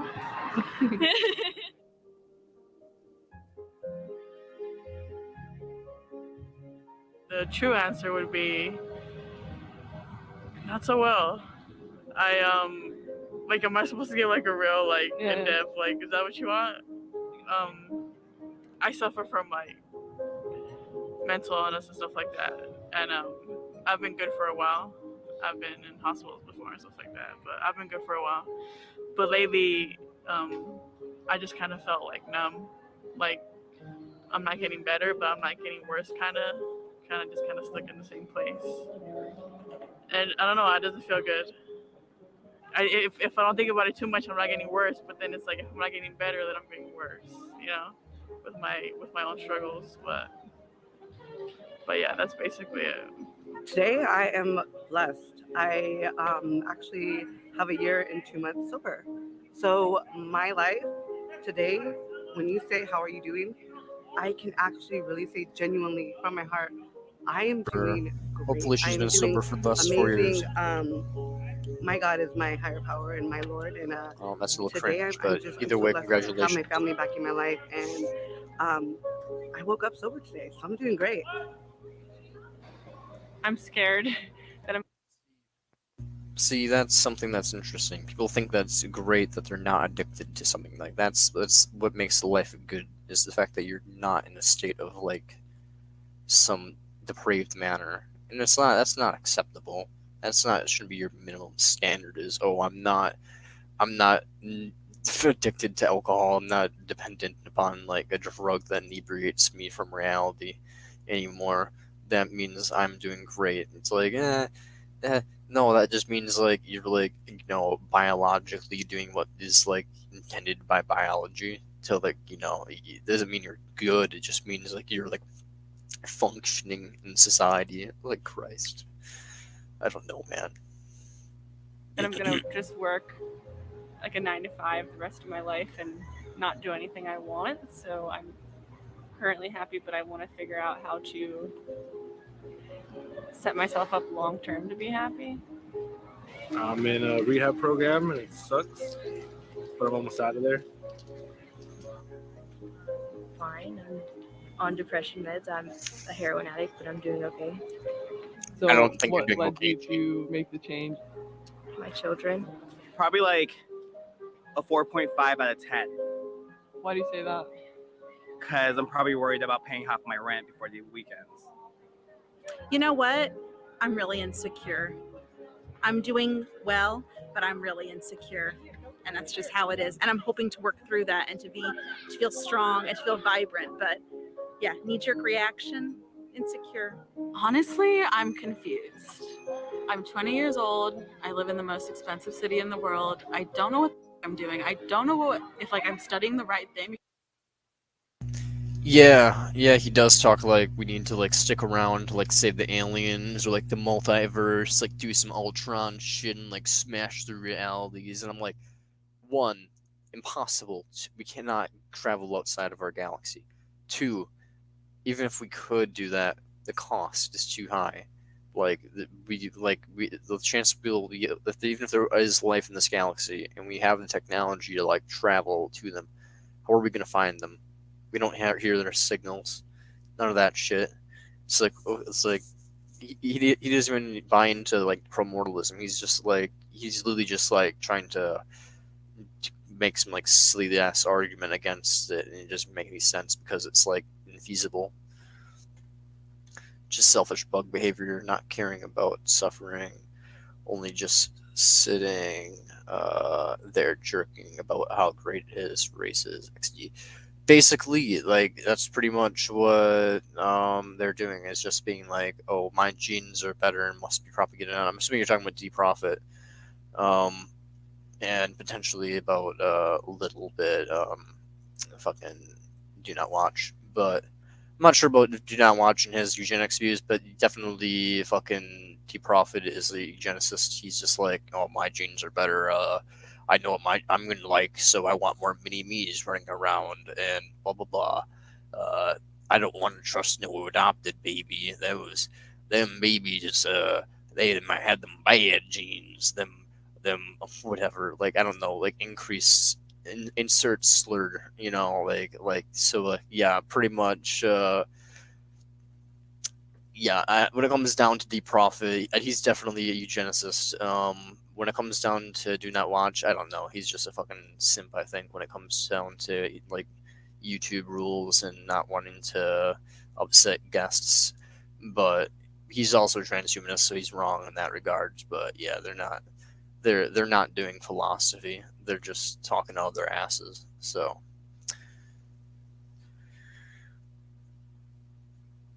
let's click play in this video again. Because it's so white, and I don't know if I'm gonna actually make a difference.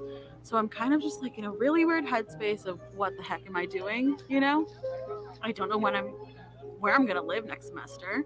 I don't know if I'm gonna be able to afford it.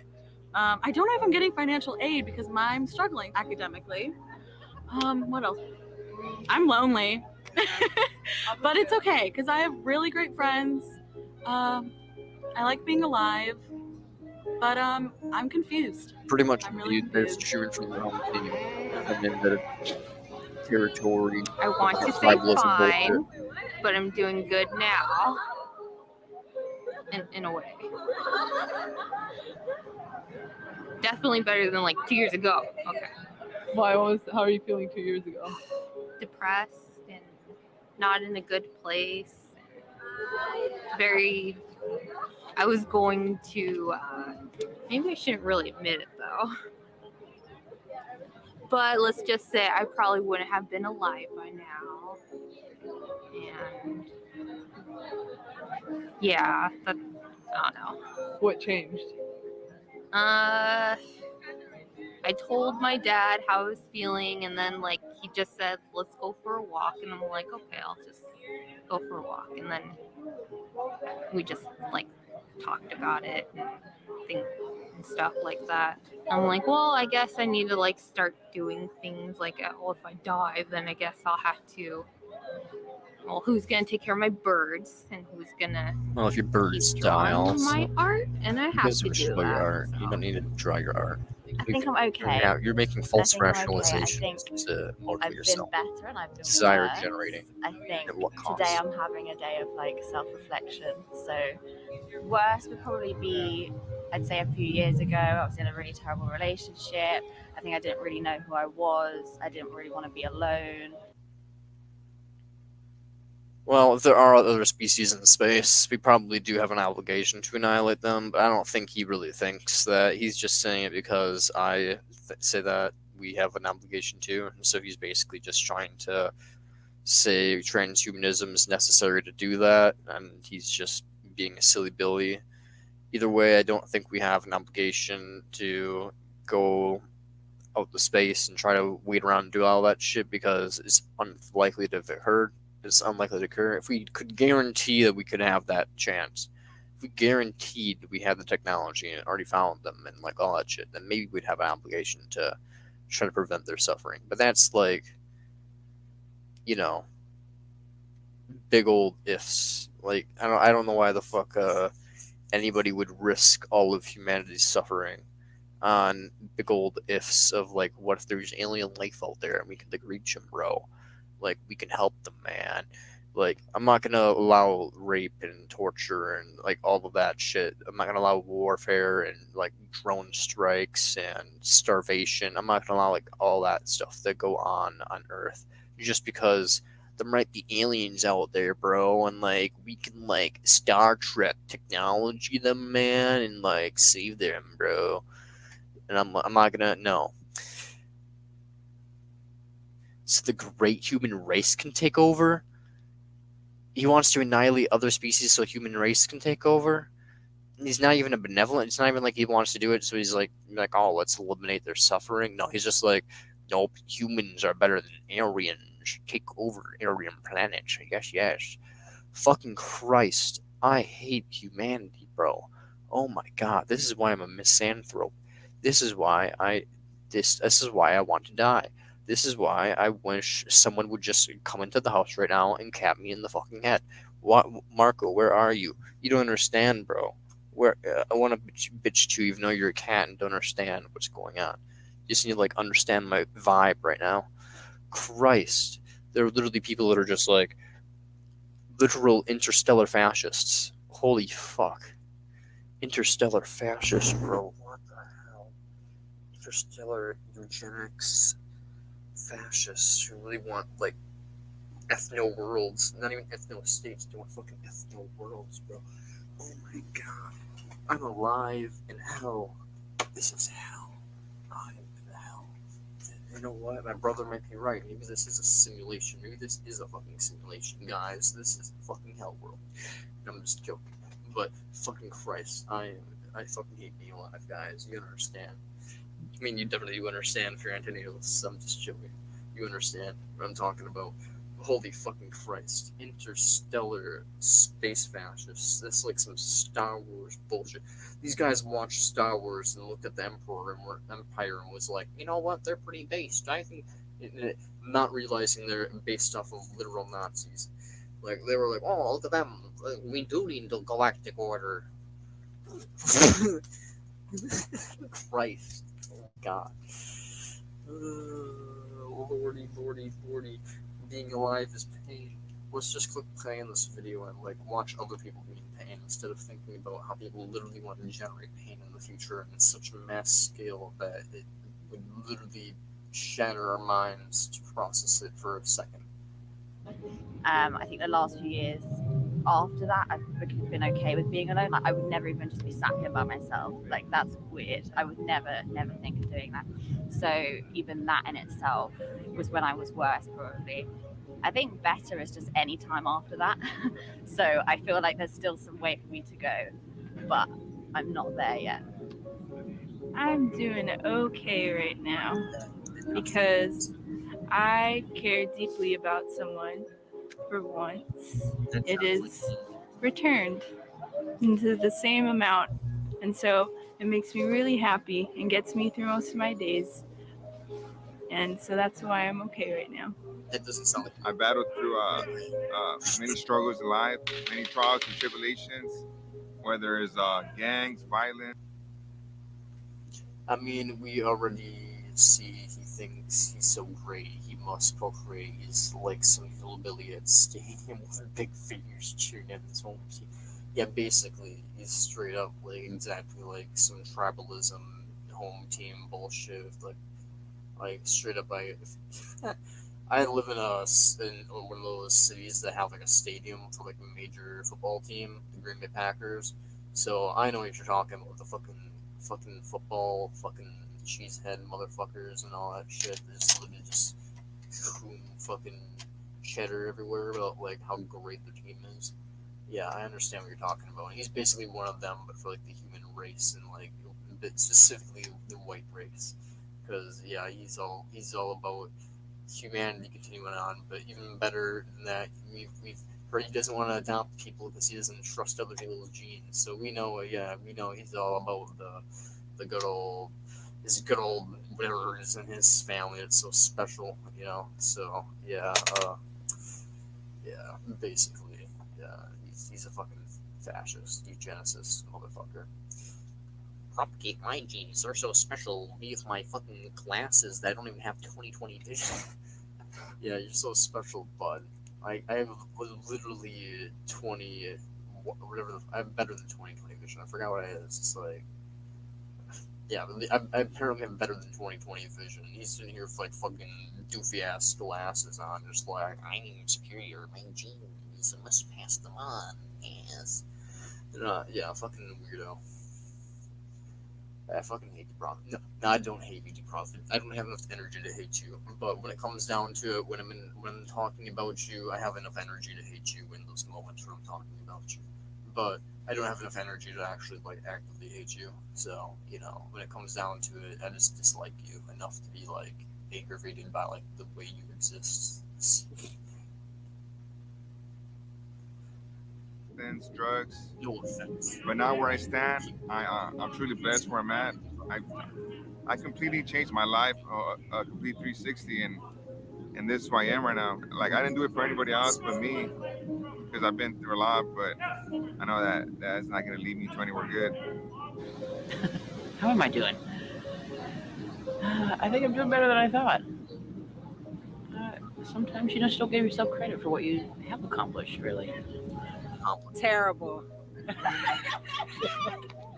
Why is that? I don't know. I just have a lot going on. I am doing very well. Today's just been a great day. I don't know. This bitch wearing 1, 2, 3, got one in the nose, 4. Let's imagine this asymmetrical, because we at least see 5, 6. So it's probably like 7. So she's got a minimum of 7 rings going on just in her face right here. They're all gold. She really likes the gold nose. I just have a lot going on. I am doing very well. Today's just been a great day. I became a college graduate today, attended my graduation. Just been enjoying a vacation with my wife, daughter, and family. So I feel like $1 million today. I really do. I'm actually pretty cold right now. I became a college graduate today, attended my graduation. So basically, you're no longer gonna be a homeless person. Glad you're not gonna be on the streets, probably. You still don't really know if your degree is gonna do anything, but you got your degree, so end the suffering of school. That's a good thing.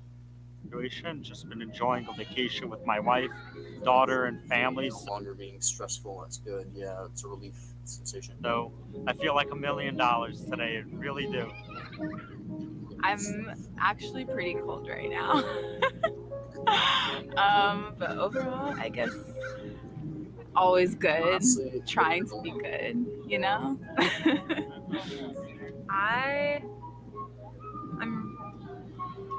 I'm hungry. What I ate for lunch doesn't really agree with me, so it's sort of hurt my insides a little bit. So, I'm starting to feel that, but then I'm also feeling a little bit hungry now because it's almost dinner time, so it's weird because I just sort of have this internal pain of hungry and then pain from lunch. I don't know how to explain that, but it's weird. But other than that, I'm looking forward to sleeping tonight. Struggling. Why is that? There's a lot of underlying things that people don't talk about. You go, how are you? And the very subjective answer is to say good or I'm doing well, but no one really gets to the bottom of it and say, oh yeah, I'm doing because my dog did on the couch today. No one says that. So there's a lot of things that people don't talk about. You just have to be normal. So what are you struggling with right now? A lot of anxiety. I'm slightly loopy. I feel kind of warm. I'm a little bit chilly. I didn't sleep enough last night. I am trying really hard to answer this honestly.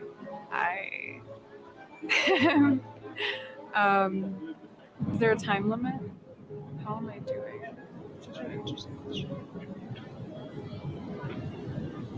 I guess how are you doing? And it implies that there's like a shift, right? Okay. Or that like you had known from some point how I was doing.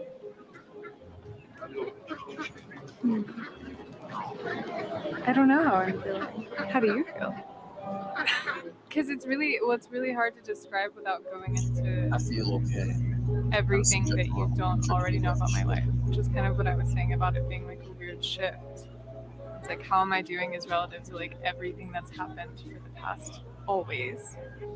She's like a identity nihilist. Because yeah, I feel like there is no how I'm doing. She's just So what if I said, can you like generally tell us who you are, and then tell us how you're doing based on that? I'm really bad at this. No, you're doing great. Well, I'm not from here, obviously. I'm from Atlanta. Okay. I think me being here I think it puts me in a space where I am like really fleeting, kind of, and maybe that's why it's so hard to answer. It's because I'm in like an unfamiliar space, and I'm just like, I feel like every moment is like a new how I'm doing, rather than it's not my normal day by day.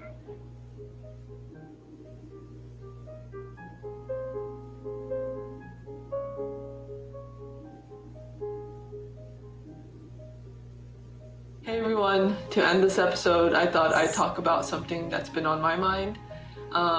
Lately, I feel like I don't do enough for those of you who reach out to me in the comments and share your stories and struggles with mental illness. So I thought it would be cool to make this episode, and in honor of Mental Health Awareness Month, I'm dedicating it to all of you who've been brave enough to share your stories with me and anyone else who deals with mental illness. That's pretty much it. Thank you guys for watching, and I'll see you next week. yeah. Anybody that wants to subscribe to this lady's channel, it's a really wholesome 100 channel. Has a lot of videos similar to this. Really deep stuff if you really think about it. Like in terms of like how people answer, being broken down into like psychology and natalism and all that jazz. So subscribe to her channel. It's a lot of wholesome 100 content. Plus, it can really show the humanity of people. I still understand how Cosmic Skeptic quit veganism. Do they not have enough vegan food, or like what? I have no clue, bro. Honestly, he was one of the main reasons I became vegan. So like, I was just kind of like, what the fuck when it happened? I mean, he is a whatever you want to call it, like expressionist or whatever, where like they're like, nothing really matters actually. We're just expressing things. Hee hoo hoo. So when it comes down to it, yeah, I mean, I think the reason he is when you have that wishy-washy with morality is I mean, you're gonna be wishy-washy with like your commitments. So, and veganism is like a dictator. He thinks anyone who quits it should be murdered, even though the guy is still promoting it. Veganism and Vegan Gains is like a dictator. He thinks anyone who quits it should be murdered, even though the guy is still promoting it. Yeah, Vegan Gains is extremist. He's deontological leaning, well, extremely deontological. I don't know if you've seen me in the comments of his videos, but when he's live streaming, I've commented on there and shit. But I don't know. I think I'm a vegan because I don't want things to be born. Because when you bring things into existence, there's going to be guaranteed suffering throughout their lifetime. And if you're going to be contributing to the meat industries of purchasing animals, you're going to be purchasing animals brought into existence. And that's pretty much the reason I'm vegan, is because I don't want to be buying things that contribute to things brought into existence. I have no issues with hunting, so long as you make sure you kill it in a peaceful way, which would be as like quickly as possible. No death is peaceful, really, but like, a quick death is the most peaceful thing you can probably have. So getting shot through the chest or in the head is basically one of the most peaceful ways you can pretty much go. So you'll pretty much go on the shot instantly. So when it comes down to it, I have no issues with hunting. I do have issues with buying animal products from the store. I don't hunt myself. I don't really no interest in sitting in a forest for multiple hours when I could be doing street activism or hanging out with friends or, gaming, basically anything besides like being cold and in the fucking woods in the fall, like waiting for a deer or some bullshit, So I'm not gonna go hunting, but I have no issues with hunting when it comes down to it. It can be good for consequentialist purposes. I would rather it be done systematically by the government, but you take what you can get. Yeah, I remember he was saying some nonsense, but he was vegan. Wonder what made him give up on it. You're talking about Cosmic Skeptic. It was something about he has a video actually. I can pull it up. He's explained why he quit already. A lot of people haven't seen it. It's mainly because of like indigestion and inconvenience because he does a lot of traveling and bullshit like that. So I think it's still inexcusable that he stopped being vegan, but I still think he's a valuable resource in terms of what he's doing for the vegan community. So he's more than welcome to be in the vegan community. He's a really good philosopher still. Let's see. Where the fuck is it?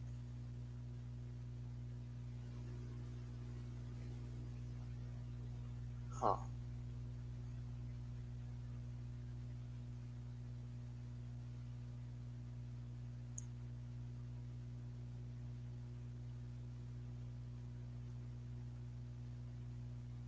More about my community post. It has to be this one. So as you can imagine, the past couple of weeks have not been particularly easy for me. But of course, this is something that I expected when reactions that I've received just from the statement that I put out. I mean, there have been some responses that have been perfectly fine, disappointed or trying to understand or whatever. But I mean, you don't need me to tell you that there's been a great deal of. What were you commenting? Basically, I was just commenting like negative utilitarian ideas, like because he's vegan from a deontological standpoint. Like he basically thinks like we have no right to kill anything whatsoever. So basically, vegan gains is like completely cool with allowing wildlife suffering to continue on because he doesn't think we should interfere in it and all that.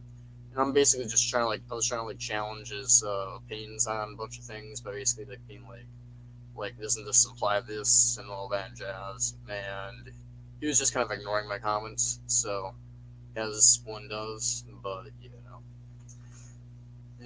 everybody ignores the negative utilitarian because we're right.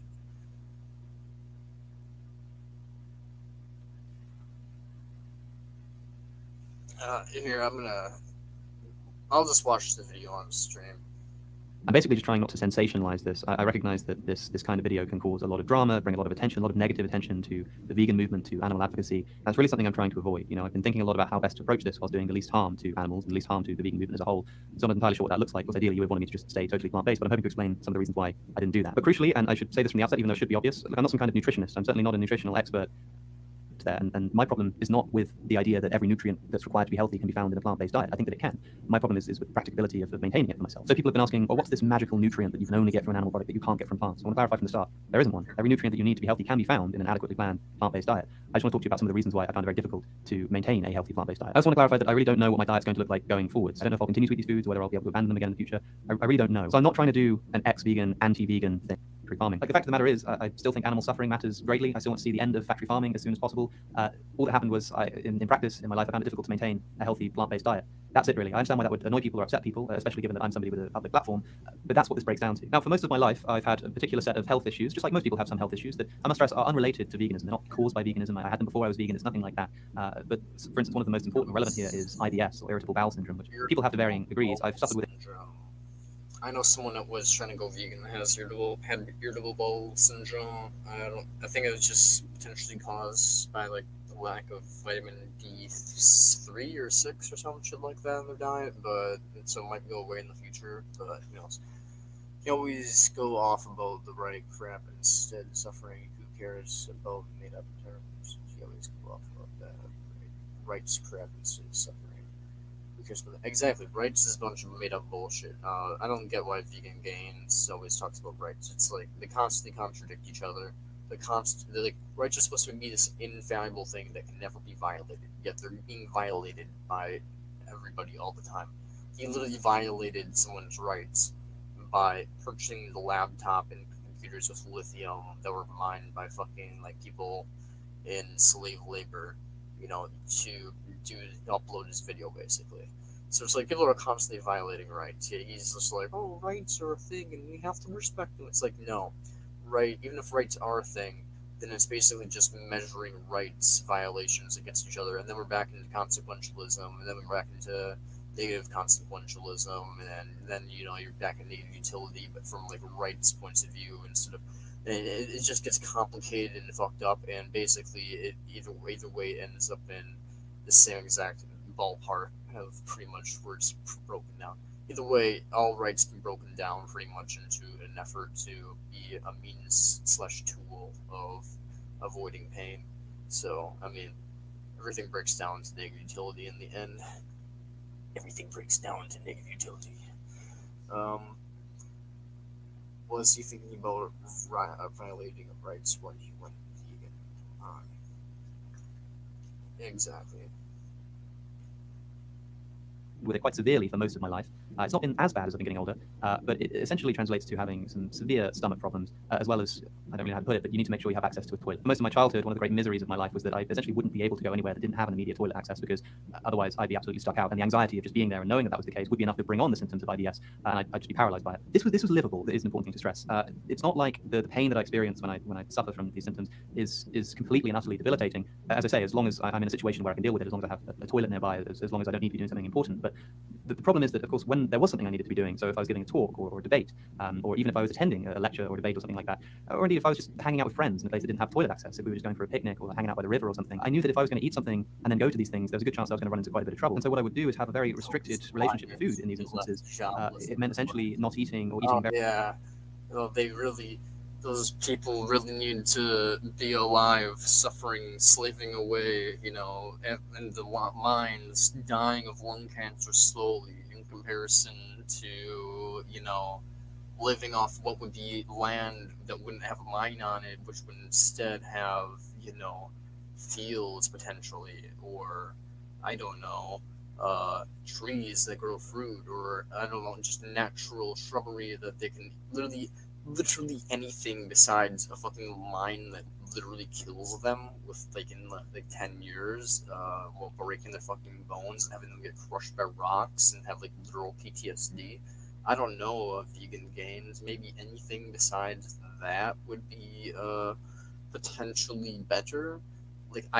Here's a fun video of vegan gains. If you happen to ever watch this playlist of what is video vegan gains, here's a fun video. Let's go into my playlist of knowledge and power. Where be that? Here it is. Look at these happy-go-lucky people.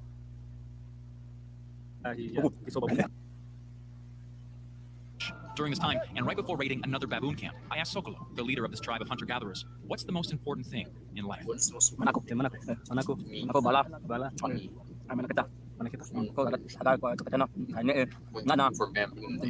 and zebra? Baboons? Baboons over there. But they can see the hill over there. They go to sleep over there.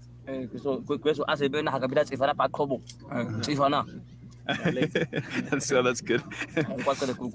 I ask, what happens after you die?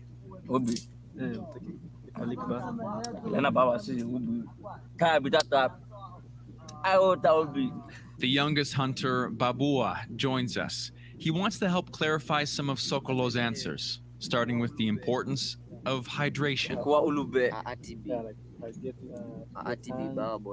point that I'm going to get across is that these people live lives that are equivalent. They're literally tribes, okay? In the fucking African, the fucking bayou of Africa, man. I don't know what the term is, but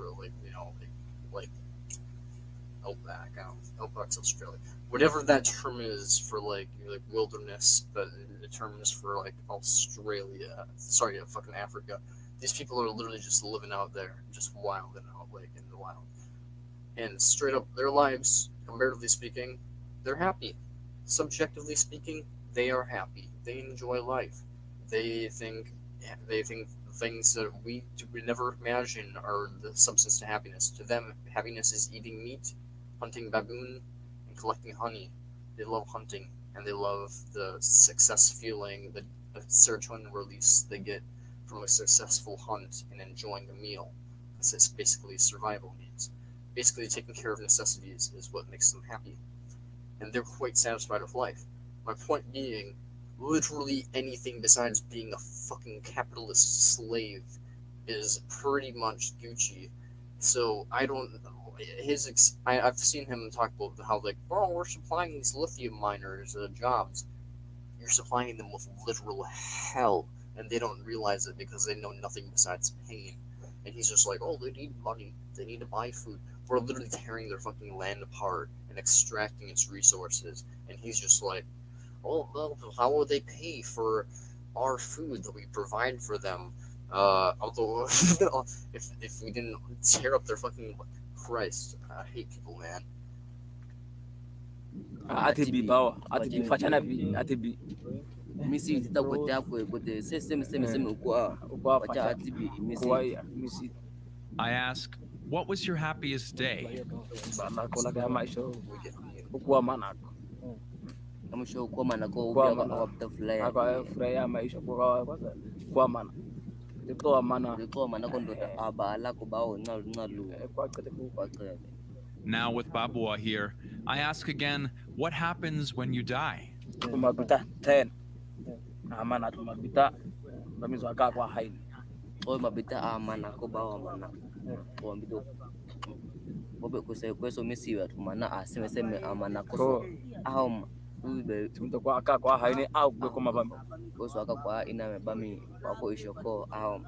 Bobe ko bita bana ko ba sekeme abami wa ima ko bita ina koloko bogo tiki abita ba fly atena ba tetsa atena boko mabami atena kweso.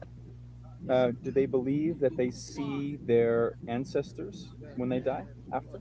Yeah, I asked Sokolo, what's your greatest fear? Remember when he said it's okay killing something that can't experience life, even if it's still suffering? Wow. Remember when he said it's okay killing something that can't experience life, even if it's still suffering? I'm not sure if I understand what you're saying in regards to that. I might have to phrase it in a different way.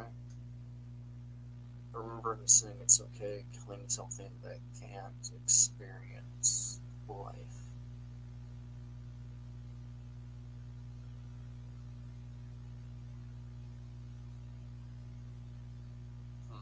I'm not entirely sure what you mean, but feel free to rephrase it and that might get what you're saying.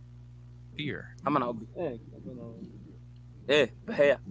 Seseme.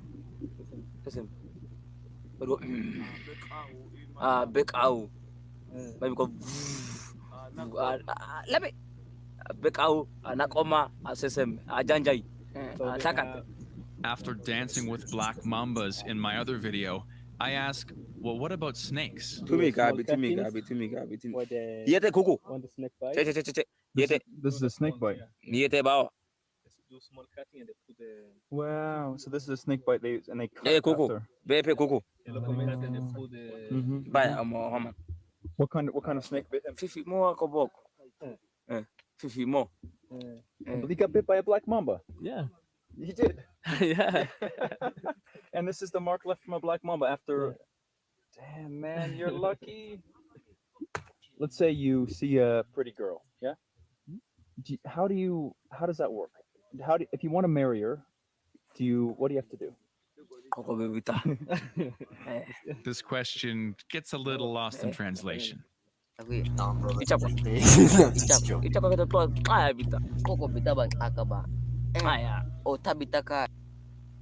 He basically thinks it's wrong to kill animals because they don't experience life, not because of suffering.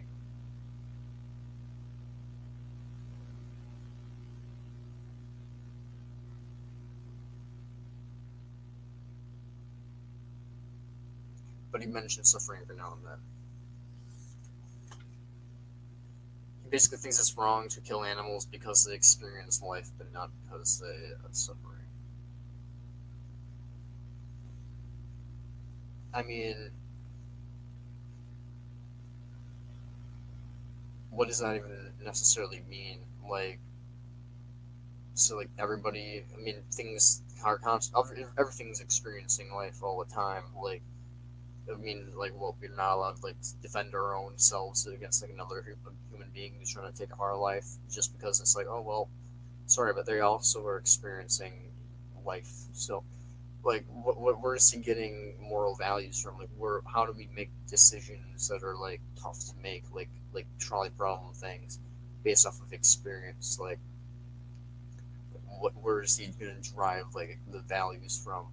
That's basically what I'm curious now. Like freaking games. If you ever watch this, like, can you answer those questions, my dude? Like what's going on?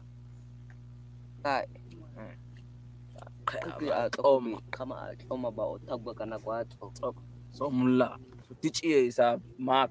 I ask, what is their biggest struggle? Labi manako manakita kwetu ukue hatse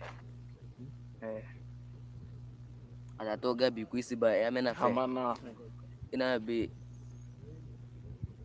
aku akalibozua akaya ichana kwa sababu itibiba ititia mena atatoga bi chungaika alabe acheka kwa kui neko akwe kwa amamen manakoko. What do the stars and moon mean in the night sky? Seta. Seta. Cool. It's like nothing, man. Cool. Kuon ama seta felo tlekianya mu akweso pola ubi ako biaga tsifan ku ageda ku ku iya ekeyama inam ama set ubi chin. After seeing them catch and eat a bat, mongoose, and a hornbill, I ask them if there's any animal they don't eat. Jajai mana ko bawa asa seme mana abekau mana ha seme ya happy ikoku happy bami happy wan bami betul kai ba ya baga waseme seme te like watu waseme bami fe seme ya unu uzame seme ya unu same na ya uzame te ngaye gweko same na ya uzame ahama seme ya aichina same ya uzame. So I guess only hyenas are off the menu. I ask if there's anything else. Which he wants me to like fucking read out like premises and shit. Premise 1: experience generates value, but there's a difference between me and this vape and like the chair I'm sitting on, the clothes I'm wearing, and me as a mind. I wish my cat Mark was around because I'm gonna hold him up and be like, and this cat.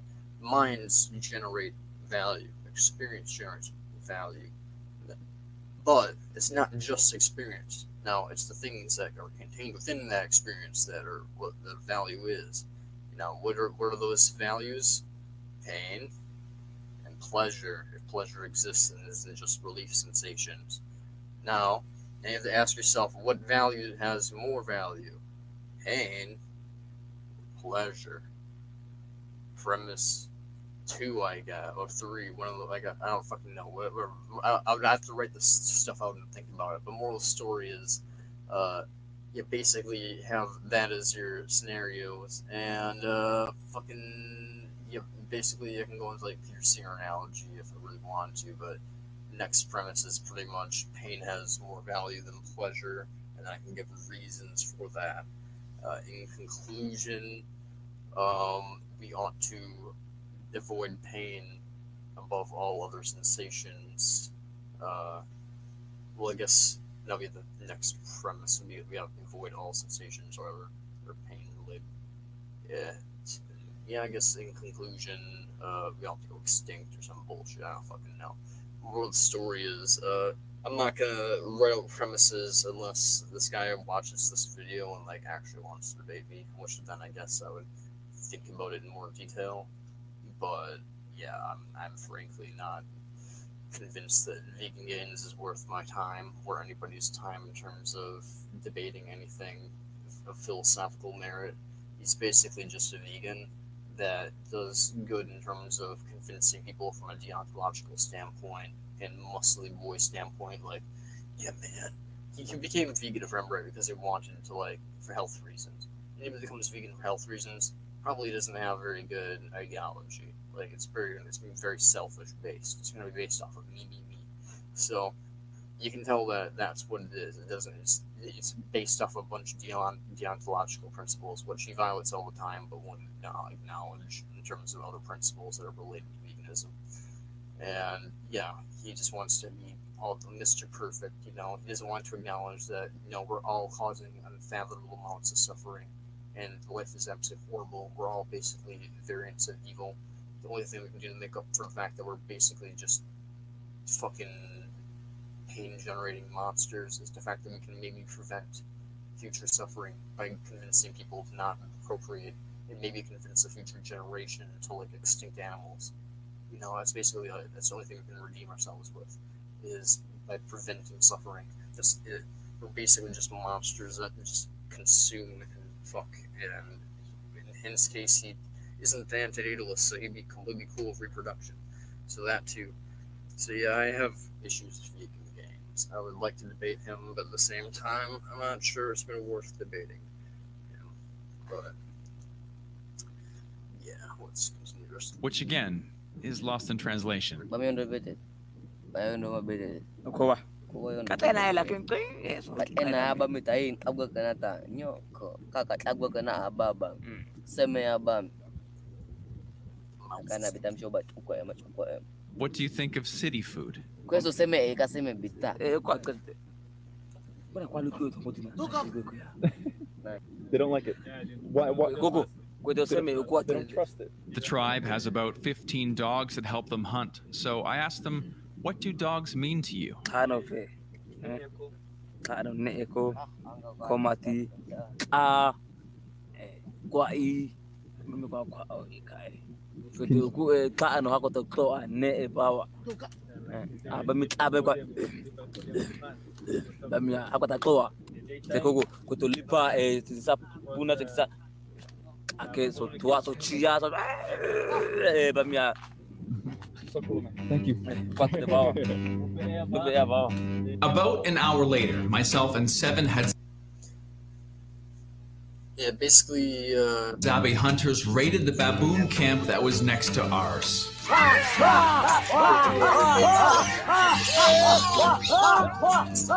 was insanity. Oh my God, he got it. This is crazy, man. And it's coming up next week on the channel. So that video has been out for a while. This video is a couple years old, right?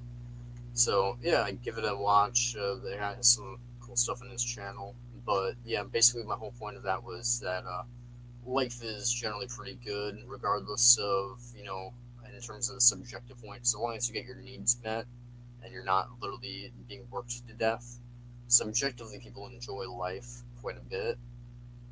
So the moral of the story is, fuck the vegan gains for thinking that we can work to death in lithium mines for some shitty ass pay, and be like, oh well, we're providing them with money and housing.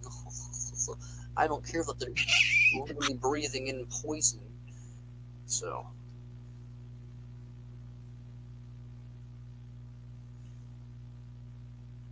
I started off by explaining to him suffering is the only event happening in the universe, and Wright's just made up this term suffering thing really important to me. Basically, yeah, I'd have to explain to him that the only important thing in the universe is suffering, and that rights are just basically a made-up concept that is made to basically limit pain as much as we possibly can. It is horrible, I remember that. But I'm not entirely sure how good I'd do with, explaining shit. So who knows? I can try, but if he wants to debate me, I'd do it. But at the same time, if he wants me to write out a bunch of premises and stuff, Christ, I may as well fucking start my fucking college thesis and get ready for that shit. So I have to write 10 pages for my college thesis. I may as well fucking just get on board and be like, well, here we go, boys. I may as well just write my thesis now and deliver it to Vegan Gains. You can proofread it, and then I can have it ready for college next year, because I'm sure that's what he's gonna fucking want. So, fuckers on their goddamn premises. I'm not willing to have a conversation with people. That's scary. I just want to look at a bunch of words that are broken down into neat things and just bullshit them and not have someone in front of me to, like, you know, fucking Christ.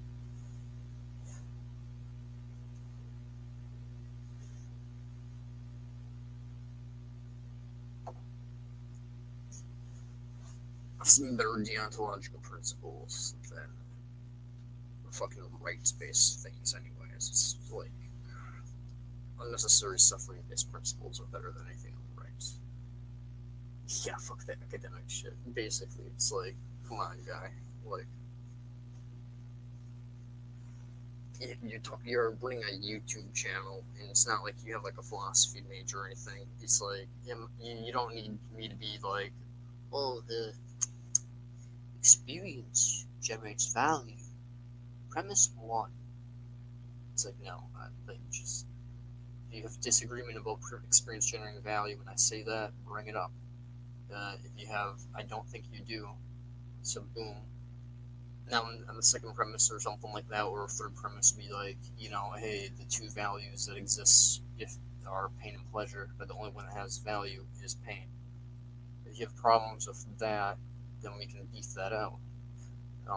You know, then the implications of pain being the only thing of value are basically we ought to extinct all things, including pro-mortalism, and that hunting is acceptable, but, you know, you ought to still be vegan to, like, not have animals brought into existence. So basically that'd be like the conclusion of the argument, I guess. It was like, I guess, like the very brief summary of value, like experience generates value, don't be a nihilist, don't be a moral anti-realist, and then the two values that are derived from experience are pain or pleasure. And I feel like anybody can pretty much agree to that, because if you disagree with that, then I can basically try to break everything you believe down into pain, avoidance, or pursuing of pleasure, which I don't think is a thing. I think it's basically just relief from pain.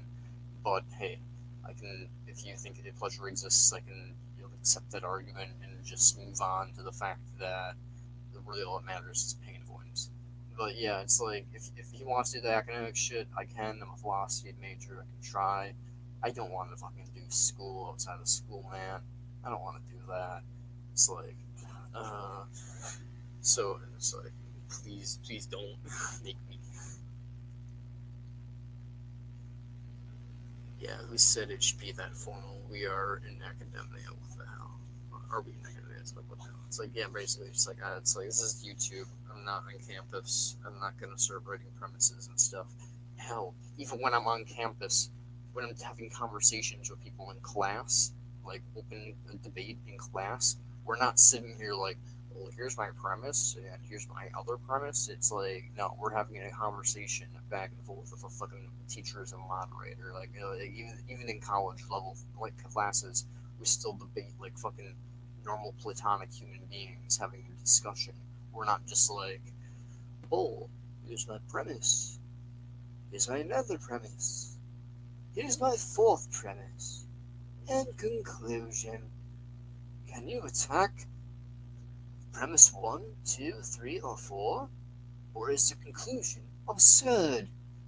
Why is the conclusion absurd? No, we're not gonna do that. We're just gonna like we're gonna talk like normal fucking human beings. Like, God, I hate people. It's like everybody's all talking about like, oh, like this entertainment platform. Yet at the same time, like, and he's literally just rambles the vegan game does, like some douchebag. Like, so it's like, it's clearly his channel is meant for entertainment. He doesn't have half the time he's not even criticizing people like from a valid perspective, which is negative utilitarianism, honestly. So it's like, yeah, I mean, vegan things, fuck you, come on here and debate me, bro. I guess, I don't fucking know. I'm tired. I've been awake since 5:30 in the morning. I've been awake for like fucking 15, 16 hours at this point. So, but that's okay. I'm gonna be awake for a couple more hours until my brain just gets melty spaghetti mode and I cannot stream no more.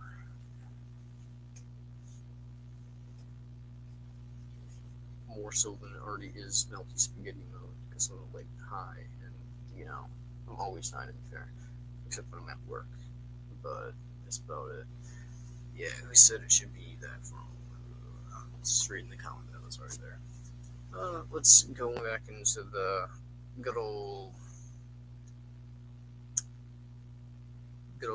shit.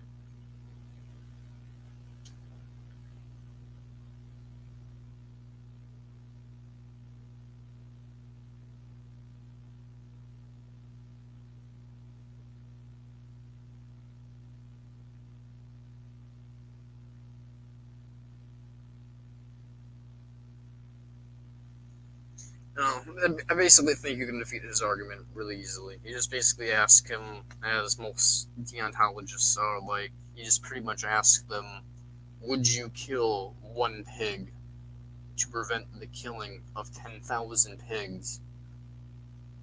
And if he says no, and you have to ask him why, because if he's a pro-mortalist, he's going to be like, the right answer is we should actually kill 10,000 because it prevents the death of it. And I'm thinking, you're base. But he's not going to say that. So, but you know, if he goes, well, no, I can't interfere on the rights of one pig to save 10,000 pigs, then basically you just fucked him. You basically just said, he basically just admits he's willing to let 10,000 pigs' rights be violated just because he's too much of a little bitch to violate the rights of one pig. Despite the fact that he's willing to violate all the fucking rights of people doing this lithium mine shit to talk to me in debate or whatever. So, you know, pretty much that's all I'd need to ask him, and it would basically just fuck his whole argument. So, I mean, I could debate vegan gains. It's just like, these people are just a bunch of fucking sausage heads. So, I don't know, man. Subscribe to Antinatalist MD. This guy's channel's fucking great. Let's watch this, actually. And no, let's not watch this. We don't need to watch it. Suicide is a messy topic, and we're not actually going to watch this because I don't feel like getting this video taken down by having literal words like suicide popping up on the fucking screen. Let's see. Let's do something more.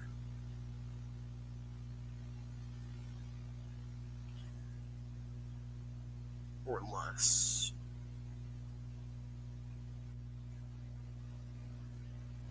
Like this. 3-minute video.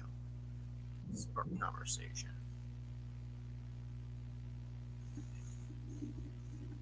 Make me think about something, or have the audience think about something. They can't look at it honestly for what it is. It's just chemistry first. More importantly, the life part of it. It's just a DNA molecule all over the place. Consume and reproduce. That's the only mission of any reproducing piece of chemistry. And it's going to be the only mission, even if there were other life out there in the universe, they would be stuck with the same problem. That's the game. Consume, reproduce. Consume, reproduce. It's just that simple. But most people aren't ever going to see it that simple. They're always going to try to make it into something. Life is something. We're going somewhere. We're doing something beyond just consuming and reproducing. But that really is all there is here. All this biosphere is consumption and reproduction. It has no soul, has no heart, it has nothing. All it has is this element of it, this part of it, this fungus that's growing, that has this sentience, this capacity to be aware, conscious, and feel. And that's where the word harm is invented. When you have this vulnerable population. I mean, that has obvious implications. There's nothing preventing me from judging the natural world, seeing nature for what it is, just dumb forces. The more I've thought about it, the more I've come to realize just how obvious it is what we are. Quite obviously built to take advantage of the environment, to maximize what's offered, the opportunity for conquest, however you want to look at it, to do the consuming and reproducing thing. We're just trapped on an island, and so we're stuck doing that. Organisms have to do it. There's not an alternative. We know where we came from. Consumption, reproduction, cannibalism, because it's an island planet, essentially. A bunch of evolving organisms on an island, they will start eating each other. And addiction. So once you got to a sentient creature, you have this motivational mechanism of just an incessant and unyielding desire and want. And it will not be satisfied in any kind of holistic or efficient manner. Exploitation is almost a requirement of any kind of accomplishment or obtainment of any kind of quality of overall existence. The ultimate logical conclusion is there is no game. The game can't be won. The end game is a graceful exit. The cleaner we get out of here, the more intelligent we'll prove ourselves to be. The longer we prolong it, the sloppier we allow it to become, the more we just prove we're idiots. It's all going to be erased anyway, so give it up. It's only a sick addiction that keeps it going. Don't make more of it. Life just isn't a game that can be won. Let's just concede it. Let's get out of here as gracefully as possible. You got a counter argument? Bring it on. It's all going to be gone. Every little tiny piece of it is going to be gone.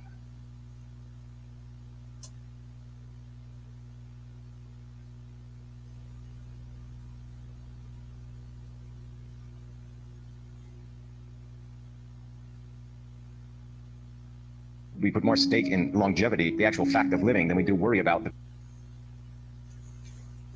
Yeah, those guys kind of dorks. They shouldn't philosophize with all of those academic approaches. They should philosophize without all those academic crutches. Yeah, pretty much.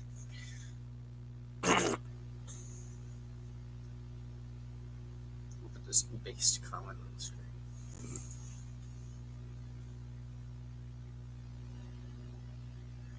It's like they're watching philosophers or a teacher or something, and whoever sounds most convincing, they just go with it. Friedrich Nietzsche's followers, bro, there's like, yo man, wait a minute, all I need to do is like, just be myself to the utmost degree, and then like, be like, I'm no longer a slave, bro, you all are slaves, I'm the master of my own mind.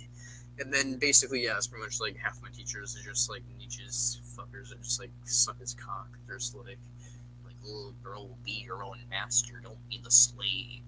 All the people that actually care about other people's suffering, y'all are slaves. And I'm just literally like, I hate people. I hate people.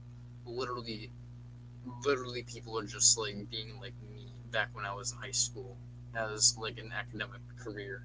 I'm literally a psychopath, basically. He was like, basically only cared about like social contract and was like, try to manipulate people and be your own self. Don't give a fuck about anybody else. Don't listen to anything. Just care about your own opinion and do what does best for you. And basically, I'm in philosophy, and like half these people are just like, Nietzsche is such a great philosopher, guys. You don't understand. Like, he basically wants you to like, become independent, bro. Like, I'm like, fucking Christ, these fuckers literally just are just trying to like embrace sadism.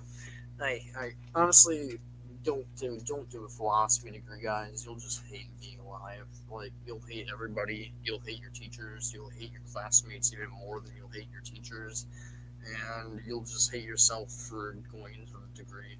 So, you know, take my advice. Don't be a philosophy major.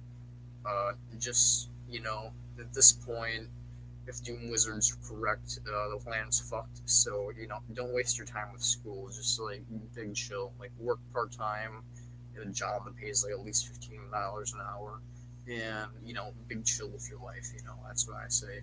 Get some roommates if you have to, and live with like 2 or 3 people, and just like enjoy life to the most you can, and try to reduce suffering and prevent suffering by like being natalism and natalism. That's all I can say, man. Like, fuck philosophy. It's a waste of goddamn time, honestly. Once you understand the truth of like natalism, you're just kind of like, I fucking hate all these people. They're literally just a bunch of fucking sadists. A bunch of sadists in disguise, just trying to hide their sadism in fucking ignorance with a bunch of fucking mumbo jumbo. Just like, oh, I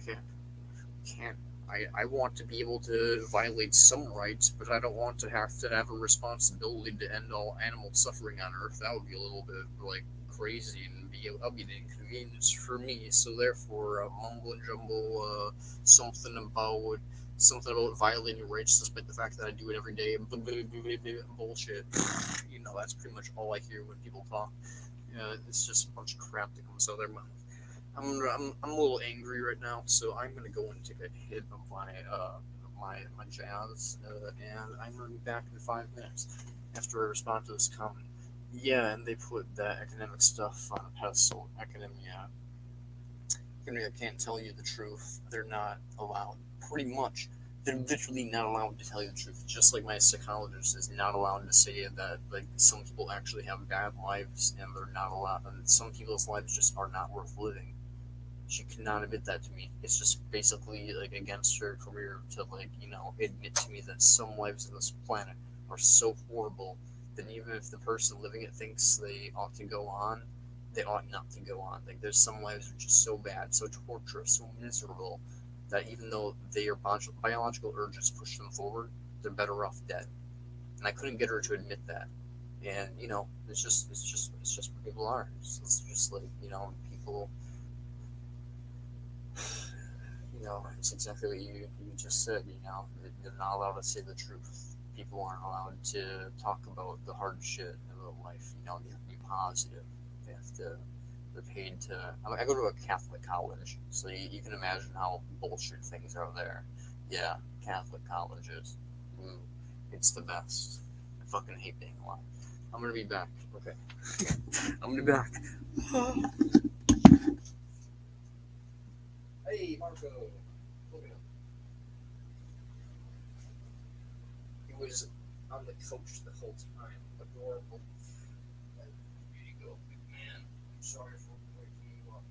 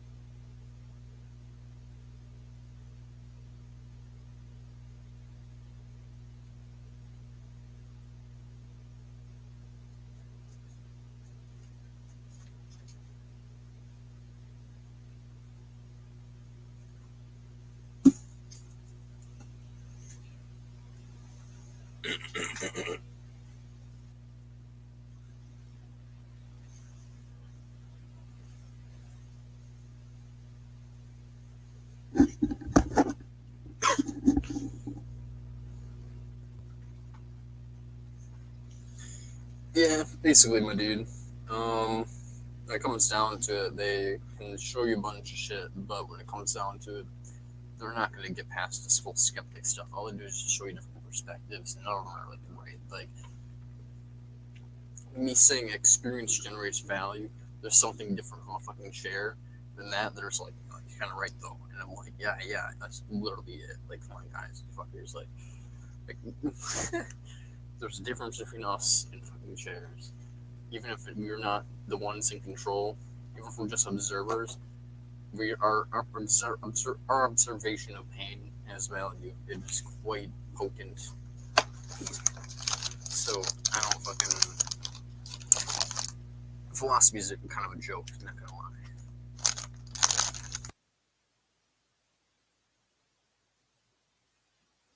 It's just months of confusing semantics. It's quite what it is. That it's just semantics, pretty much for the most part.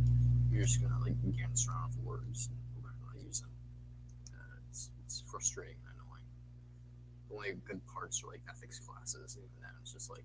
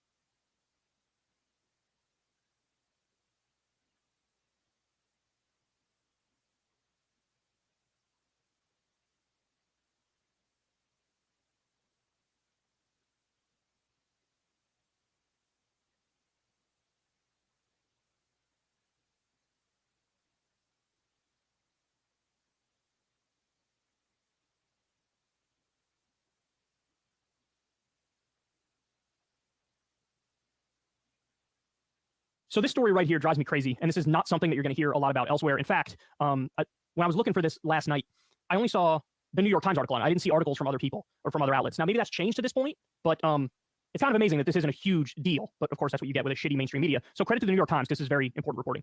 A charity tied to the Supreme Court offers donors access to the justices. The Supreme Court Historical Society has raised more than $23 million in the last 2 decades, much of it from lawyers, corporations, and special interests.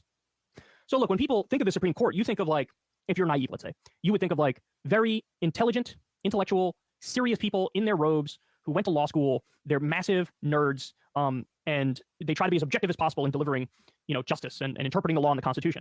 And I wouldn't blame somebody if they think that about the Supreme Court if they don't follow politics very closely. But the fact of the matter is, that's really not the case. It's a rank political body, and a lot of these people now come from the Federalist Society, which is just, they're ideologues and they're demagogues and they're hardcore right wingers, and they put the facade, the veneer of intellectual seriousness over the decisions they make, when really they're judicial activists. So they have an agenda, and the agenda comes first, and then they'll come up with some rationalization and interpretation of the law that backs up what they're saying. But now we also know not only are they just partisan hacks in a sense, you also have, they're deeply corrupt. Because you might think, since they don't run for election, right? So there are no campaign contributions, so maybe they are kind of more pure and above the fray, and they're not tainted by big money. Turns out, no, that is not the case.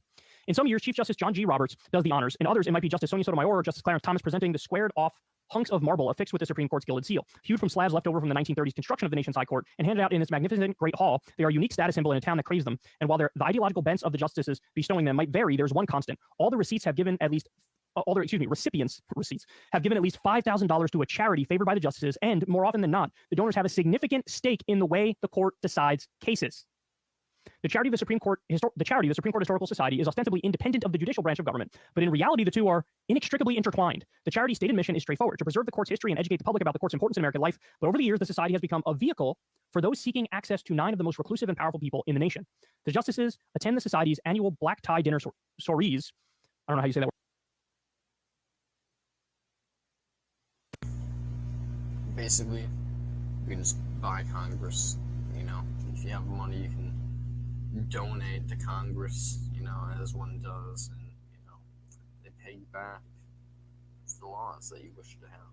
You know, fun fact though, you have to have enough money to pay them and donate to them and get for those hearings. So in other words, they gotta be rich and a little bit corrupt. So yeah, fuck America. America's kind of screwed.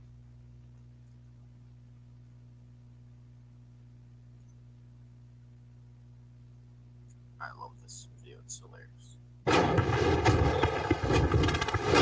Okay, bro. Yesterday, 2 groups of men shot at each other near Bagram Base, where I am. Today, the soldiers are happy about some of the men dying and sad about other men dying.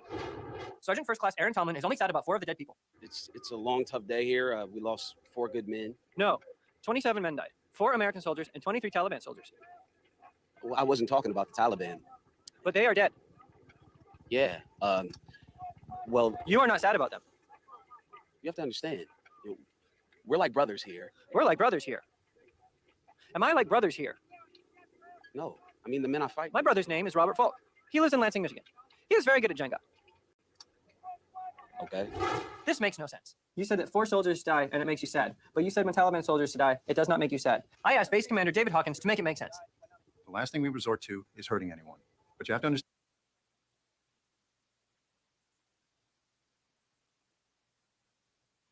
It's our job to keep the American people safe from our enemies. And sometimes that includes... So if you kill your enemies at your job, it is not sad. Well... What if I killed my enemy Ryan at my job? It would not be sad? No, you shouldn't do that. But he is rude to me. He steals my yogurts. He makes fun of the way I talk. Look, only soldiers can kill without getting in trouble. Okay. Are you going to kill Ryan? No. It does not make sense. Were the Taliban happy when the Taliban died? I went to meet Taliban spokesman Haji Muhammad. They put a bag on my head to take me to the safe house, which made me stop thinking. آمریکایان و اسکرباندی خوشحالیه چون بریسی. خود به خوشحالیم. داغ آمریکایان به مش گردم لکو. هرچی طالبان بریسی. فخوبادیه. ولی خوابادیم. آقا ام خوشحالیه ده. آقا گرده شیدان یا سیده جنت روانجه. آمریکایان و اسکر خوشحالیه چون بریسی. آب طالبان و خوشحالیه چون بریسی. دا کارونا گرده خدا تعالی پلاس کیجه. برور. تکیه ده عمر خوشحالیه. This means that if we all join the Taliban, then no one will be sad when anyone dies. Here's how you join the Taliban. I do not like it here. I am Michael Falk. Our story is, everything's confusing in life. Do not join the Taliban. You will not like it there. But, also, people are very tribalistic and don't understand ethics whatsoever. And hence why war goes on. People just point a gun at the enemy, and they don't know why they're the enemy. How's it going, 3 viewers? One of them is talking to me, named Tay. But the other 2, I guess, are just kind of here. You know, I don't know. Like, hello, FBI agents or something. How's it going?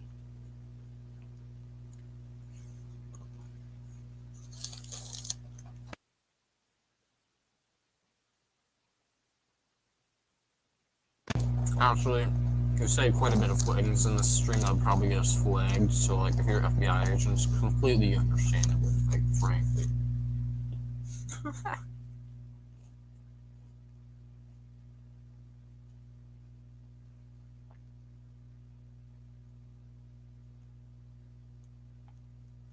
No, I don't think those are real soldiers, that's just an Onion skit. But the point is, like, Onion basically does satire based off of, like, real life, like, things. Because we were, like, in Afghanistan for, like, 20 years. No one knew how the fuck we were there. We were just there for, like, oil. But, like, if you interviewed real soldiers, it's worse than that. Like, some soldiers don't even, like, know who they're fighting. Like, they generally do not know who they're fighting, or, like, why they're there. They think, like, so yeah, it's sad and it's fucked up, but that video basically is reality. It's just like, oh, like, people died today, and it's like, blah, blah, blah. Why are you sad? It's like, well, they're our brothers. And it's like, well, the other ones died. It's like, why aren't you sad about them? It's like, well, they're the enemy. And it's like, they don't understand that, like, you know, why other people are an enemy, why people on your side are your allies. They don't have, like, any ideology behind their beliefs. So it's pretty much accurate to, like, real life. So it was an onion skit, but it is fairly accurate to reality. Hence why it's my list of activism, just because it kind of like highlights the hypocrisy of like war and like how we look at like death in war. So it's just my activism playlist. It's a funny skit.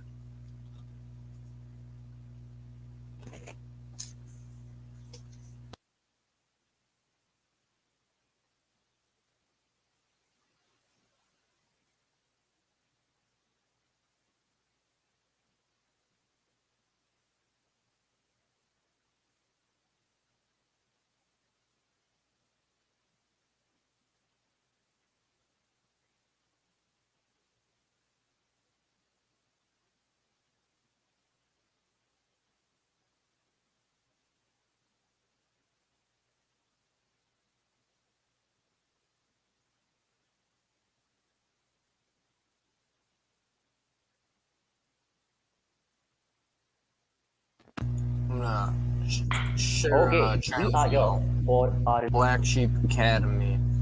I think a little bit of this stuff is kind of cringe, a little bit, but a lot of it is really based. So you kind of have to sort your way through some of this stuff.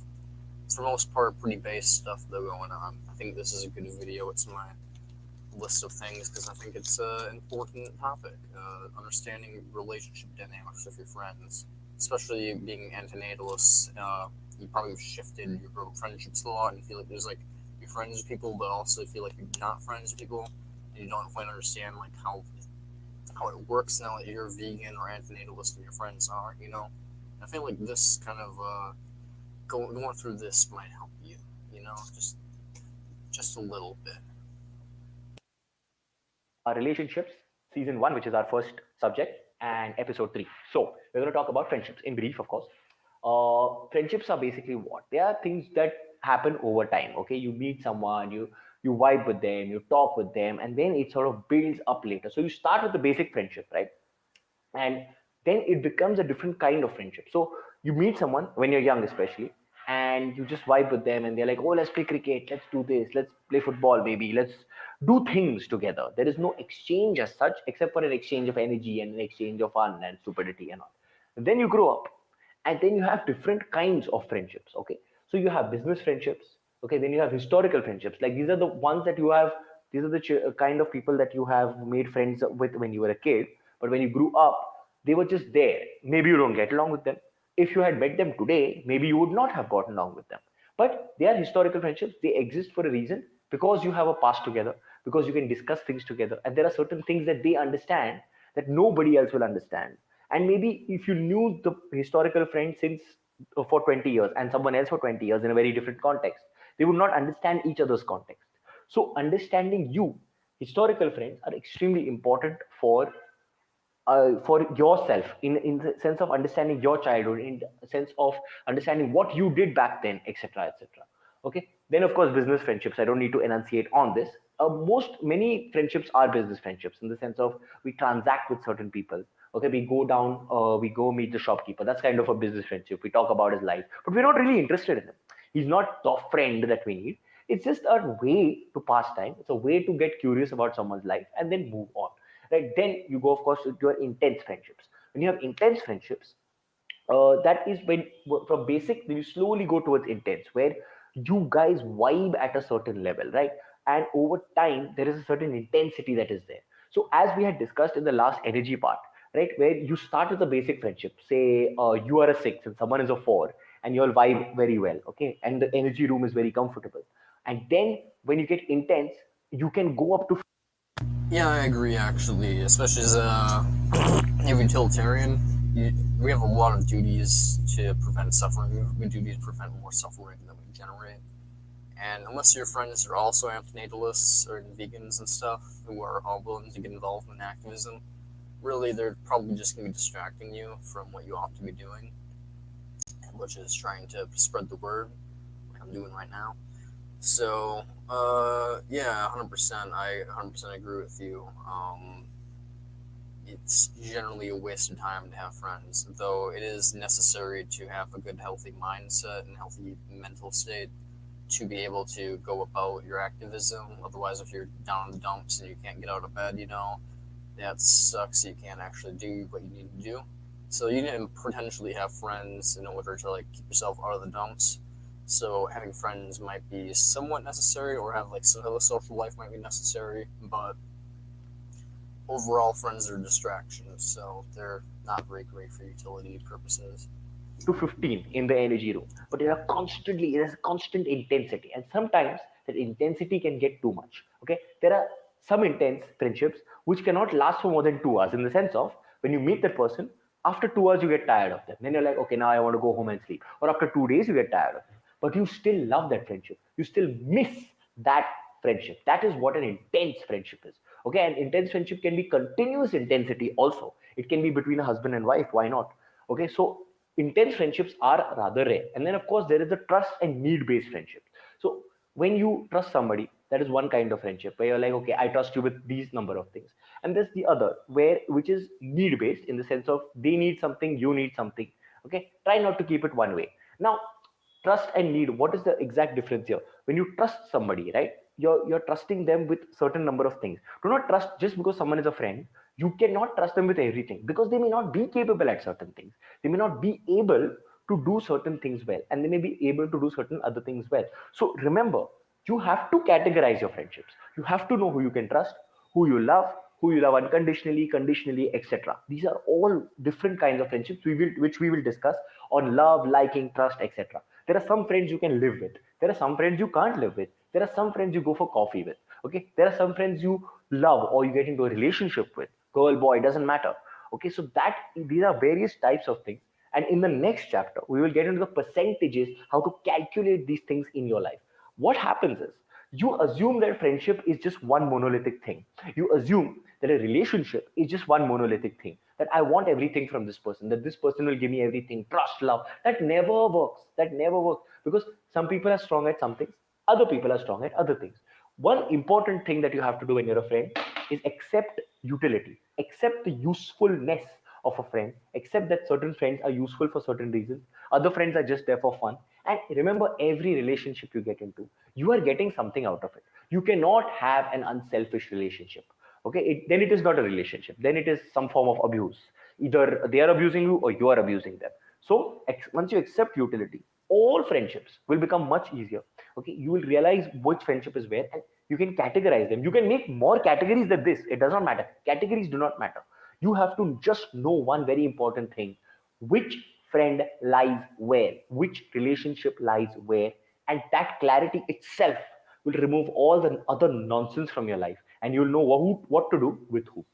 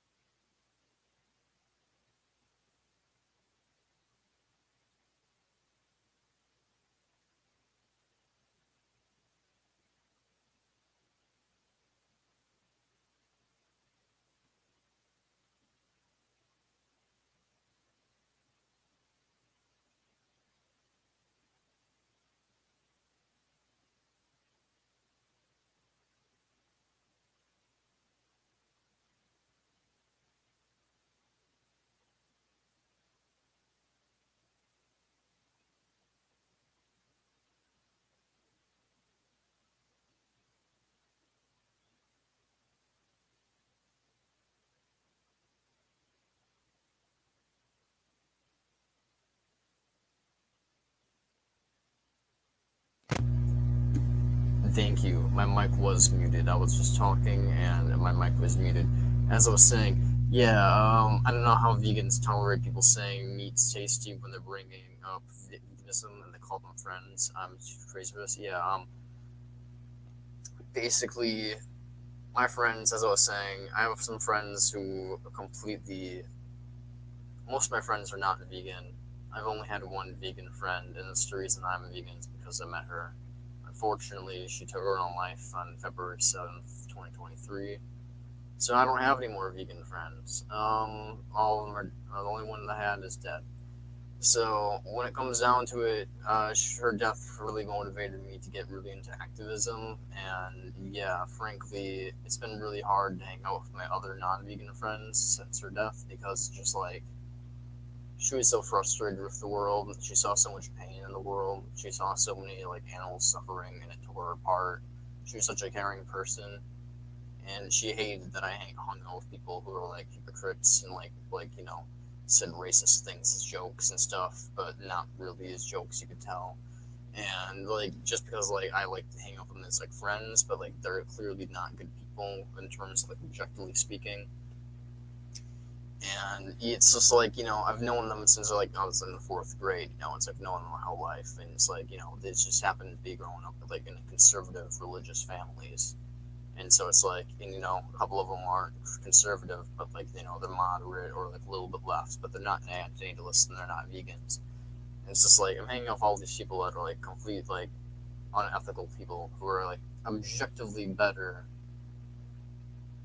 What's causing your depression, you think?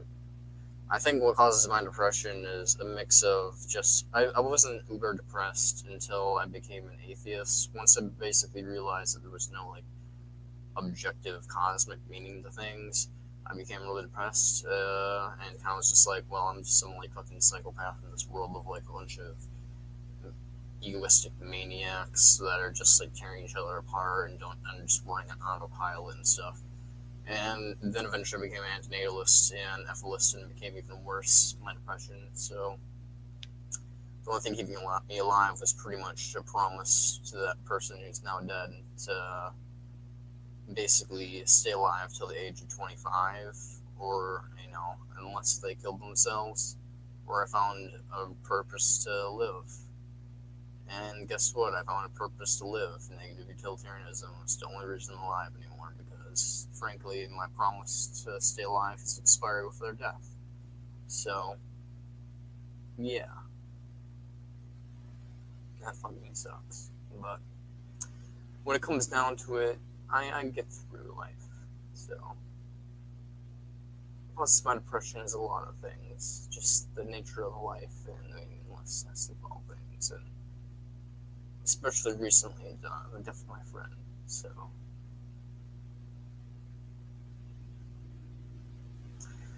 I see. Vegan Gains streaming. Maybe respond to his stream. Lol. Oh, he's streaming? Yes. I better do that than being sad on stream. So, let's take a gander.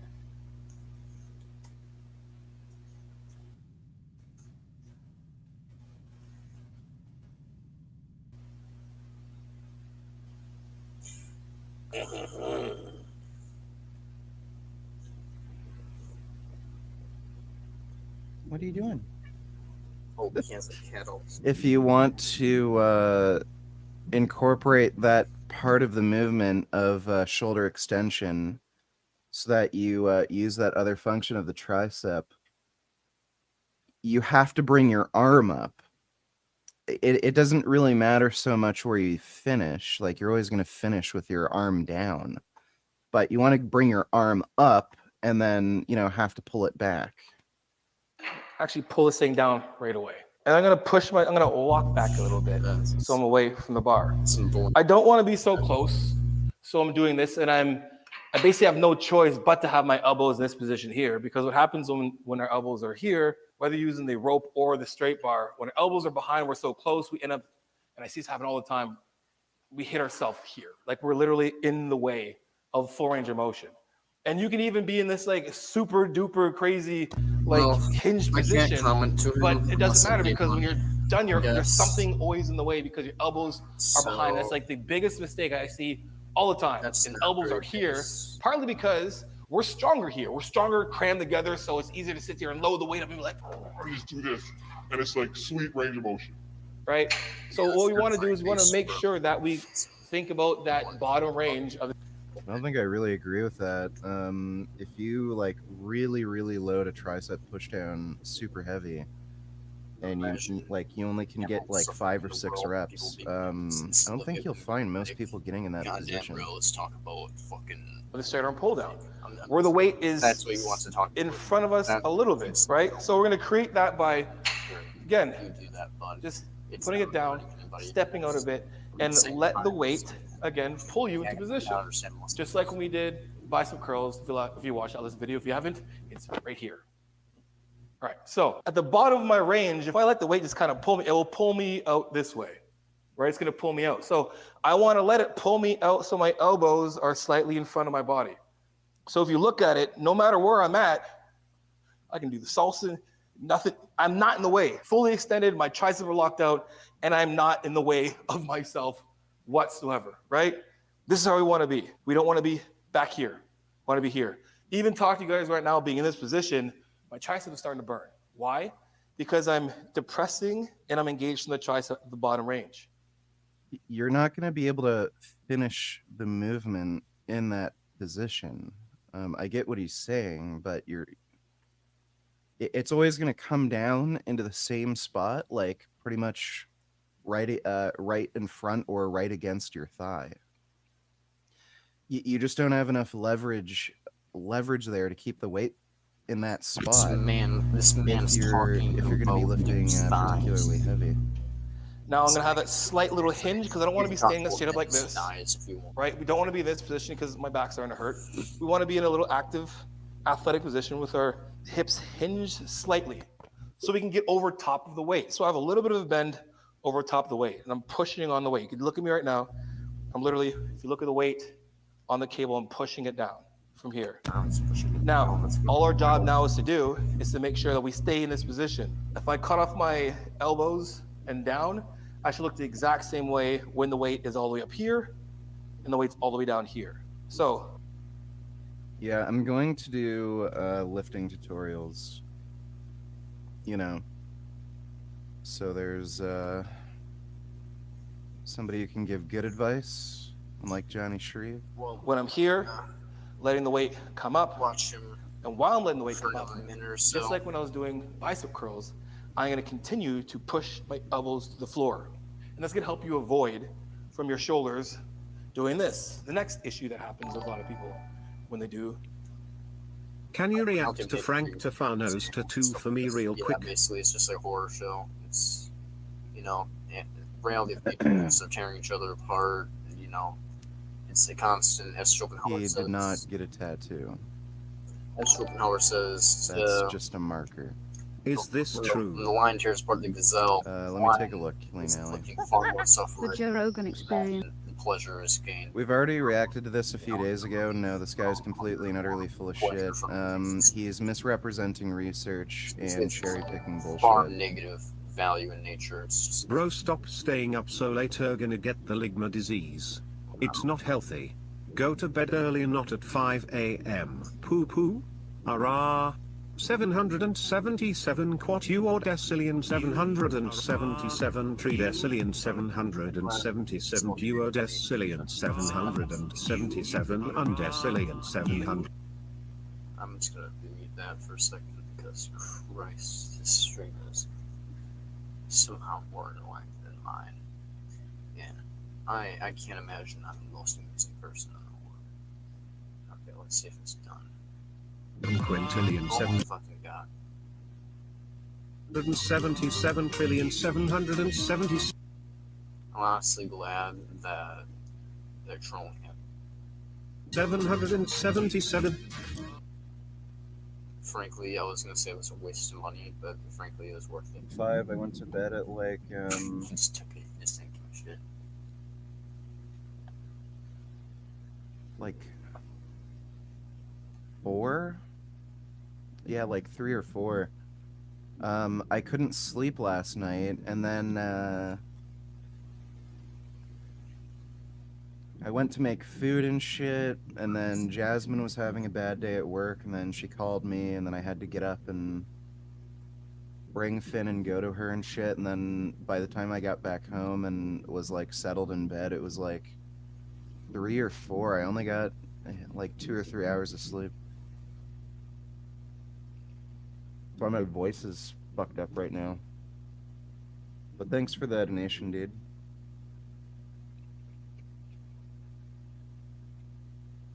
Yeah, so this guy made up a bunch of lies. He lied about a bunch of research on cholesterol, including the Framingham study. Okay.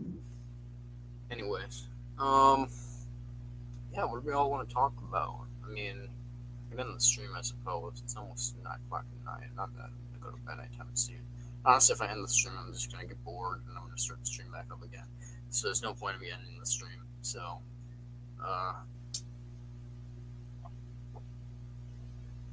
yeah, I mean, I can watch more YouTube videos of different kinds. I can just talk about anything y'all want to. If you want to hop down in here, also feel free to do that. Have a little interview.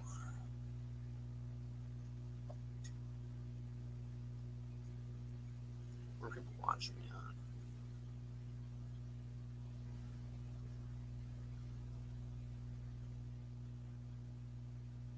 One on Twitch and one on YouTube. So Tay's watching me on YouTube, and there's been someone who's been watching me on Twitch for a while, unless it's just me, potentially. I think Twitch kind of just shows that you're watching yourself, I guess.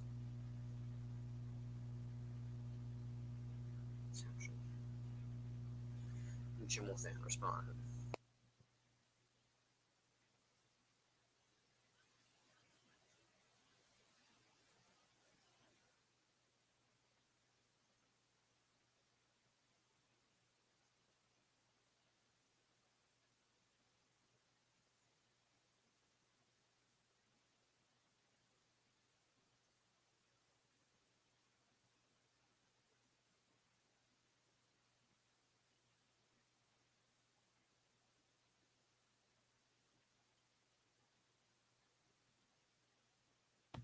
Jamie, it's because I'm a philosophy major. Once you realize that we're all just artificially generating desires, and when it comes down to it, what really matters is not suffering / being happy. And homeless people like Diogenes have been like some of the most happy people in throughout history. So what's the point of doing all this rat race bullshit? Once you realize that, you kind of just realize you're in the rat race, and you don't really care if you start failing at the rat race. So you kind of stop stressing about the rat race. You're just kind of like, if I fail, I fail, because frankly, I can just then live my dream of not giving a shit and just like vibing and doing whatever the fuck I want, I guess, instead of like grinding through this whole college bullshit and like all this like work bullshit and like being like about everything all the time. Instead of doing that, I can just like practically not work and like whatever, like just do activism until I fucking die. Till I die, as I was saying before I cut out. So moral story is like, yeah, I mean, there's stuff to worry about in life, but there's also the fact that those things are unavoidable, so you may as well just keep vibing, bro. That's basically what I have the mindset of. I really do be about things. So I recommend you take a suit as well, become a stoic.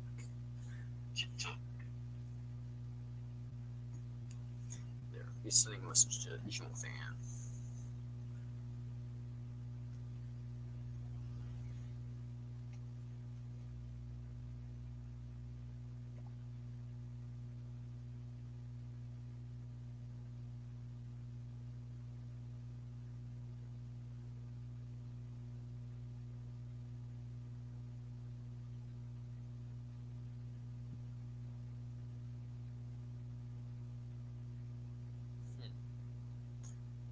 I know a thing we can do for funsies as we I wait for comments / for something to happen. let's go to Wombo.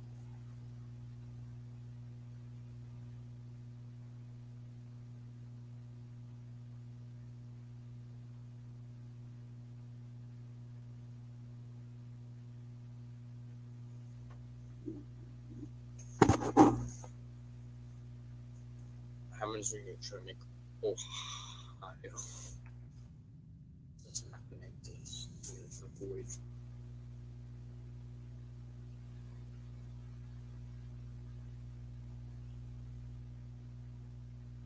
Damn, that is very much like what I imagined Ohio would be like. Fake. Okay.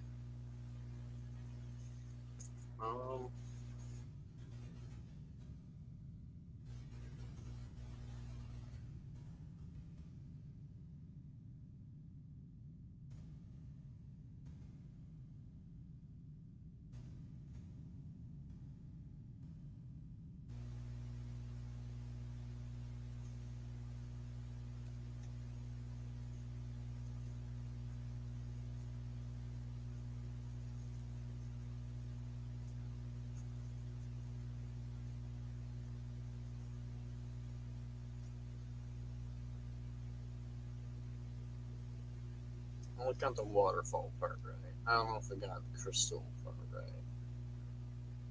I kind of like this one. This is a stick.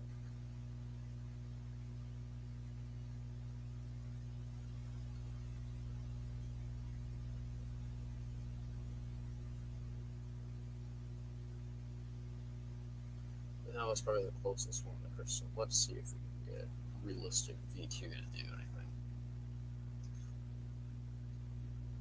How much of your depression stuff in the natural, you say? How much do you think is natural? Like, just like goes on by my psychology? I'd say about 30% of my psychology. Like, I don't know, maybe like a good chunk of my psychology, a third of it ish, is like nature-based depression, like just like naturally there. I don't think I've ever been like really, really happy, but as a kid, I remember getting like not super sad on a subjective level, and like upset about life on the subjective level. I think it was thought it was good really.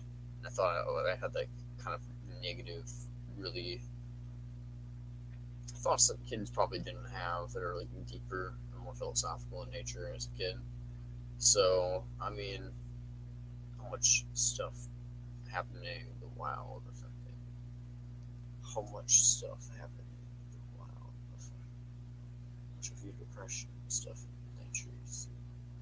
When it comes to like viewing nature, I think that's what you're asking. I like the natural world and like just like being like involved in that like processes is like my depression based off of that. I'd say like a majority of my depression is just based off of the fact that like life is inherently shitty and chaotic and has like no meaning behind it,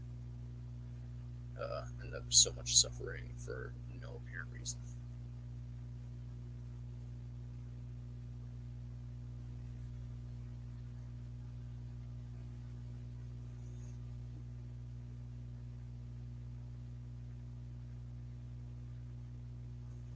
Let's see what my art regeneration looks like. Nah, it's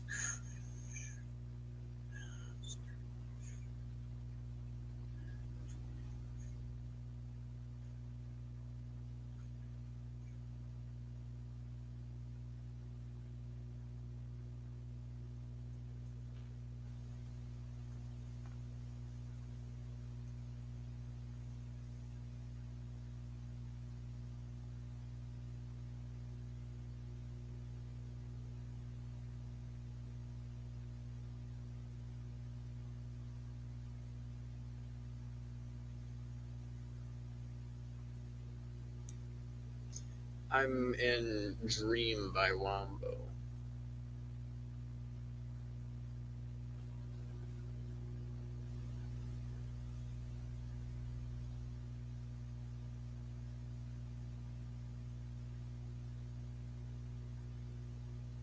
That kind of has crystals going on up there, I guess. Like right there. Similar here, there's crystals going on. Yeah. That's a good generation. I think it did a good job. It succeeded. There we go. I'm satisfied. Thank you, Boomy. Very cool.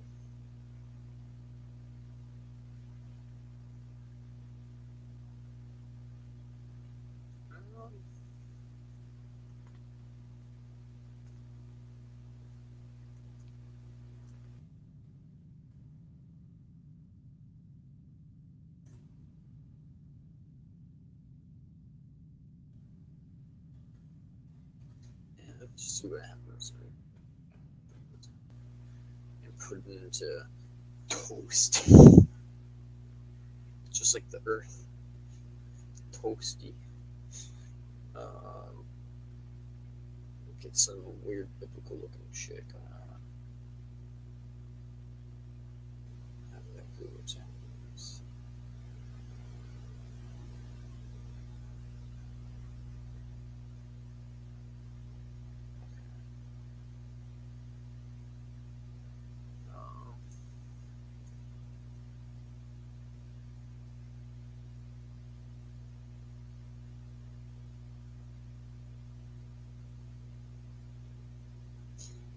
Let's see, we're gonna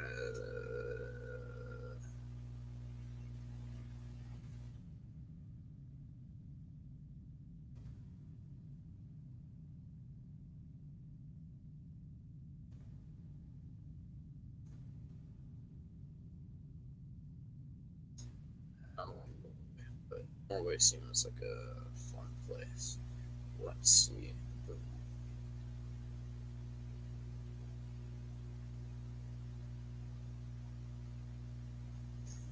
Chat roulette to get conversations? Is that a website? I guess I can do that.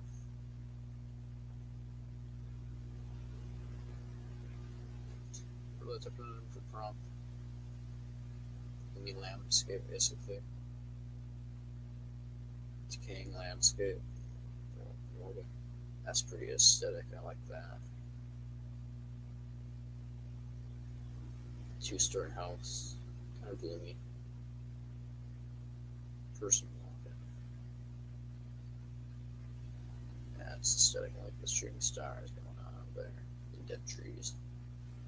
It's exactly what I asked. Let's see. Chat roulette.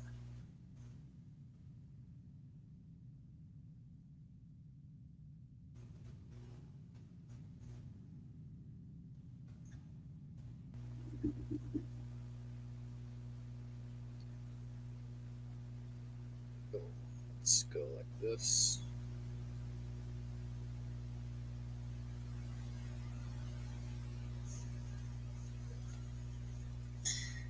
And meet strangers worldwide. Do I accept? Sure. Who you want to meet? You will show selfies, potential partners. A good selfie is important. If you both agree to match, you will start to chat. Cool. Cool. Cool. It was used appropriate not to punish with a ban. Good. Because I'm not here to be a pervert and I don't want to see no dick pics. I suppose it wants me to have good lighting.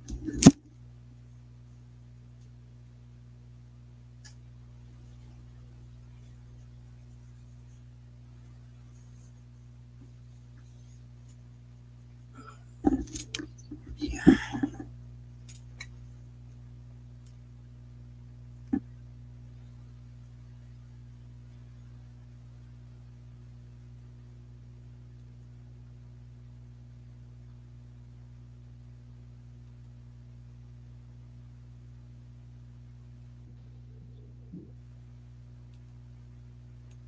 Well, here we go. Howdy. Fuck.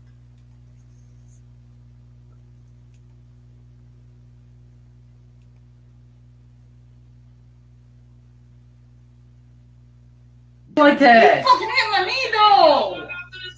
God damn. God damn it indeed. Italy.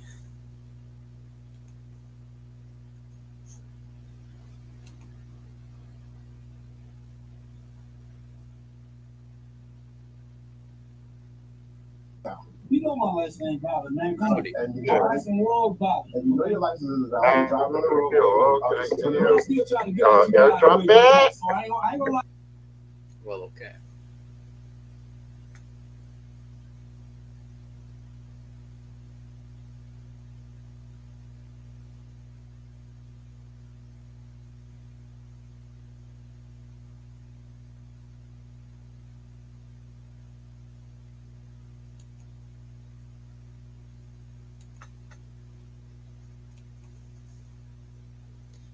How does this work? For pre-match?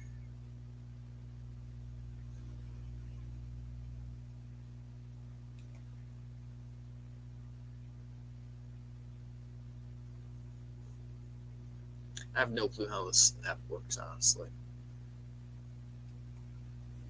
Click. Do you just click on their faces?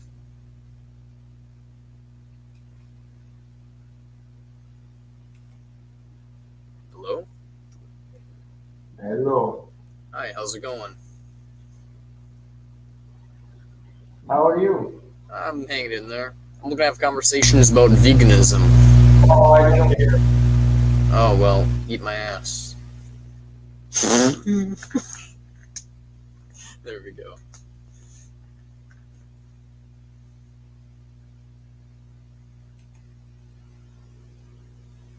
Hey, what's up? Howdy, looking to have conversations about veganism and ethics. What's up with you? Not much, man. Just bored. Fair enough. I'm also a little bit bored. That's why I'm out here having conversations with folks about ethics, you know. Do you consume animal products? Animal products? Yeah, like meat, dairy, ice cream. Yeah, I don't see a problem. We eat it. I mean, some people do. I don't. A lot of people don't nowadays. We don't need Why to. not? Oh, because we don't need to in order to survive. We can survive off of plant-based proteins and nutrients, and it causes a lot of suffering to beings who feel pain, such as animals.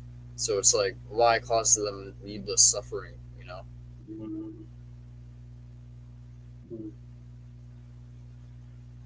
Fuck. Well, instead of responding, he was just like, I'm a dip, you know, as one do, I guess.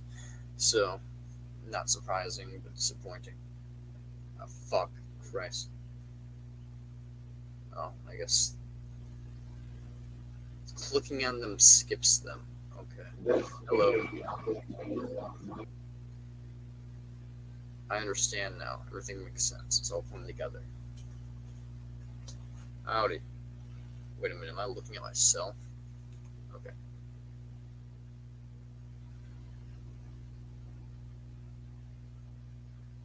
What?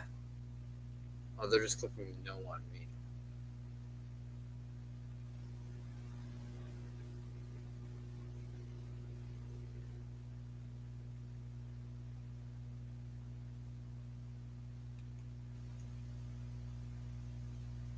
He don't see an animal problem with caging animals. Pretty much. He just had no problem, no issues at all.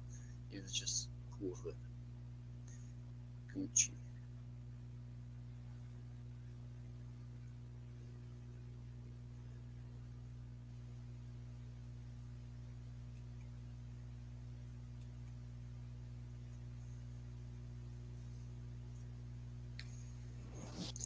Fuck.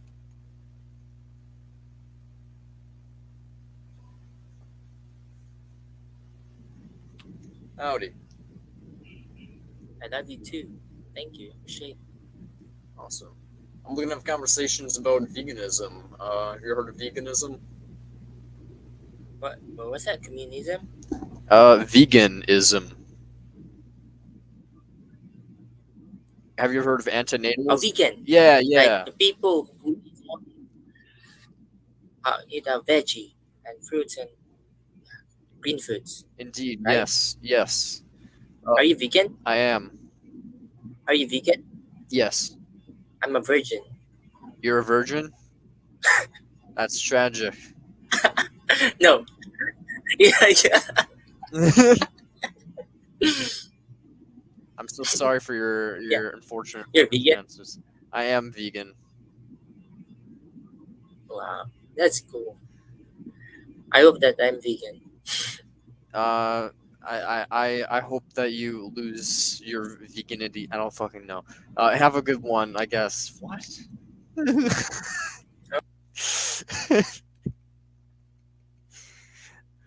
What the hell? I hate people. Okay. Hello.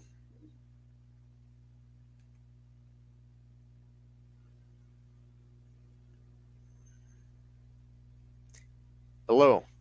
How's it going? On a subjective. How you doing, mate? You good? I'm hanging in there. Yourself? Mate, hanging. Keep going, son. Keep going. That's the plan. I'm a vegan, so I got a duty, you know. I gotta save them animals. Mate, you do what you feel is correct, you know? You keep doing that. I mean, I'm here looking to have conversations about veganism. I'm gonna try to do that with you if that's cool. I was a vegan for 6 months. I saw a dietitian and my body just didn't take to it at all. And I am happier now that I'm not a vegan. So, and I don't mean that in a bad way. Like, I don't want to say anything about you. I have tried it though. What did you convert to now? Are you vegetarian or you just go full?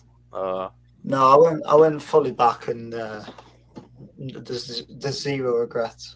Why did you decide to go vegan in the first place? Out of intrigue, I suppose. I can't say I was going to bed at night and thinking that I need to save animals. It was more just seeing from a selfish perspective how it would react to my body, I suppose. Did you make sure you ate supplements and like got between supplements and did all that stuff. It just didn't. I just didn't react well to it. That's interesting. I mean, there are various types of diets from terms of like vegan ways of getting like nutrients. I mean, could you potentially consider talking to a dietitian again and trying a different way?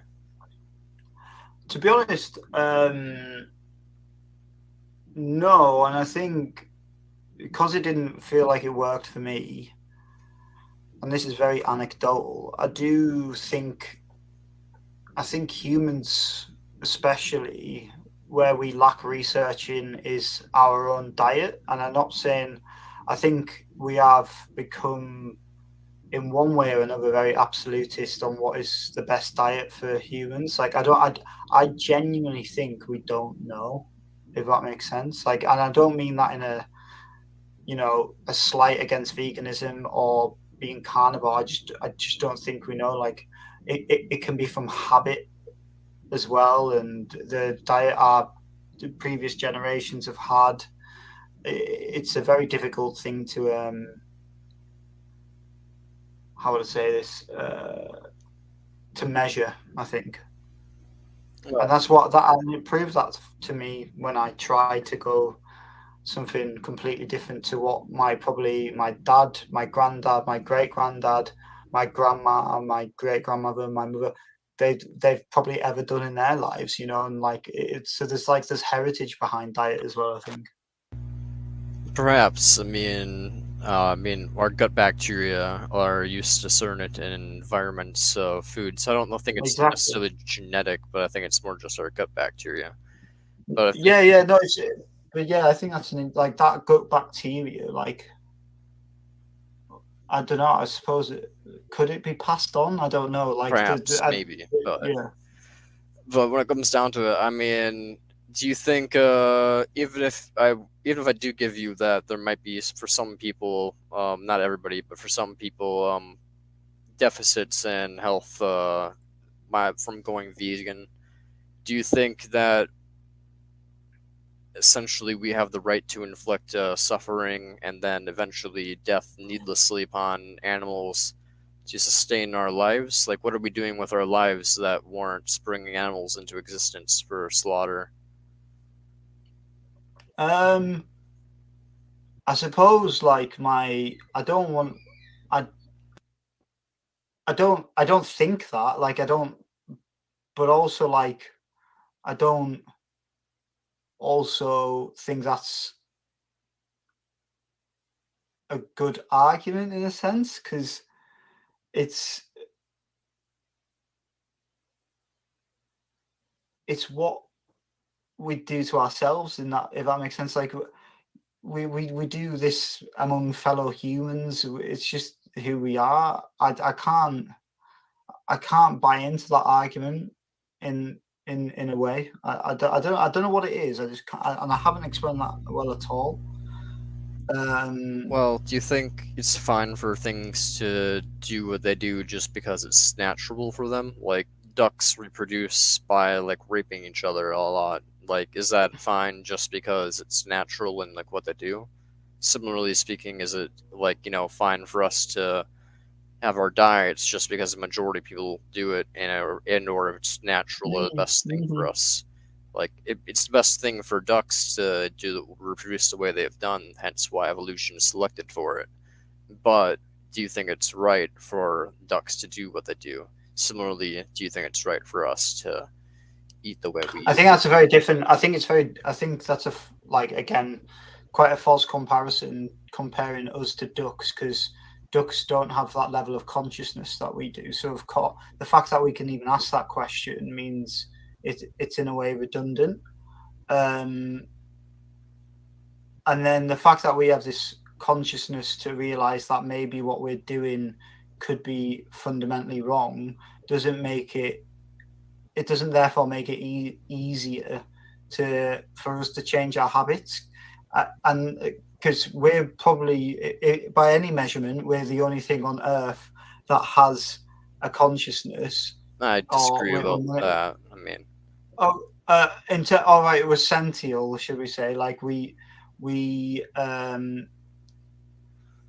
think you might be right about the consciousness, perhaps, but there's definitely more sentient things. But we might be the only thing that potentially has an inner monologue on Earth.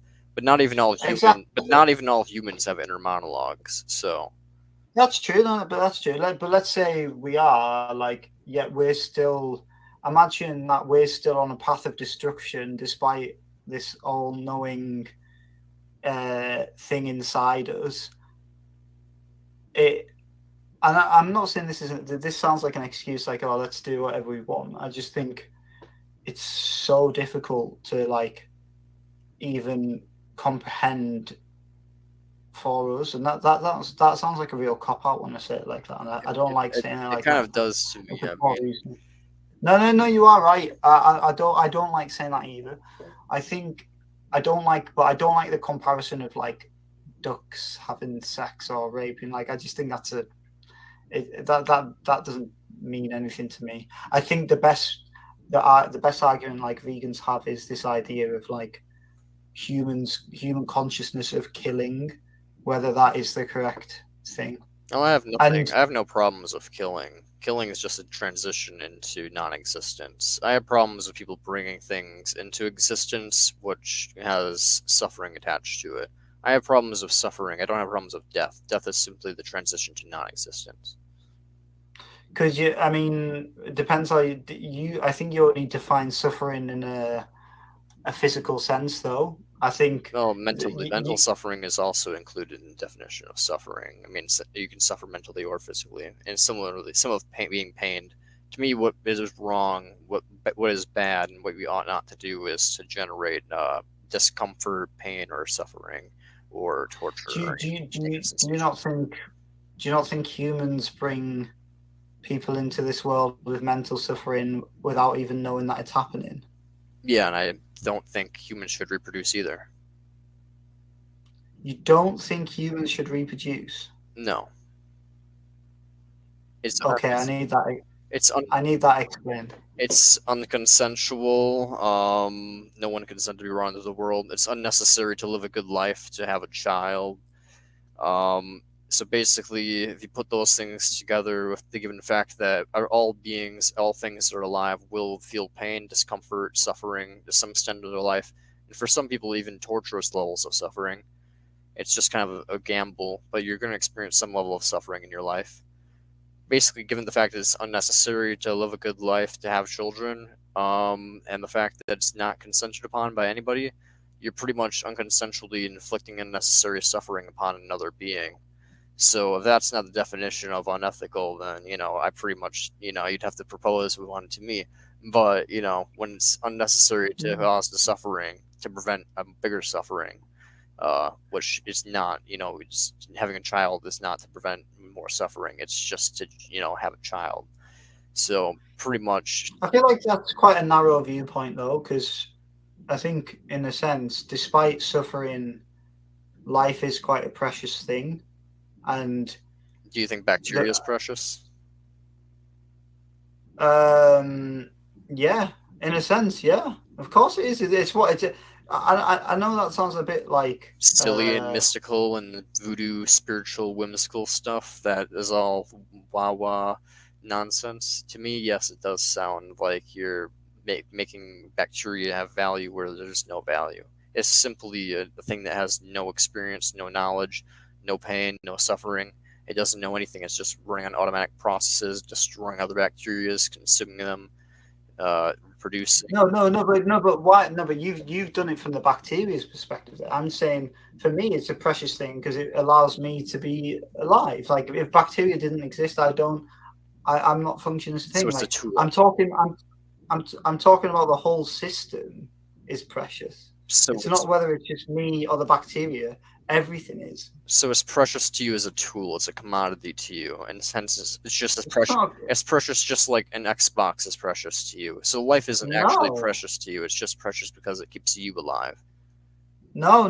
This is exactly not it. It's more I'd actually argue the opposite. It's more the contingency on everything which is precious. Like, one doesn't have the other. That's the preciousness of it all. And what's so precious about us that makes this contingency necessary? Like, what's so great about things being connected, like, inherently? There's no value in connectedness to me. It's just like, oh, wow, okay, so when I move my hand through the air, it moves particles through the air, and they bounce off each other, and that affects everything in the whole universe. Yeah, I know that. Cool. I'm aware of quantum physics. To me, that's not mystical or magical or worth praise. It's just is no value in that. Value is generated in experience. The fact that I feel pain and pleasure, that's where value comes from. It doesn't come from the fact that, I can interact with things and shove objects and pick up this and make it drop.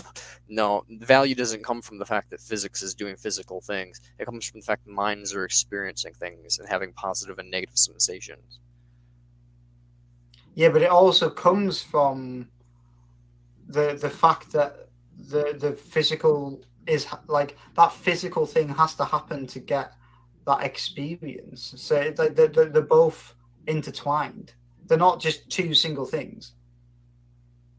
Yeah, one of them's meaningless though in terms of value. One is it's just the value lies in the experience of the conscious thing. You can't actually say one's meaningless because they are like two of the same thing in a sense. They're quite literally not. One is not an entity that has any value behind it. The value is generated in the mind of the beholder. The beholder generates the value in the experience. There is no value in the fence.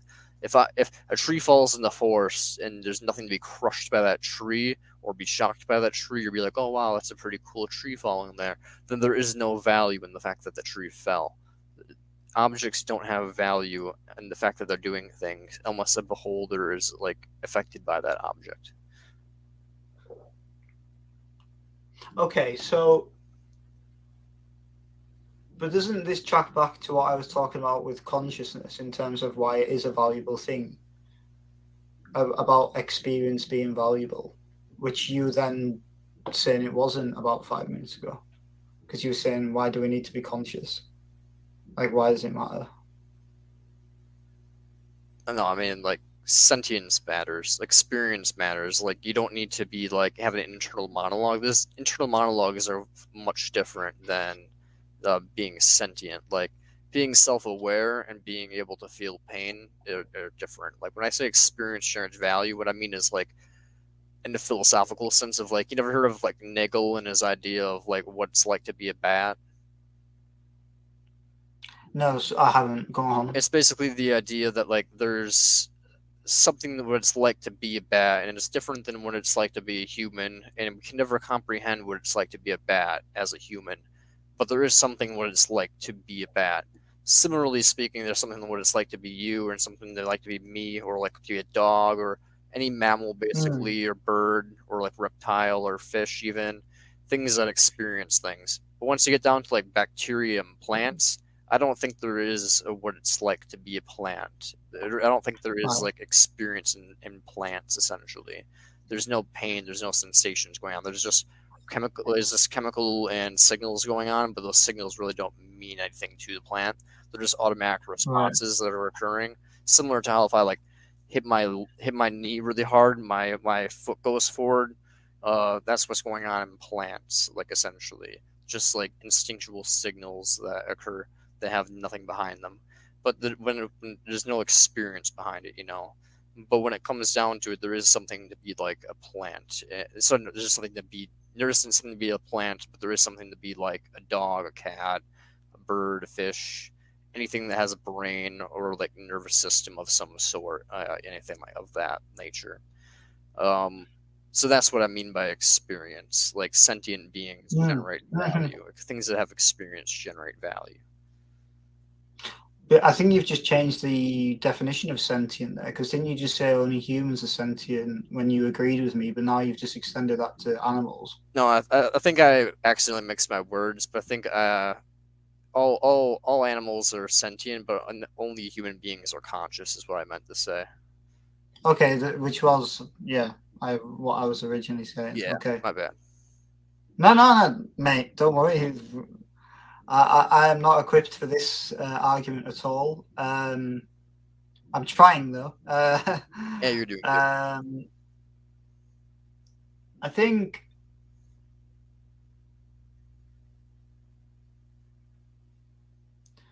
I feel okay. So another perspective, and I'm not saying this is like this is pretty of a perverse perspective. I think consciousness.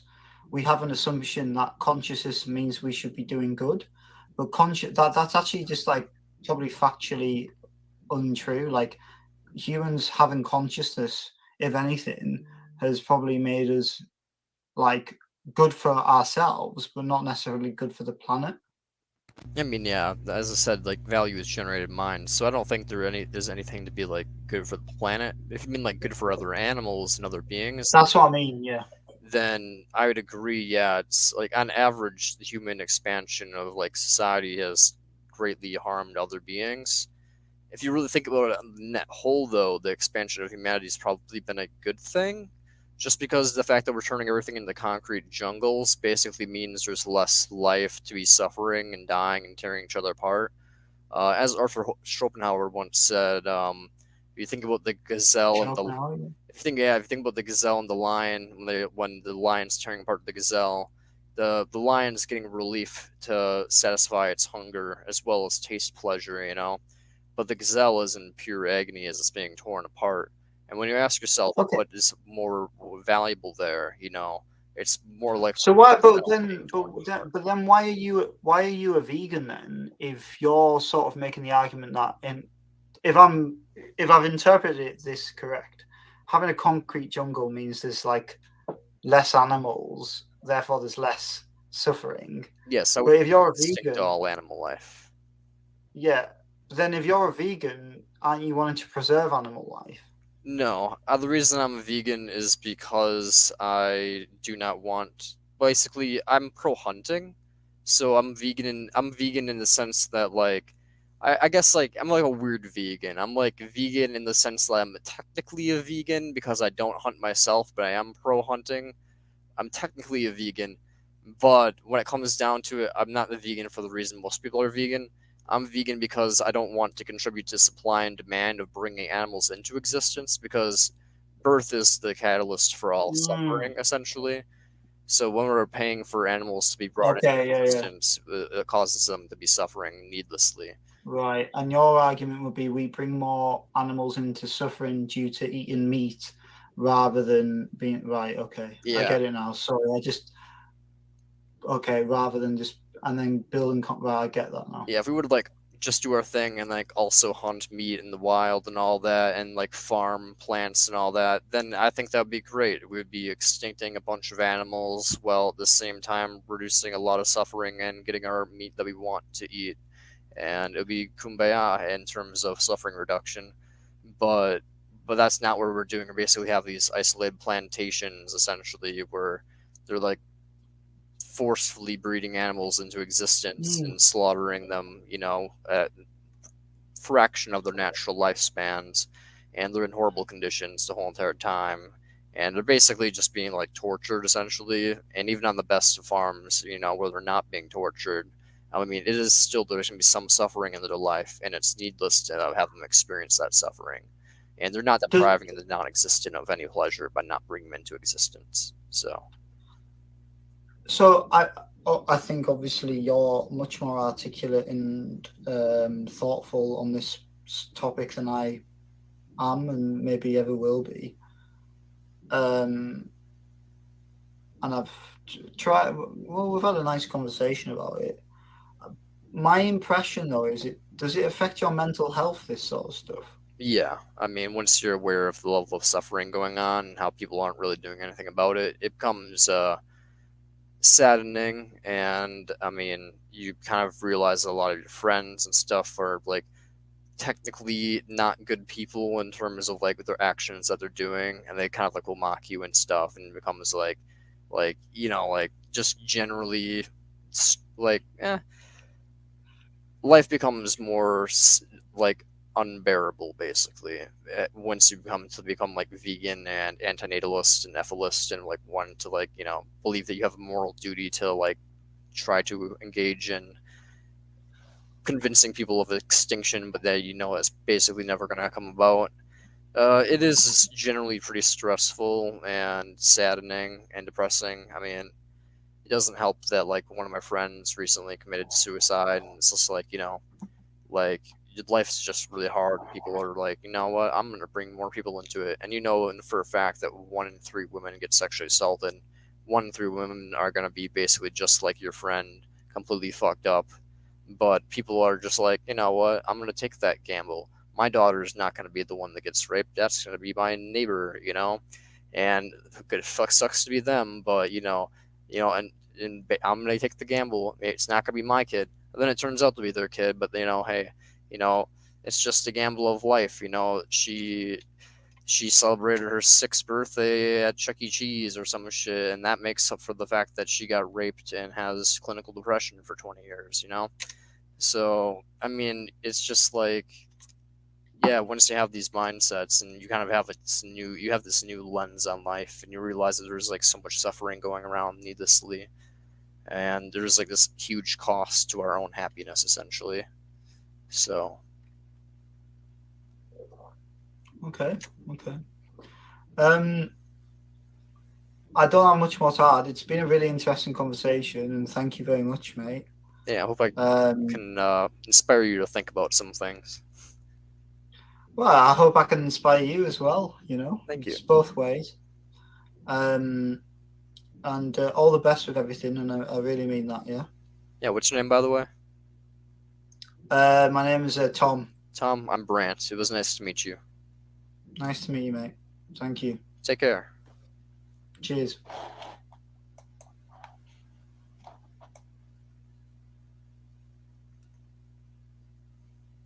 That was a wholesome conversation in the end.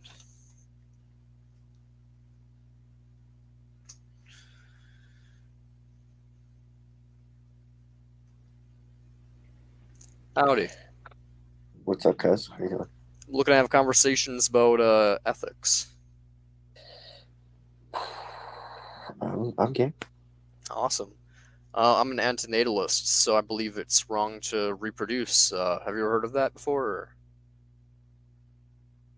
No, but yeah. Awesome. Why is it wrong? That's just a personal. Basically, the idea behind it is that no one consented to be brought into existence, which is purely obvious.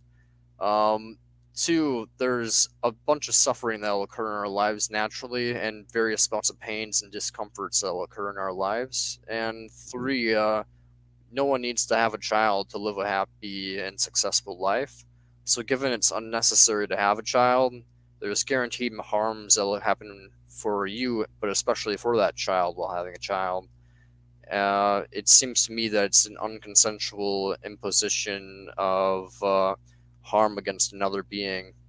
So to me, it seems like if that's not the definition of immoral, then I mean, I'm willing to hear you out, but I mean, to me, it seems to me that like it is immoral to inflict unnecessary pain on other beings.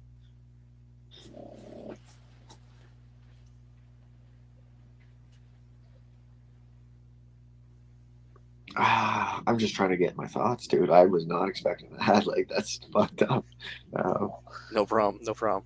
Like, yeah, no, I see what you're saying. Yeah, life fucking sucks. So you're talking to a depressed dude. I'm like, yeah, fuck this shit. So you already got me won over, but I'm also like, what are you saying? Like, I don't know how to, like, yeah, no, I don't know. I can't. I don't have. There's no argument here. That's There's fair. no nothing. Yeah, there's nothing here. There's no like I don't think anybody's ever talked about this before, dude. Like, yeah, it's a crazy position. I know for a lot of people that I get it, but then there's no life. Then there's no life. Like, yeah, extinction of all humanity. I believe essentially we ought to extinct animals before we go extinct. Otherwise, there's just a bunch of animals tearing each other apart. Which I think would be a real tragedy, given that we're moral agents and understand that like life has a bunch of tragedies attached to it. So I think we should extinct animals before we go extinct. Because that's called the fucking like the circle of life or whatever, the food chain. That's life. I know animals were doing animals before us, dude. They're not it's just fucked up, and it's a great thing that we've evolved to the point of being aware of all this. We haven't done anything. It's like we've done everything wrong. We fucked it all up. I mean, do you think? Okay, when a gazelle and a lion are like, when a gazelle is running a line, food chain. That's why they're a little quicker. That's why they got to move. They got to be a little more agile. Survival of the fittest. And Darwinism. And you think that's okay? Ducks. It's how they eat. I mean, we can eat as vegans, but I mean, or we can eat as meat eaters. Do you think we should perhaps have a preference between one of those two? Like, if we no, you're just saying to kill everything. Like, that's all you're saying. I mean, I'm saying for humans, some people enjoy life, and I'm not gonna fucking yuck their yum. They're having a good time here, right? I mean, yeah, with their moral agents, they can make up their own mind what they do with their own life. But for animals, they can't. So it's like, if just as two toddlers are fighting each other as an adult, you should step in and tell them to stop fighting. We should do the same with animals when they're tearing each other apart. We should stop that. They don't need to be doing what they're doing. They have no reason to be doing what they're doing besides to live. And what's the whole point of living when it comes to live? Because like you're not making a good argument. I mean, you're just value is generated in experience, my brother. And experience and the value is pretty much just pain and pleasure. And unless you think there's an obligation to create pleasure, then I think there is an obligation to prevent pain. So that's a part of life, dude. That's life. That's why we live it. It's a bitch. I mean, there's plenty of people that don't live life, and there's plenty of people that are slaves and like sexual, like slaves and stuff, and that's their life. Is that fine? That's just their life, or are there wrong things in the world? There's 7 billion motherfuckers here. We're talking a small percentage of sex trade workers. Yeah, and is it wrong that they're sex trade workers? Is it? Of course it's wrong. Of course Why? It's wrong, but it's a small percentage. We're talking about like you're basically making the argument and saying like, why we make so many fucking. Why is it wrong? I'm curious why you think it's wrong though. For sex trade workers? Yeah, sure. I'm curious. They're taken advantage of. They're manipulated. They're taken at young ages. And you don't think when you bring someone into existence or animals are doing, you don't think animals are constantly taking advantage of each other and engaging in infanticide and a bunch of things that are wrong as well? But apparently you just said that was natural, but I mean, isn't it not natural for humans? We're animals as well. Yeah, that's why we fucking hunt, eat food. Yeah, so is there something wrong with it or not? Is it natural or is it not? What part? The sex trade workers or the fucking eating Sex the trade animal? workers. Why not? Animals do a bunch of like why not? I mean, when it comes down to it, it's pleasure. It's instinctual. Rape is a thing that happens in nature all the time. Industry. I mean, is it natural Wait, you or said? not? Did you just say rape happens all the time in nature, or just like? It does happen all the time in nature. Yes. So what animal is raping what animal? Or are we talking about? Ducks, dolphins, otters. Oh, they're reproducing during their mating season. That's what they do. Oh yeah, definitely. That's what that is. The female doesn't want to reproduce, but when the male forces them upon, that's what we call mating. So actually, usually it's the males trying to attract the females, and the females going to that male that they're attracted to. Oh yeah, because you have so much knowledge on how ducks reproduce. I'm sure you Listen, I'm a big fan of Morgan Freeman and fucking Animal Planet, so yes, I do. Oh You yeah, know, but you're a big old fan of Morgan Freeman. Oh, the Earth, it spins as a globe. It's blue. Bro, he told me dolphins. Like, there's two dolphins, and the female just wants to fuck that guy. He lost. There's no problem. Oh my god, fuck you. Well, okay, I'm done with that.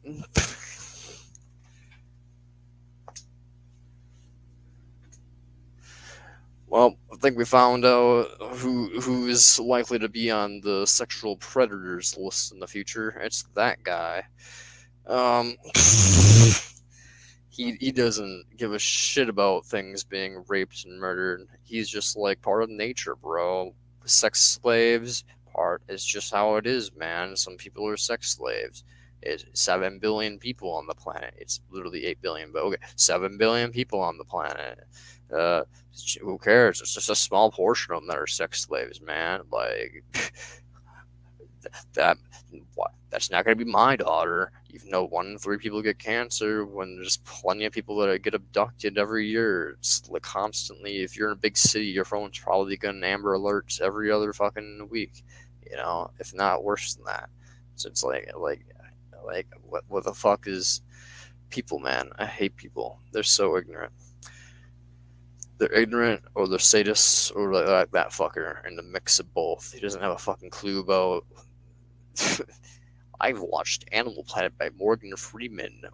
I'm a big fan. I know what is happening in nature. I may as well be a biologist. I watched a black actor who is commonly played by God narrate an animal documentary, and so therefore I'm basically a biologist and understand what ducks do. It has literally no clue that ducks basically just raped each other to reproduce. Yep. Meeting. Oh my god. Fuck. Being alive is pain, guys. Being alive is pain. Just brain hurty.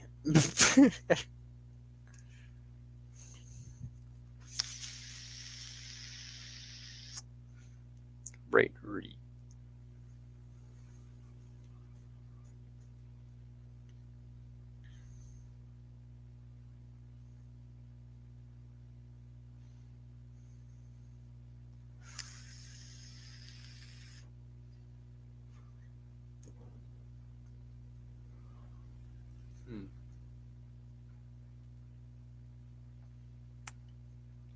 I am gonna be right back. I'm gonna let y'all do whatever you want for a little bit, you know. Get some water, some refreshments, beverages, you know. Get something to eat, munch, you know. I'm gonna be back in a solid 5-10 minutes. We're gonna continue to stream on for about another 9:30, 10:30, 11:30. We're gonna continue to stream on for about an hour, maybe 2 hours. So I'm gonna go to bed by like midnight because I work at like 6 in the morning. So I want at least 5.5 hours of sleep. That's all I need to be functioning. Ew, because I'm a healthy person. Just kidding. You can actually not function healthily and properly unless you get a minimum of 7 hours of sleep. But I don't give a shit. Fuck me. My life don't matter.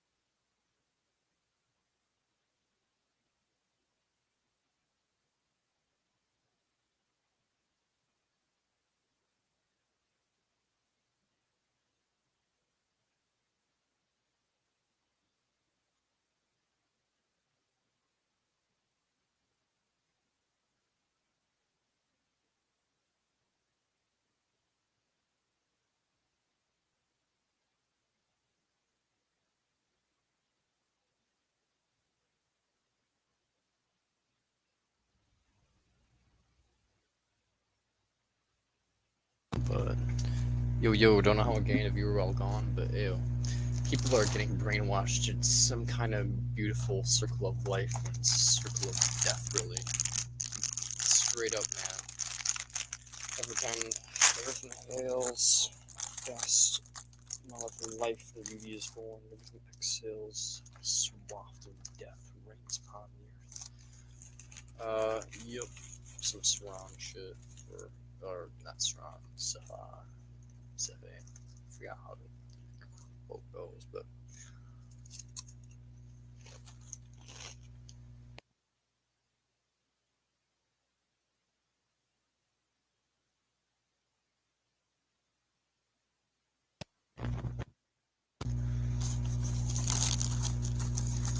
Eating cereal straight from the thing. Just why not?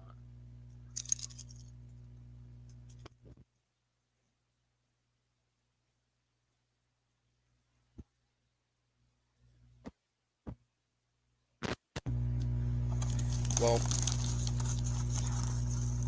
now I know why Socrates said there has to be philosopher kings, and the general public cannot be trusted to lead people, because you get fuckers like him being like, rape is cool so long as it's natural, circle of life, baby. So.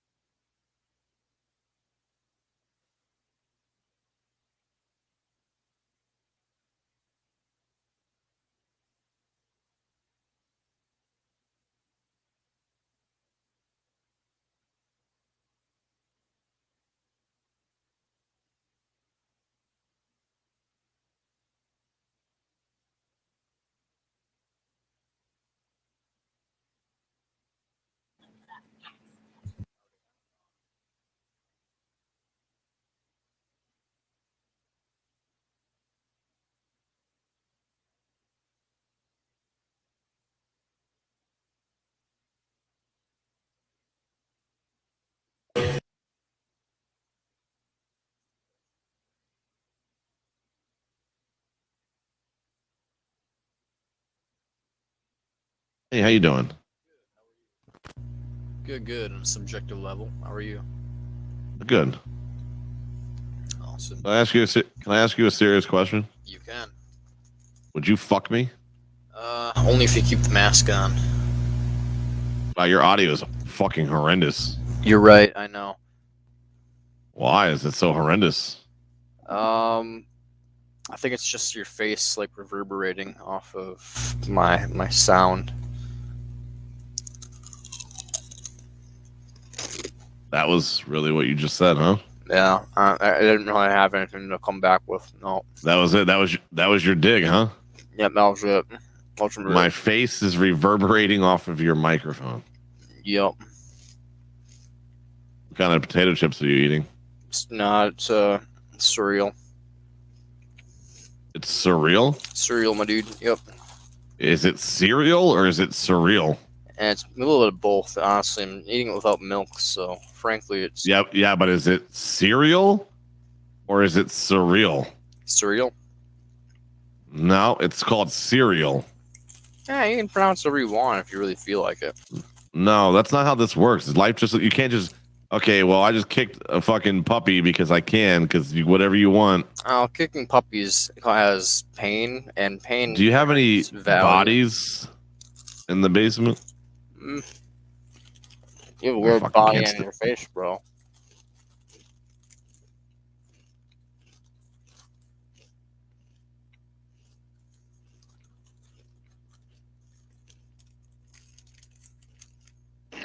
My guy, what's up? Not much. How's it going? Oh, it's going. Just chilling out, getting a good conversation where I can. Amen. I'm looking to talk about ethics. Have you ever heard of antinatalism? No. You're welcome to explain it to me in the most expeditious way possible in terminology I can understand. And yeah, perhaps we can speak of the theory. Awesome. Or I can give you an opinion. It's the idea that it is wrong to reproduce or to breed animals into existence because it's unconsensual imposition of pain and suffering and inevitably death. Basically, okay, I get it. Let me ask you real quick. Is this what you believe in personally, or do you find the subject interesting so you like to take the neg to play devil's advocate? No, I generally believe that it is wrong to reproduce. Just period? Well, unless I'm a consequentialist, so I believe that if you could reproduce and like minimize pain somehow in that action and basically prevent more pain than you're going to generate, which I do not think people generally will do. So now I'd say, like, you know, unless your child's going to be like, you know, a vegan and also an ethicist out here trying to like prevent animal suffering, then maybe it's possible. But for the most part, no. I think if you have a child, you're basically needlessly generating suffering into the world. Okay, so like I understand the line of argumentation, and I'd be happy to discuss it with you. Do you want to start with the animal husbandry first, and why did you take issue with that precisely? Just same idea, you know, the suffering inflicted and not really much benefit coming of it, or what's the argument there? Yeah, my whole issue with animals being brought into existence is the same one it has with people. It's unnecessary to bring animals into existence, and it has suffering tied into it, including pain, discomfort, suffering, torture, all sorts of aspects of farming and natural wildlife. So, you know, it basically is an unconsensual, which doesn't really matter to utilitarians, but basically it's an unnecessary imposition of suffering on another being that doesn't need to happen. But I mean, I would argue, and I will use the natives of the North American continent as an example, the Native Americans in particular, right? I don't care about their culture, but go for it. I'm using it to, I have to analogize, right? That's just the way I speak. That's the way my brain works, okay? So the tribes that stayed into the existence late into Western expansion, okay, were tribes that only took well to the horse, right? The rest were just eradicated, largely by their co-ethnics, okay? It wasn't by pilgrims, if you will, right? Or for lack of a better term. Okay. Animal husbandry is one of the markers of advancing civilization, right? Which is actually, I would argue, lead to less suffering in the world as a whole, right? The only cultures that existed into modernity at all, period, throughout our recorded history, were those that had written language, organized religion, and animal husbandry, right? Like it's an important part of the farm and homestead model, you know, like, and that's where the concept of ownership and everything else comes from. And you may see that as destructive, but like it's led to a lot of innovation that leads to a longer lifespan for those of us that are here. It is beneficial. Like, and I think petroleum products, single-use plastics, is probably the best example of that. Yes, they barely biodegrade, or when they do, they become these microplastics and they mimic hormones within the human body. That being said, due to the advent and like just mass them being implemented everywhere as standard, like created a situation where there was a lot less disease happening from foodborne illness and all that type of stuff, right? It actually led to a situation where humanity was able to live into an older and riper age because it existed. What's so good about living to an older age? If I was being tortured my whole life, would it be better for me to be tortured for a longer period of time? Well, that's subjective, right? And it's gonna be on a scale. There's a gradient there because everyone individually is going to describe and experience these things in a different way, right? What's suffering here in America in a third world country would be living frickin' large, all things considered, right? I could care less. So it's geographical, it's time based, That's not what I asked, though. Like but if there's no suffering though, well like I'm what did you ask? Like, because the rational you're implying there's conclusion to something what you're saying is good. that You're implying there's something. nothing would exist on Earth anymore. Yeah, and what's so bad about that? Then there's no point. Are you crying about Mars? Then there's no point. Then this discussion doesn't happen. Indeed. If there was not life on that's Earth, let me finish. If there was not life on Earth, you and I could not have such an esoteric conversation. The whole point of this conversation is to convince you not to reproduce and not to eat animals so that they don't have to be brought into existence. So yes, Right. that's the whole point of my conversation, is to convince you not to do what I'm doing. Like, if you could stop this from happening, that's the whole point of this conversation, is to stop this from happening, bud. I don't get if you get it, if you get that. But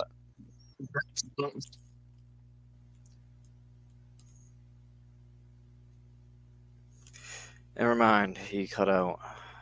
Crappy ass Wi-Fi.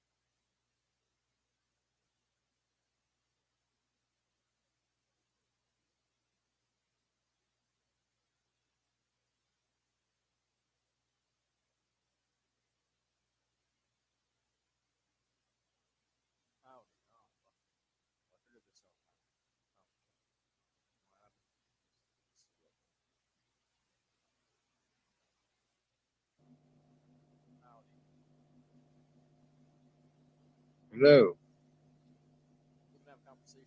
I don't hear you. Oh, my bad. I'm looking to Yeah. have conversations about antinatalism. Have you heard of that? No smoking. What's Antinatalism is the idea that it's wrong to reproduce. no parking? No parking. ليك وبالك فاهم ليك وبالك فاهم ليك وبالك yes. I don't think he understood English very well. Anyways, I'm done with that. That was yeah, humans.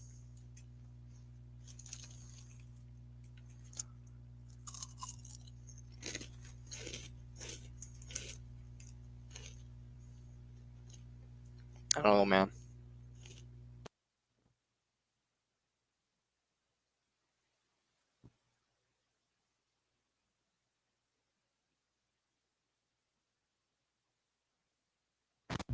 Sometimes I wake up and I just wonder how the fuck people think that they're above animals. And then I have conversations like that, and I really think, how the fuck do people think they're above animals? But then I realize they're so stupid that, of course, they think they're above animals. I'm sure cats think they're above mice. I'm just kidding, cats don't think. Just like they don't think. Otherwise, I would realize that they're pretty much equal in value.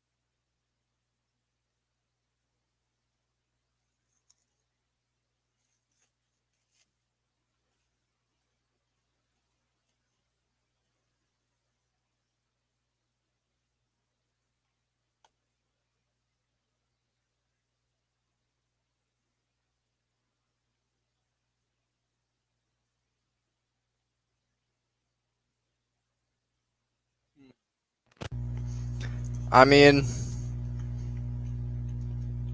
if you're tight for cash, you may as well sell them. But otherwise, hey, rock on. I say enjoy the speakers.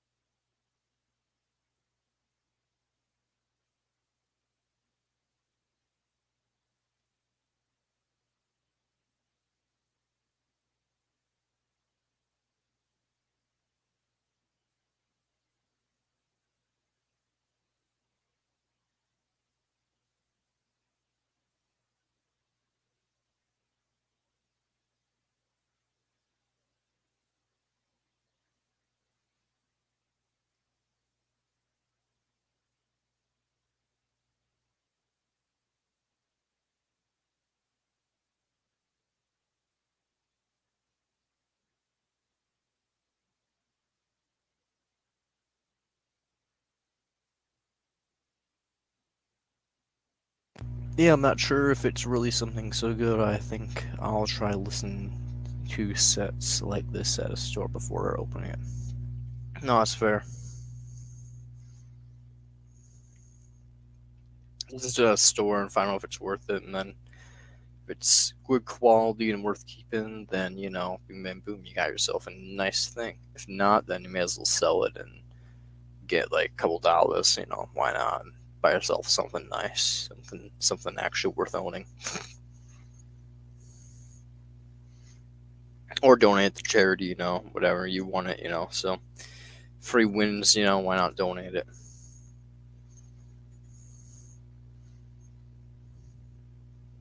The money, I mean, not the set, unless like you like find like a good old like shelter or something like that. Like I don't know. If you go into like like a community home or something like that, and they need like some speakers, you could like donate to them or something. I don't fucking know. Maybe that would be like something you could do. Sell it or like donate to like a community home or like cheap living place with like a lobby or something like that. I don't know.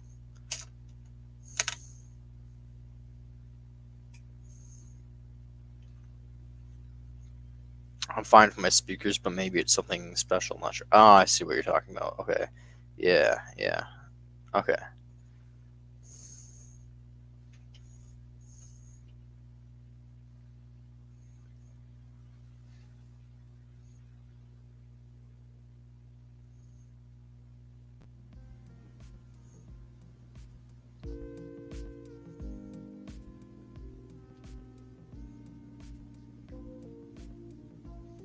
Let's turn the beats on. I like it. It's just a chill little thing for the background. If you guys don't like the music, let me know though. I can turn it off just so it's silent. Especially if you're listening to your own music, like overlaid. That way it doesn't have to fuck that up.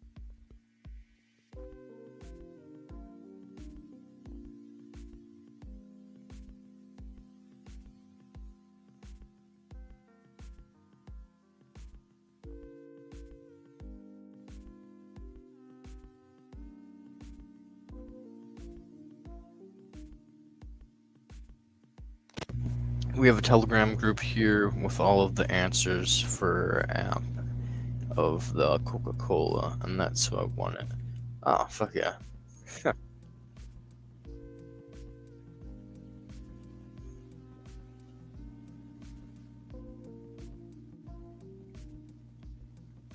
I work for Coca-Cola. Oh, Marco, I just see you. Oh. What I saw, it was nothing probably. Just my brain playing tricks on me. Batteries had popped up for a second.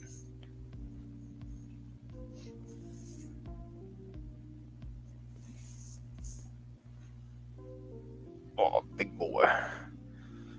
Look at him.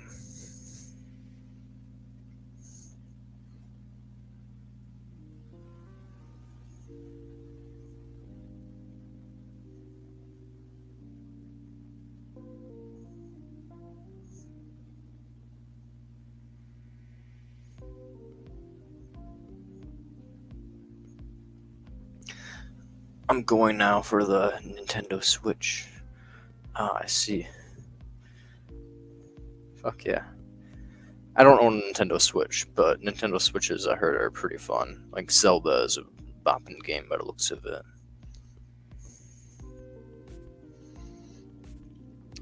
People also are a big fan of Animal Crossing. Isn't that right, Marco? You little animal.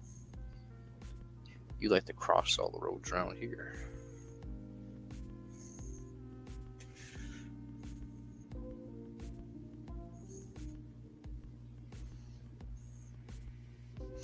Got sharp little claws, you know that?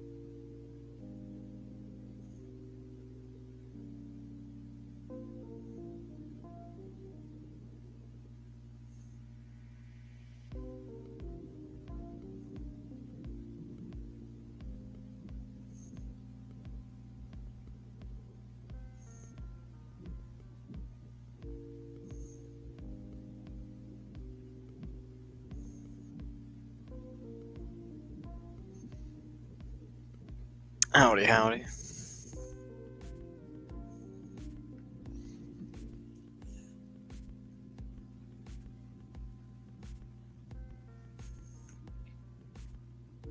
I'm just gonna pet my cat like a supervillain as we talk about ethylism and veganism.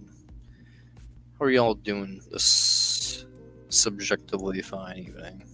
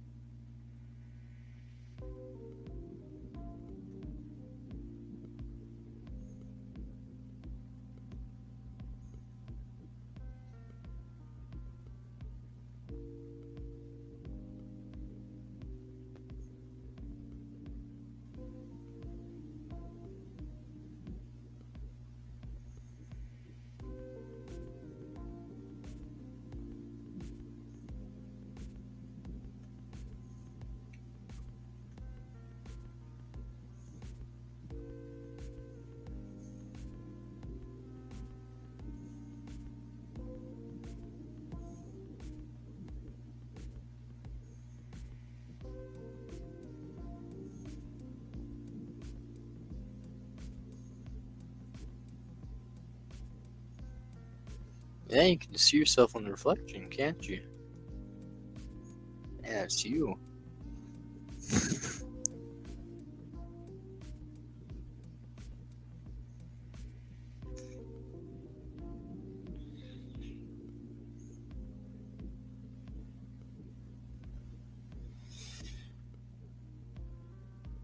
I have no clue who's watching me on Twitch. If I've just been watching me the whole time. I guess it's just me.